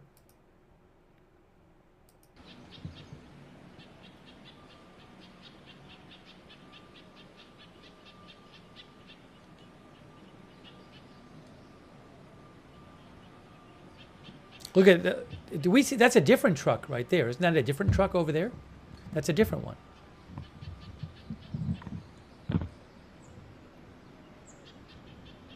Let me just zoom forward. We already, I'll kind of go forward, see if the camera moves at all. Yeah, that's a different truck. Again, right in the camp.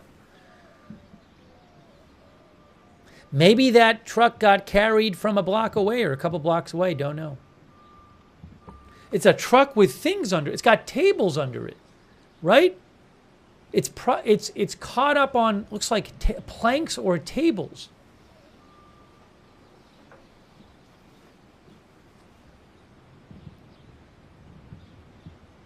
So it might have just settled there.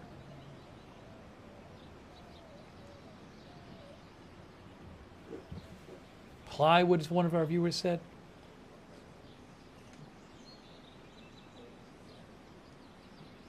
Then it's crushed. Something is crushed on the below left, below it, on the below the left wheel there.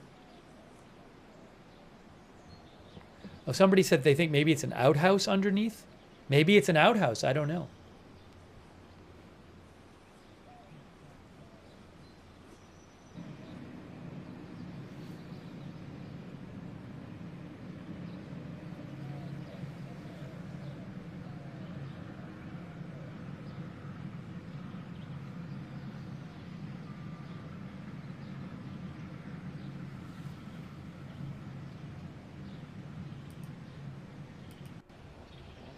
lava.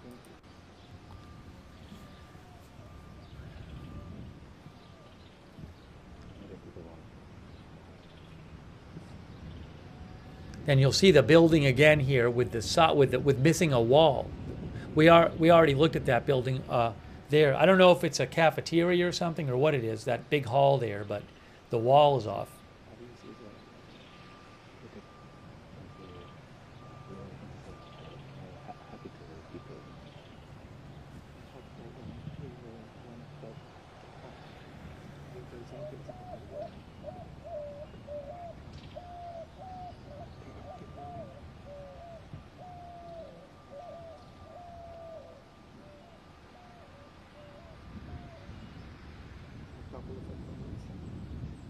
John Flick said it looked like a dining hall. Maybe it is, I'm not sure.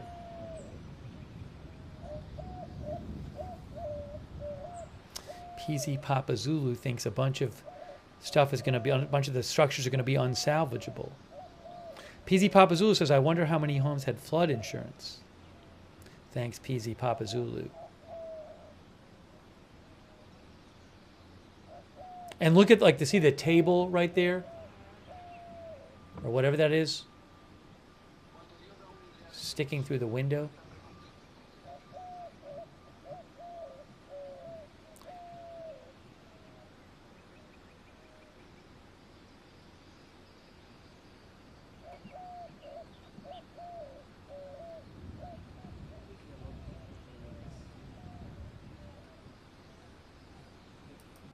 Let me forward a bit.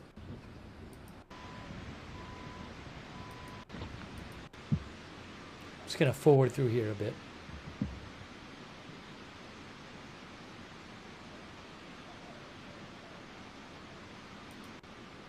We already saw that truck before. Oh, now he's going over to another building. It says right there, it says something house. Hold on, you'll see the name. It's again, it looks like these are just different cabins at the camp.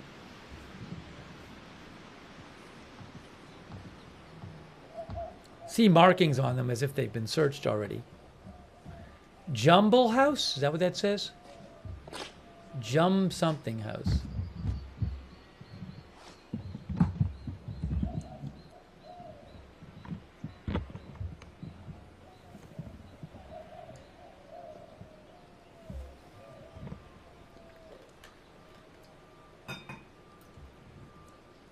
Look at the pillows and the bedding. Terrible.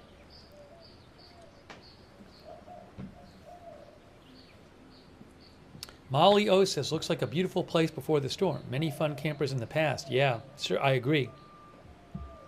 Jumble House.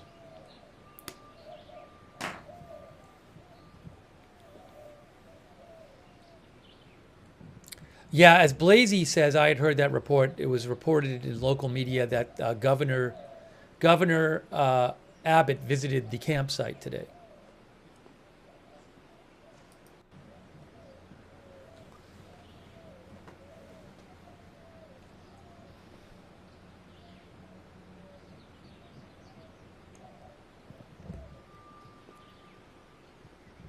Thoughts with any of our viewers like Trauma Mama and others who might know somebody who is missing, and I hope that those people can be found. It's a terrible situation. Let me forward through a little bit here. We saw that already.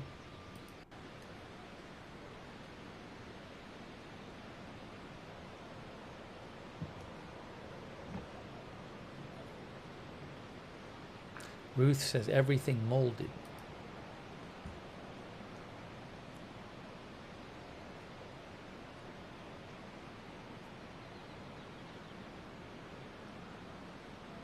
Chi-Town Bear says, so they rebuild and keep the camp there? That I cannot speak to.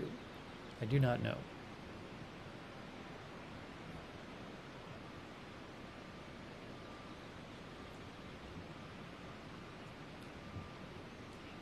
Forward through a bit more here.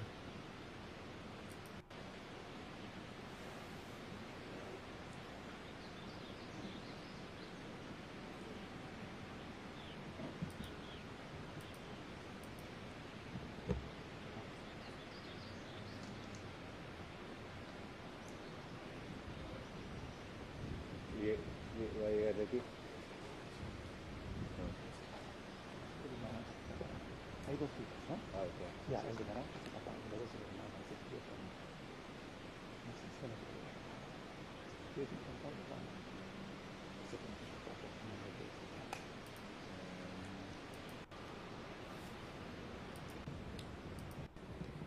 I'm going to forward through, see if the camera goes anywhere else.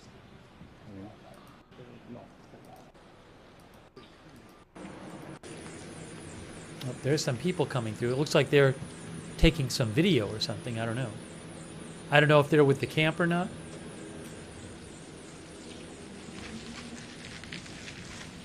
I'm going to forward through a little bit more. See the different buildings, the different, looks like cabins there.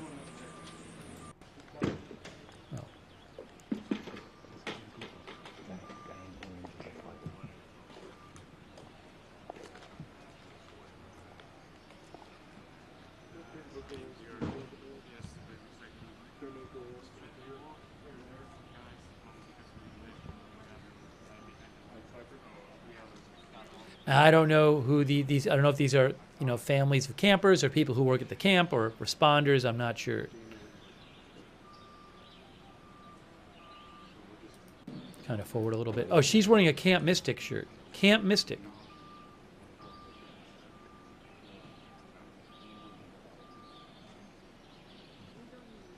And then it says Mystic Staff right there. Camp Mystic Staff. Maybe it's all staff. I can't imagine.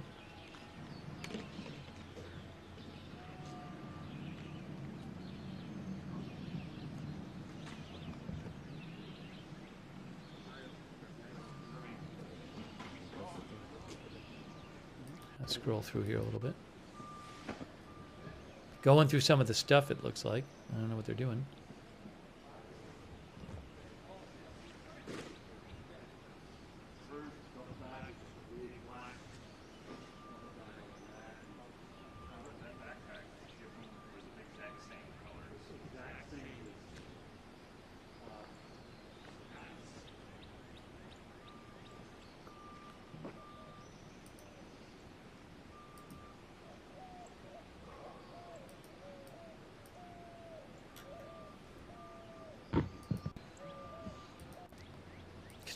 Kind of forward it a little bit here.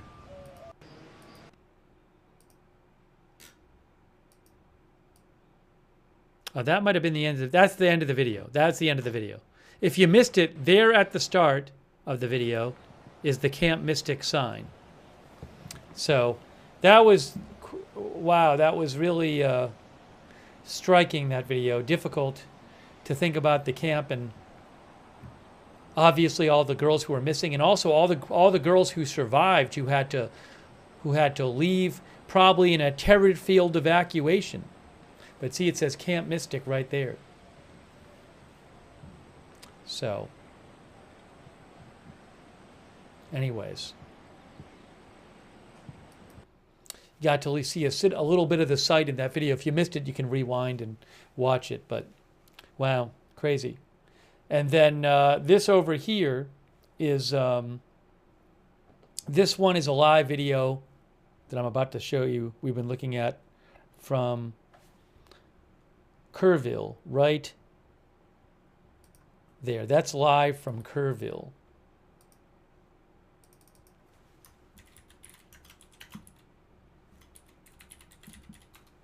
Kurville, Texas. I do want to thank a couple people. Hold on a moment here. Thank you to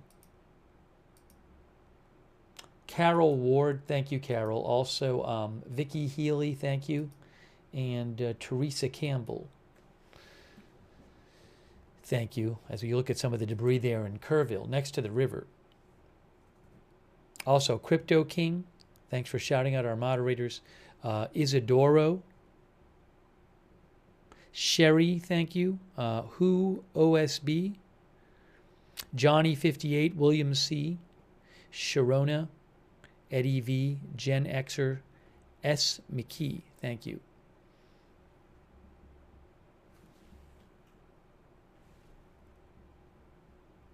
That camera has not really been moved. It's kind of been hanging out there for a while.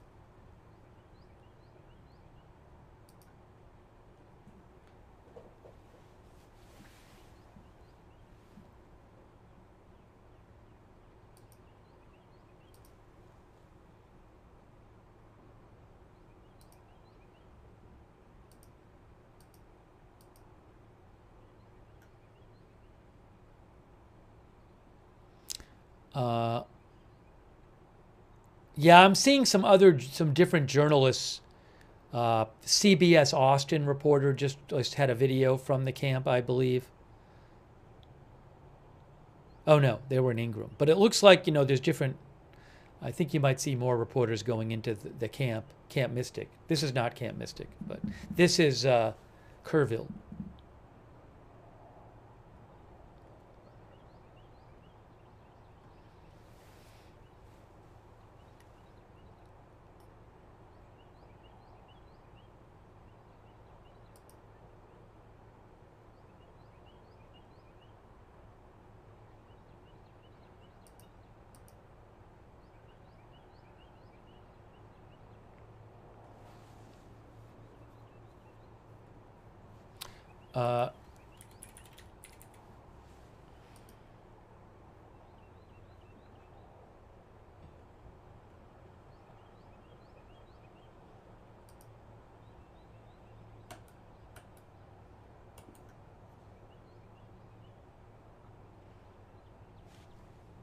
Checking a couple things here.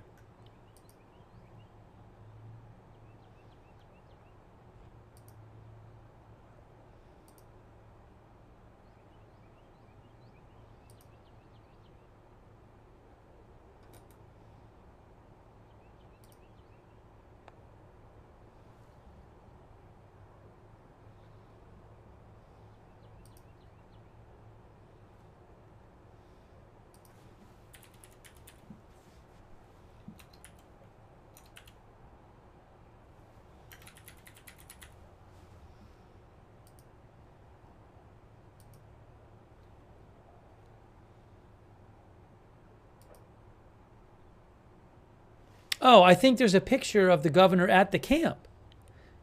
I think I just saw it right now.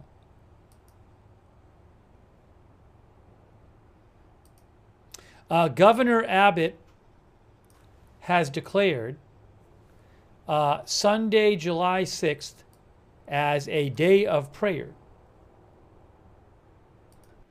Governor Abbott of Texas has declared Sunday, July 6th as a day of prayer for Texas communities, says his Facebook page.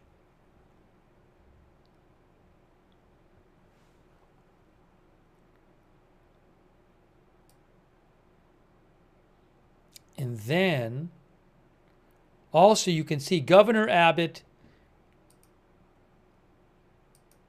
That's the camp, right? Because we just saw that video. That must be him at the camp.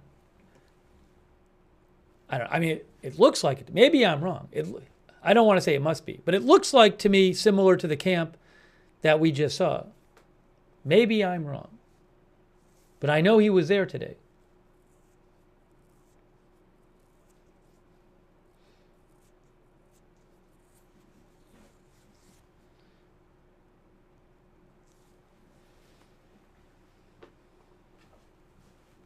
Austin thinks that is the camp as well.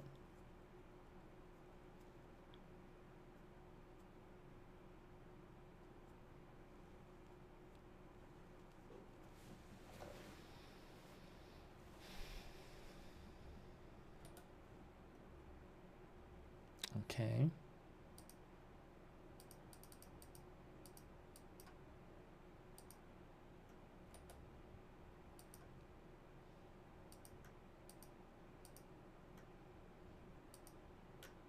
I don't know if there's going to be another press conference tonight.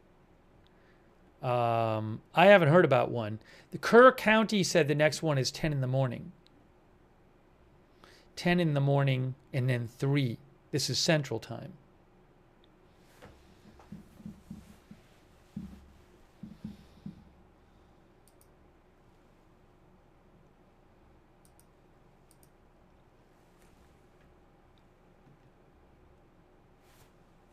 That is the video from Kurville, Texas.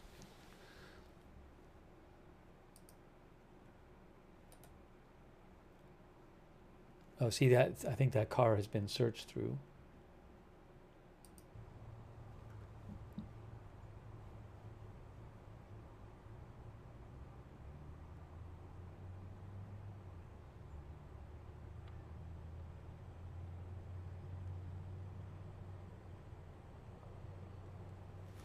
Our viewer Radar Core Texas wrote in and said, visited Kurville in 2000 and you could still see watermarks on the houses in the river valley from a previous major flood. We were warned if buying to purchase the home on the hills. Significant drought contributed to runoff this time. That's what our viewer Radar Core believes.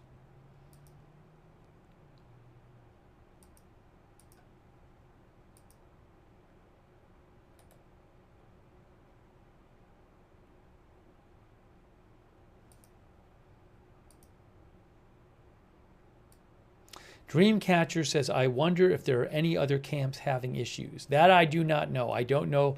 I do know there was a director of a camp which was not in operation, I believe, who died. I don't believe they had campers there at the time. We read about that earlier.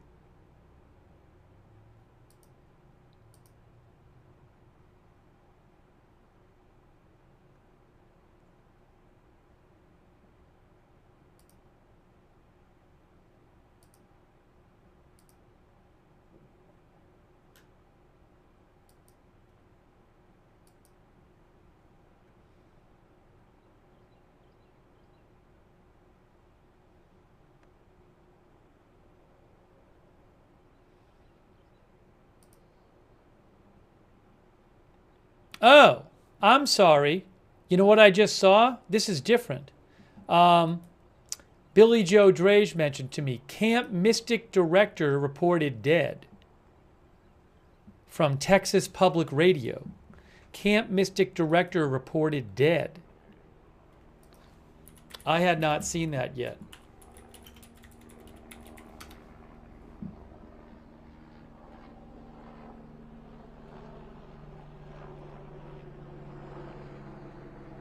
I'll post a link to that.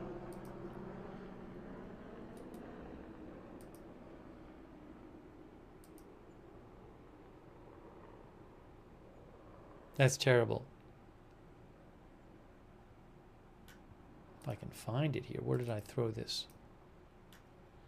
Sorry, I have too many things open on my desktop, and now I can't find things.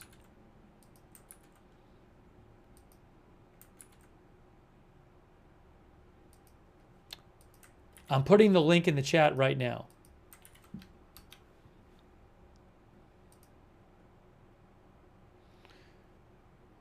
The Texas Public Radio reports that Dick Eastland, who's the director of Camp Mystic, was among the dead.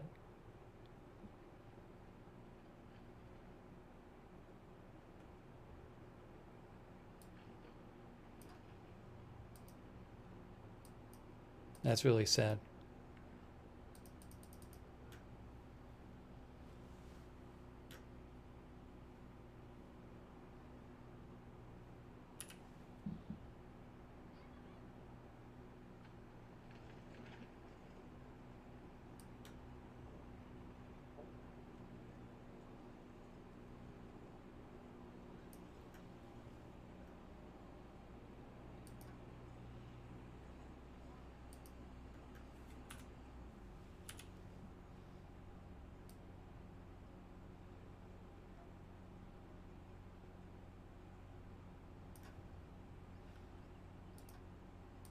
I just want to post a link to that.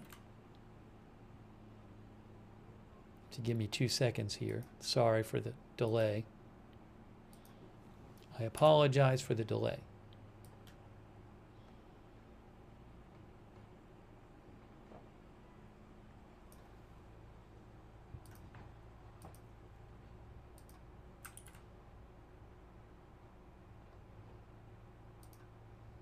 They have pictures in the article of him at the camp.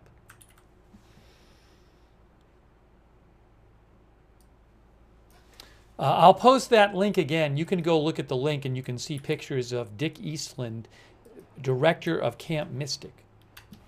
And I just posted it in the chat again for you. And if you can actually scroll through the pictures and see pictures of him with campers. Terrible.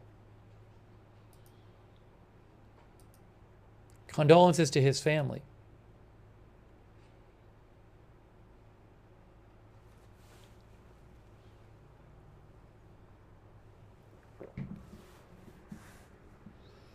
Thanks to our viewer for letting me know. Billy Joe, thank you.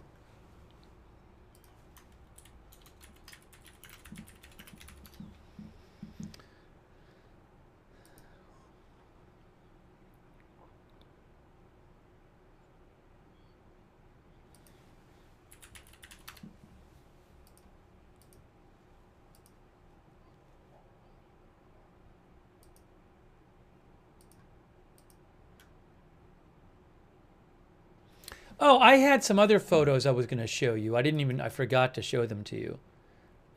If you give me 2 seconds here, I'll pull them up here. So there's this article. Reuters had an article, death toll from Texas floods reaches 43, many still missing. They had some photos with this article. Now, where are all these photos from? Actually, there's a couple videos here I want to show you.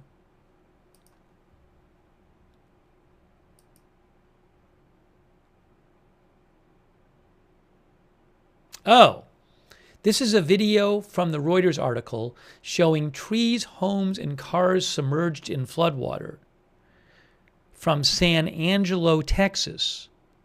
And it says, source of video from Patrick Keeley. So let me show you that. That goes along with that article. Which one is that one?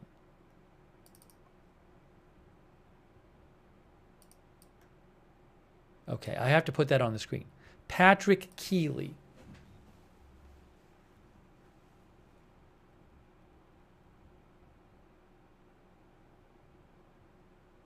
I haven't even seen this video yet.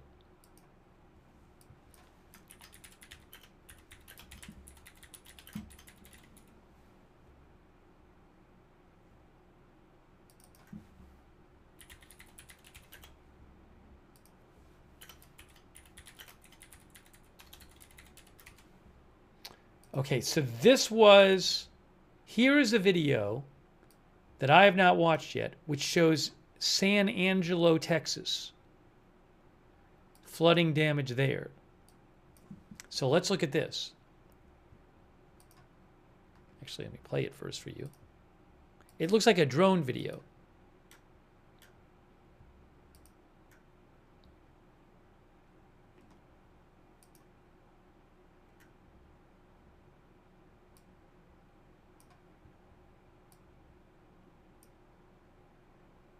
Again, this is San Angelo, Texas. I'm watching this for the first time as well. Move it over a little bit if I can. Oopsie, sorry. I got to put it back on the screen. I got to move it over a little bit. I'll just hang on 2 seconds. I'll have it for you. I got to replace it on the screen. That's better.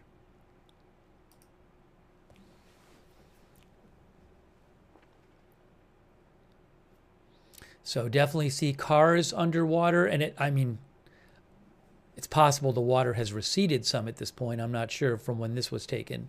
But again, this is a video from San Angelo, Texas.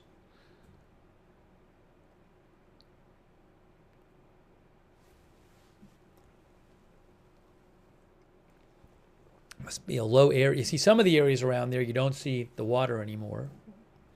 Maybe it was there.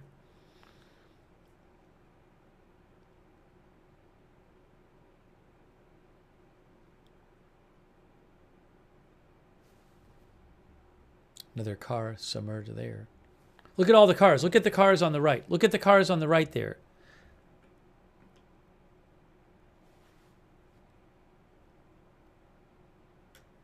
Down here.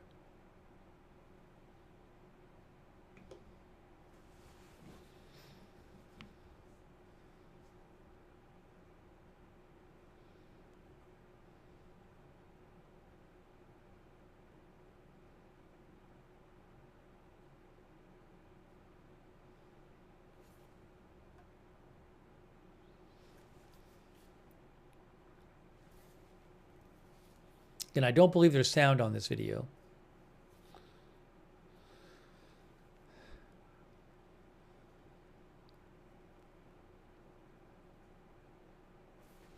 San Angelo, hold on a second here. San Angelo, I'll show you on a map where it is.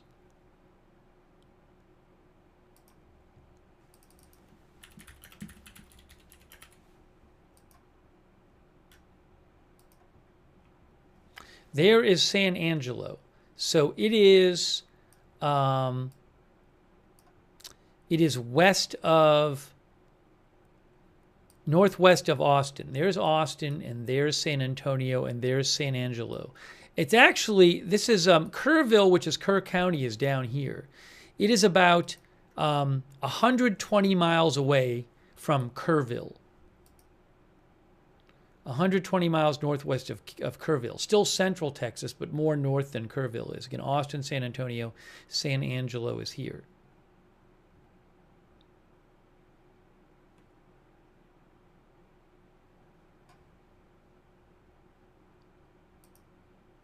Hold on a moment. Where's that video? Oh, yes. As one of our viewers said, you can see like a house in the middle of the street.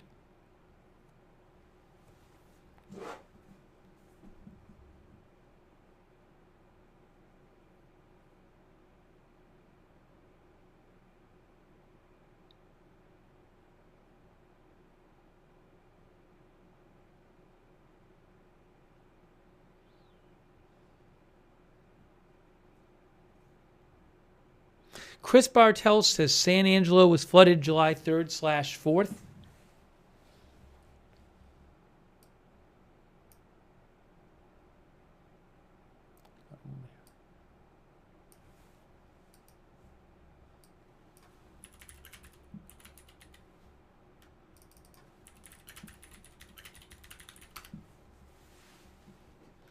Okay, so again, that was from Patrick Keeley via Reuters. And I am looking here.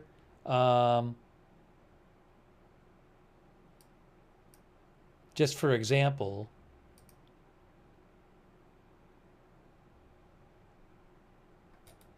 again, that's a different, it's not Kerr County.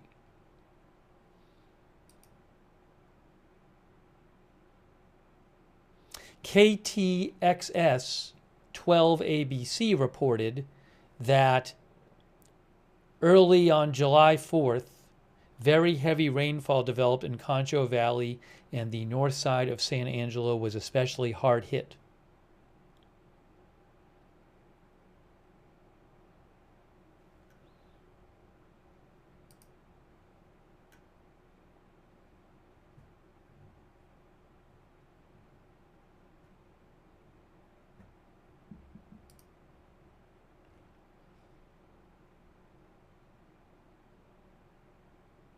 There's another video here that goes along with this article. Let me pull up this other video too. Hold on, which I haven't played for you yet, from Reuters. Right here. Hold on. Oh, it may have some of the same stuff in it. Let me just see.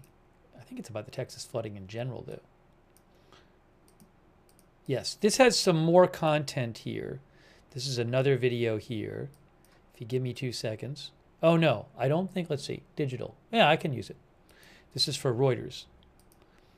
Okay, so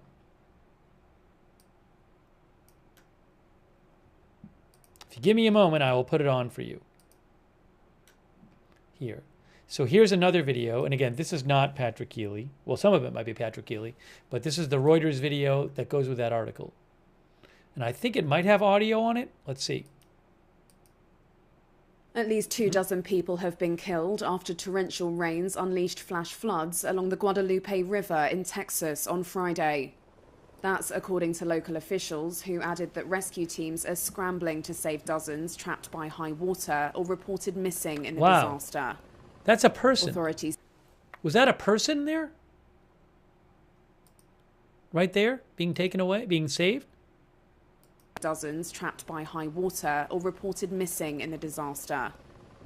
Authorities say some of the missing are listed as unaccounted for at an all-girls Christian summer camp located on the banks of the rain-engorged Guadalupe. Here's Texas Governor Greg Abbott speaking at a press conference late on Friday. We're going to make sure we get information to families as quickly as we possibly can. But most importantly, we will stop at nothing to ensure that every asset and person and plane and whatever is needed is going to be involved in the process of rescuing every last person and ensure everybody involved in this is going to be fully accounted for. He added that resources devoted to the effort would be limitless. Oh, that's terrible. The floods. It's shocking. Speaking aboard Air Force One, President Donald Trump said, quote, "We'll take care of them," when asked about federal aid for the disaster. The U.S. National Weather Service declared a flash flood emergency for parts of Kerr County in south central Texas Hill Country, about 65 miles northwest of San Antonio, after thunderstorms that dumped up to a foot of rain. Dalton Rice, the city manager for Kurville, said the extreme flooding struck before dawn with little or no warning, which prevented authorities from issuing advance evacuation orders as the Guadalupe quickly rose above the major flood stage. State emergency management officials warned us earlier. They look like trees that have been kind of almost submerged in that video right there. Let's play that one again. The Michael Mode video. Yeah, because you can see the trees here. Watch. Dalton Rice, the city manager for Kurville, said the extreme flooding struck before dawn with little or no warning, which prevented authorities from issuing advance evacuation orders as the Guadalupe quickly rose above the major flood stage.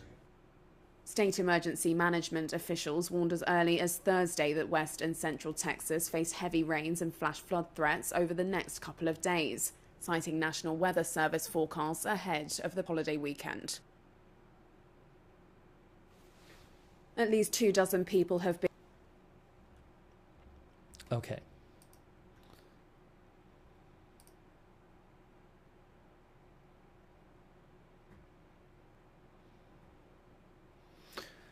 Let's see here.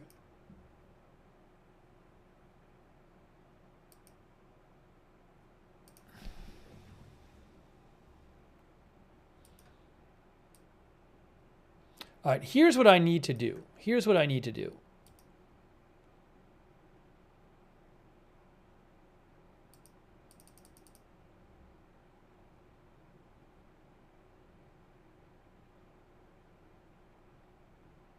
By the way, I have 43 dead up there because that's the official number from Kerr County in a press conference. There are other counties have announced some dead, but the state hasn't officially mentioned them.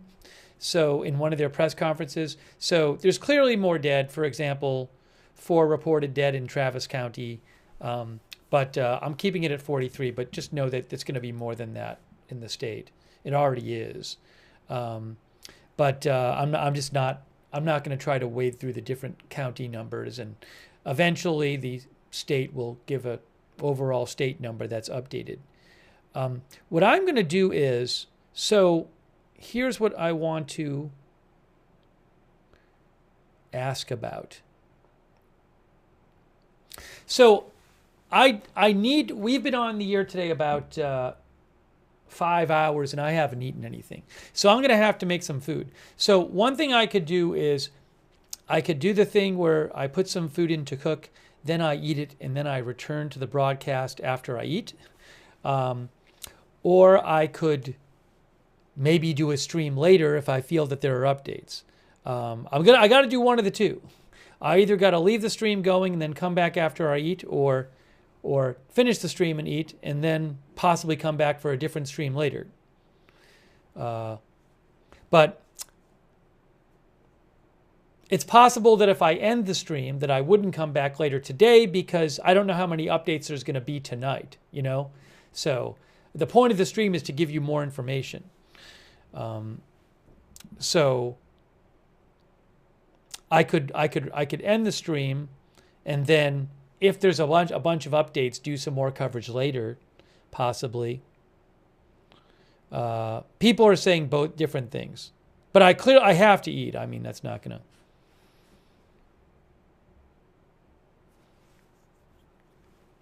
Yeah, I think I'll do that. I think I'm going to do that.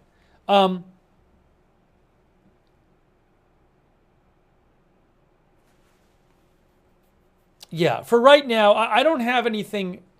Put it this way. Here's what I'll do. I'm guessing we'll be covering this tomorrow too.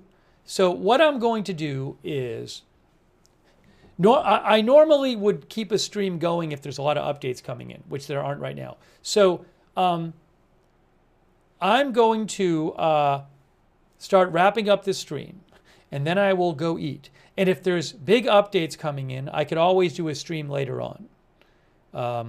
If not, I'm sure there'll be more. We'll be doing a stream tomorrow. But I'm going to do that. That way I'm just not worried about the stream. And again, because it's just, that's the way we should do it. That's the way we normally do it. So anyways, let me start wrapping up this stream. And again, if there's big update, if you missed it, we've been talking about a bunch of different updates for hours now. And if you missed it, you can rewind and watch this one. But if there's some big updates tonight, I can come back on the air and do more coverage. I don't believe there's another press conference that's supposed to happen tonight. I have not heard of any more press conferences that are happening tonight. Correct me if I'm wrong. Kerr County said the next one is 10 a.m. tomorrow. You know, if I knew there was going to be a press conference in an hour or something, I'd cover it. But I am not aware of another one that's supposed to happen tonight.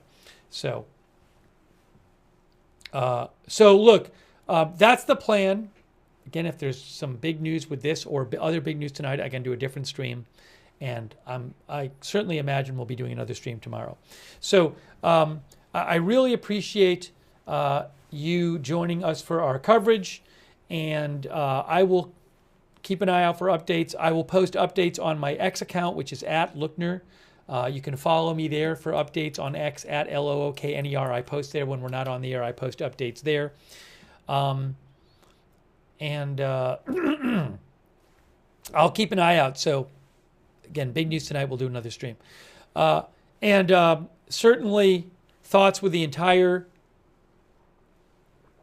all these different areas in Central Texas have been impacted, with all the families of those who are confirmed dead, with all of the people who are missing someone, someone they know is, or a family member is missing, for all those who lost property, or been injured. So many people impacted by this. And unfortunately, the toll is going to go up. And we talked about stories of other missing people besides the girls from the camp before.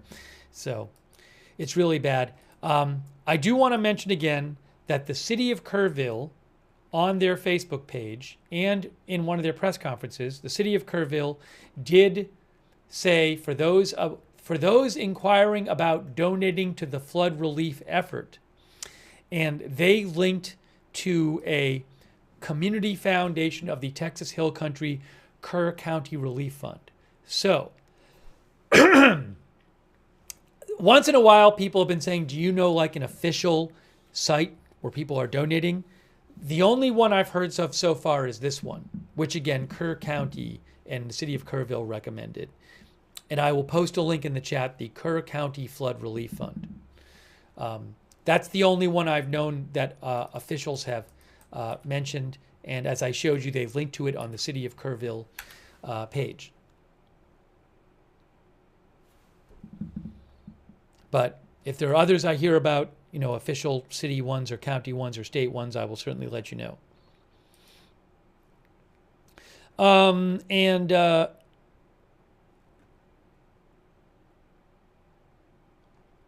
So we'll be doing more coverage, I'm sure, of this. Subscribe, follow Agenda Free TV. We cover all kinds of live breaking news without an agenda here. Agenda Free TV. And make sure you turn on notifications. We cover all kinds of live breaking news. It happens at different times. I can't tell you in advance when new breaking news is going to happen. But if you sign up for our free notifications, you can get notified whenever we go live so you don't miss a stream. The notifications are free. They're really reliable. We do it through Discord. The mods will post the link to the notifications in the chat. Also, the link to sign up for the free notifications is also on YouTube and Facebook in the description for this broadcast. So make sure you sign up for the notifications. excuse me, I do want to say a huge thank you to our moderators who've been here, and I really, really appreciate them being here during our coverage, keeping things civil and respectful in the chat, while letting people share different views. But thanks so much to our moderators who have been here.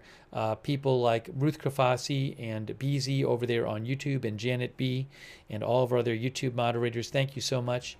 On Twitch, our moderators over there, such as Big Bastion Girl, Idaho Star, Lemon is a Mood, Matthew Kohai 3, McBritches, Sarah, and Surly Dev.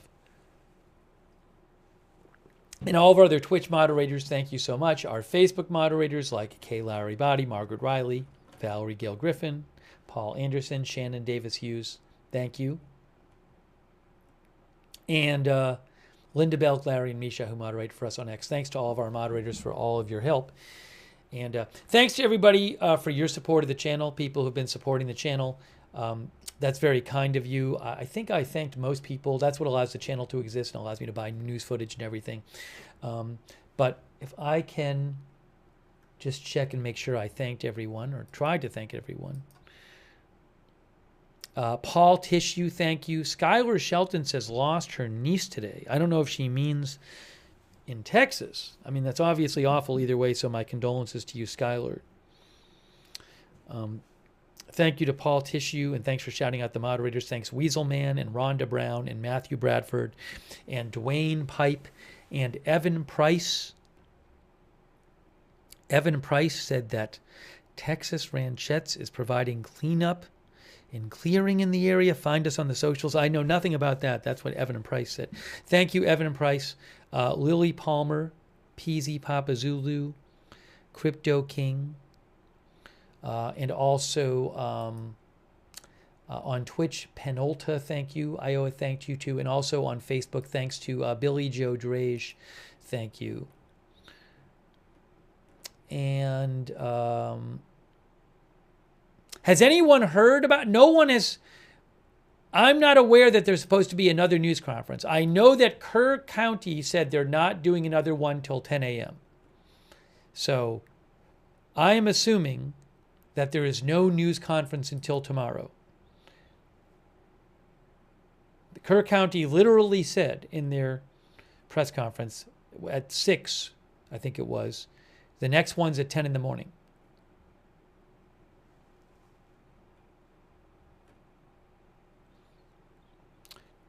So no one has given me any other information that was reliable that there's any more. Thank you to also to AZ Intel's dad.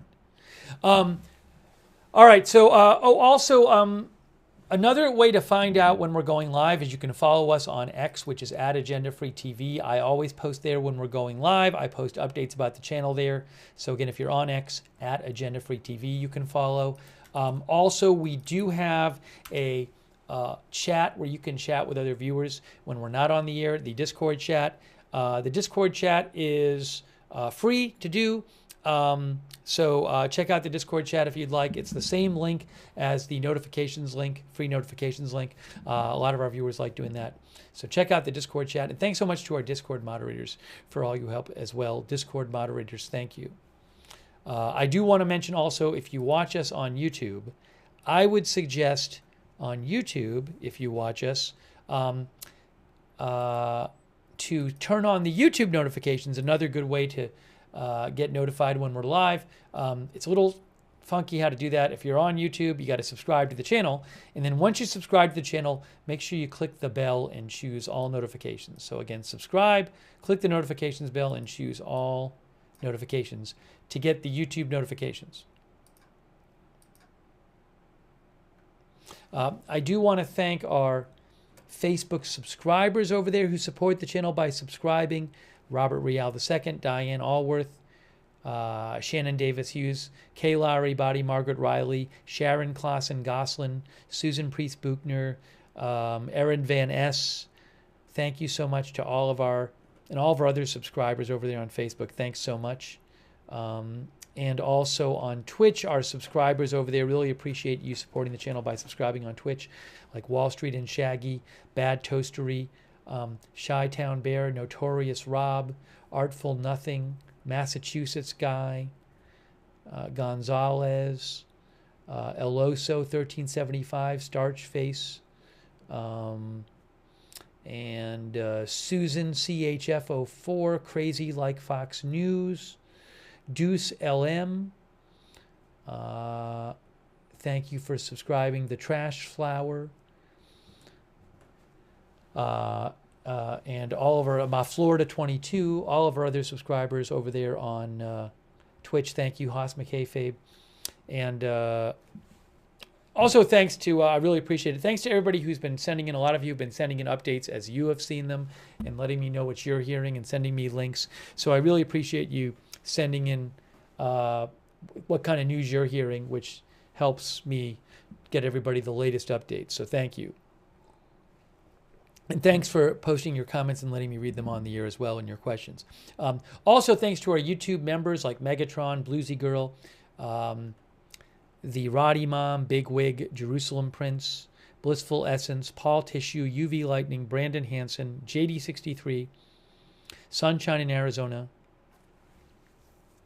Matt, Buffalo Women, Josie, Chris Lee, Dean R., Maya Moon Goddess, Jenny Ann, Empath Nurse, Jan Nissen, Knox Corvus, Zoetic, all of our other YouTube members as well. The Ringa X, thank you. Megatron, Two Old People on a Couch, Hey New Girl, Silent Hero, Big Wig, and all of our other members. So what we're going to do, again, is I'm going to wrap up the stream. I got to eat. If by some chance there's big news later on this or some other story tonight, I can come back on the air and do another live stream. If not, I have to imagine we'll be on the air tomorrow covering this. But certainly we'll keep an eye out. I'll be posting on my Twitter @Lookner about news, and if there's big enough news, we'll come back on and do another stream. Thanks to everybody else watching too. I very much appreciate our other viewers like JFed, Adrienne, Tiger Metal Stack, Javier Morales, just to name a few other viewers, Sunshine Blooms, and Raj Bet, Slugworth 5000, Michelle Batten, Juliana Martin, who says, I hope they find all that is everybody missing there. Tara McDonald, thank you for watching. Melanie Calvert, and Sarah Smile, and all of our other viewers, Victoria Walker and others. All right, so wrapping up this stream, not good news coming from Texas, but we will have to keep an eye out for what else we hear. And let me just check something real quick. If you were wondering, I can tell you this. According to Radar Omega, one piece of positive news is that there's currently one flash flood warning that I'm seeing right now. One flash flood warning.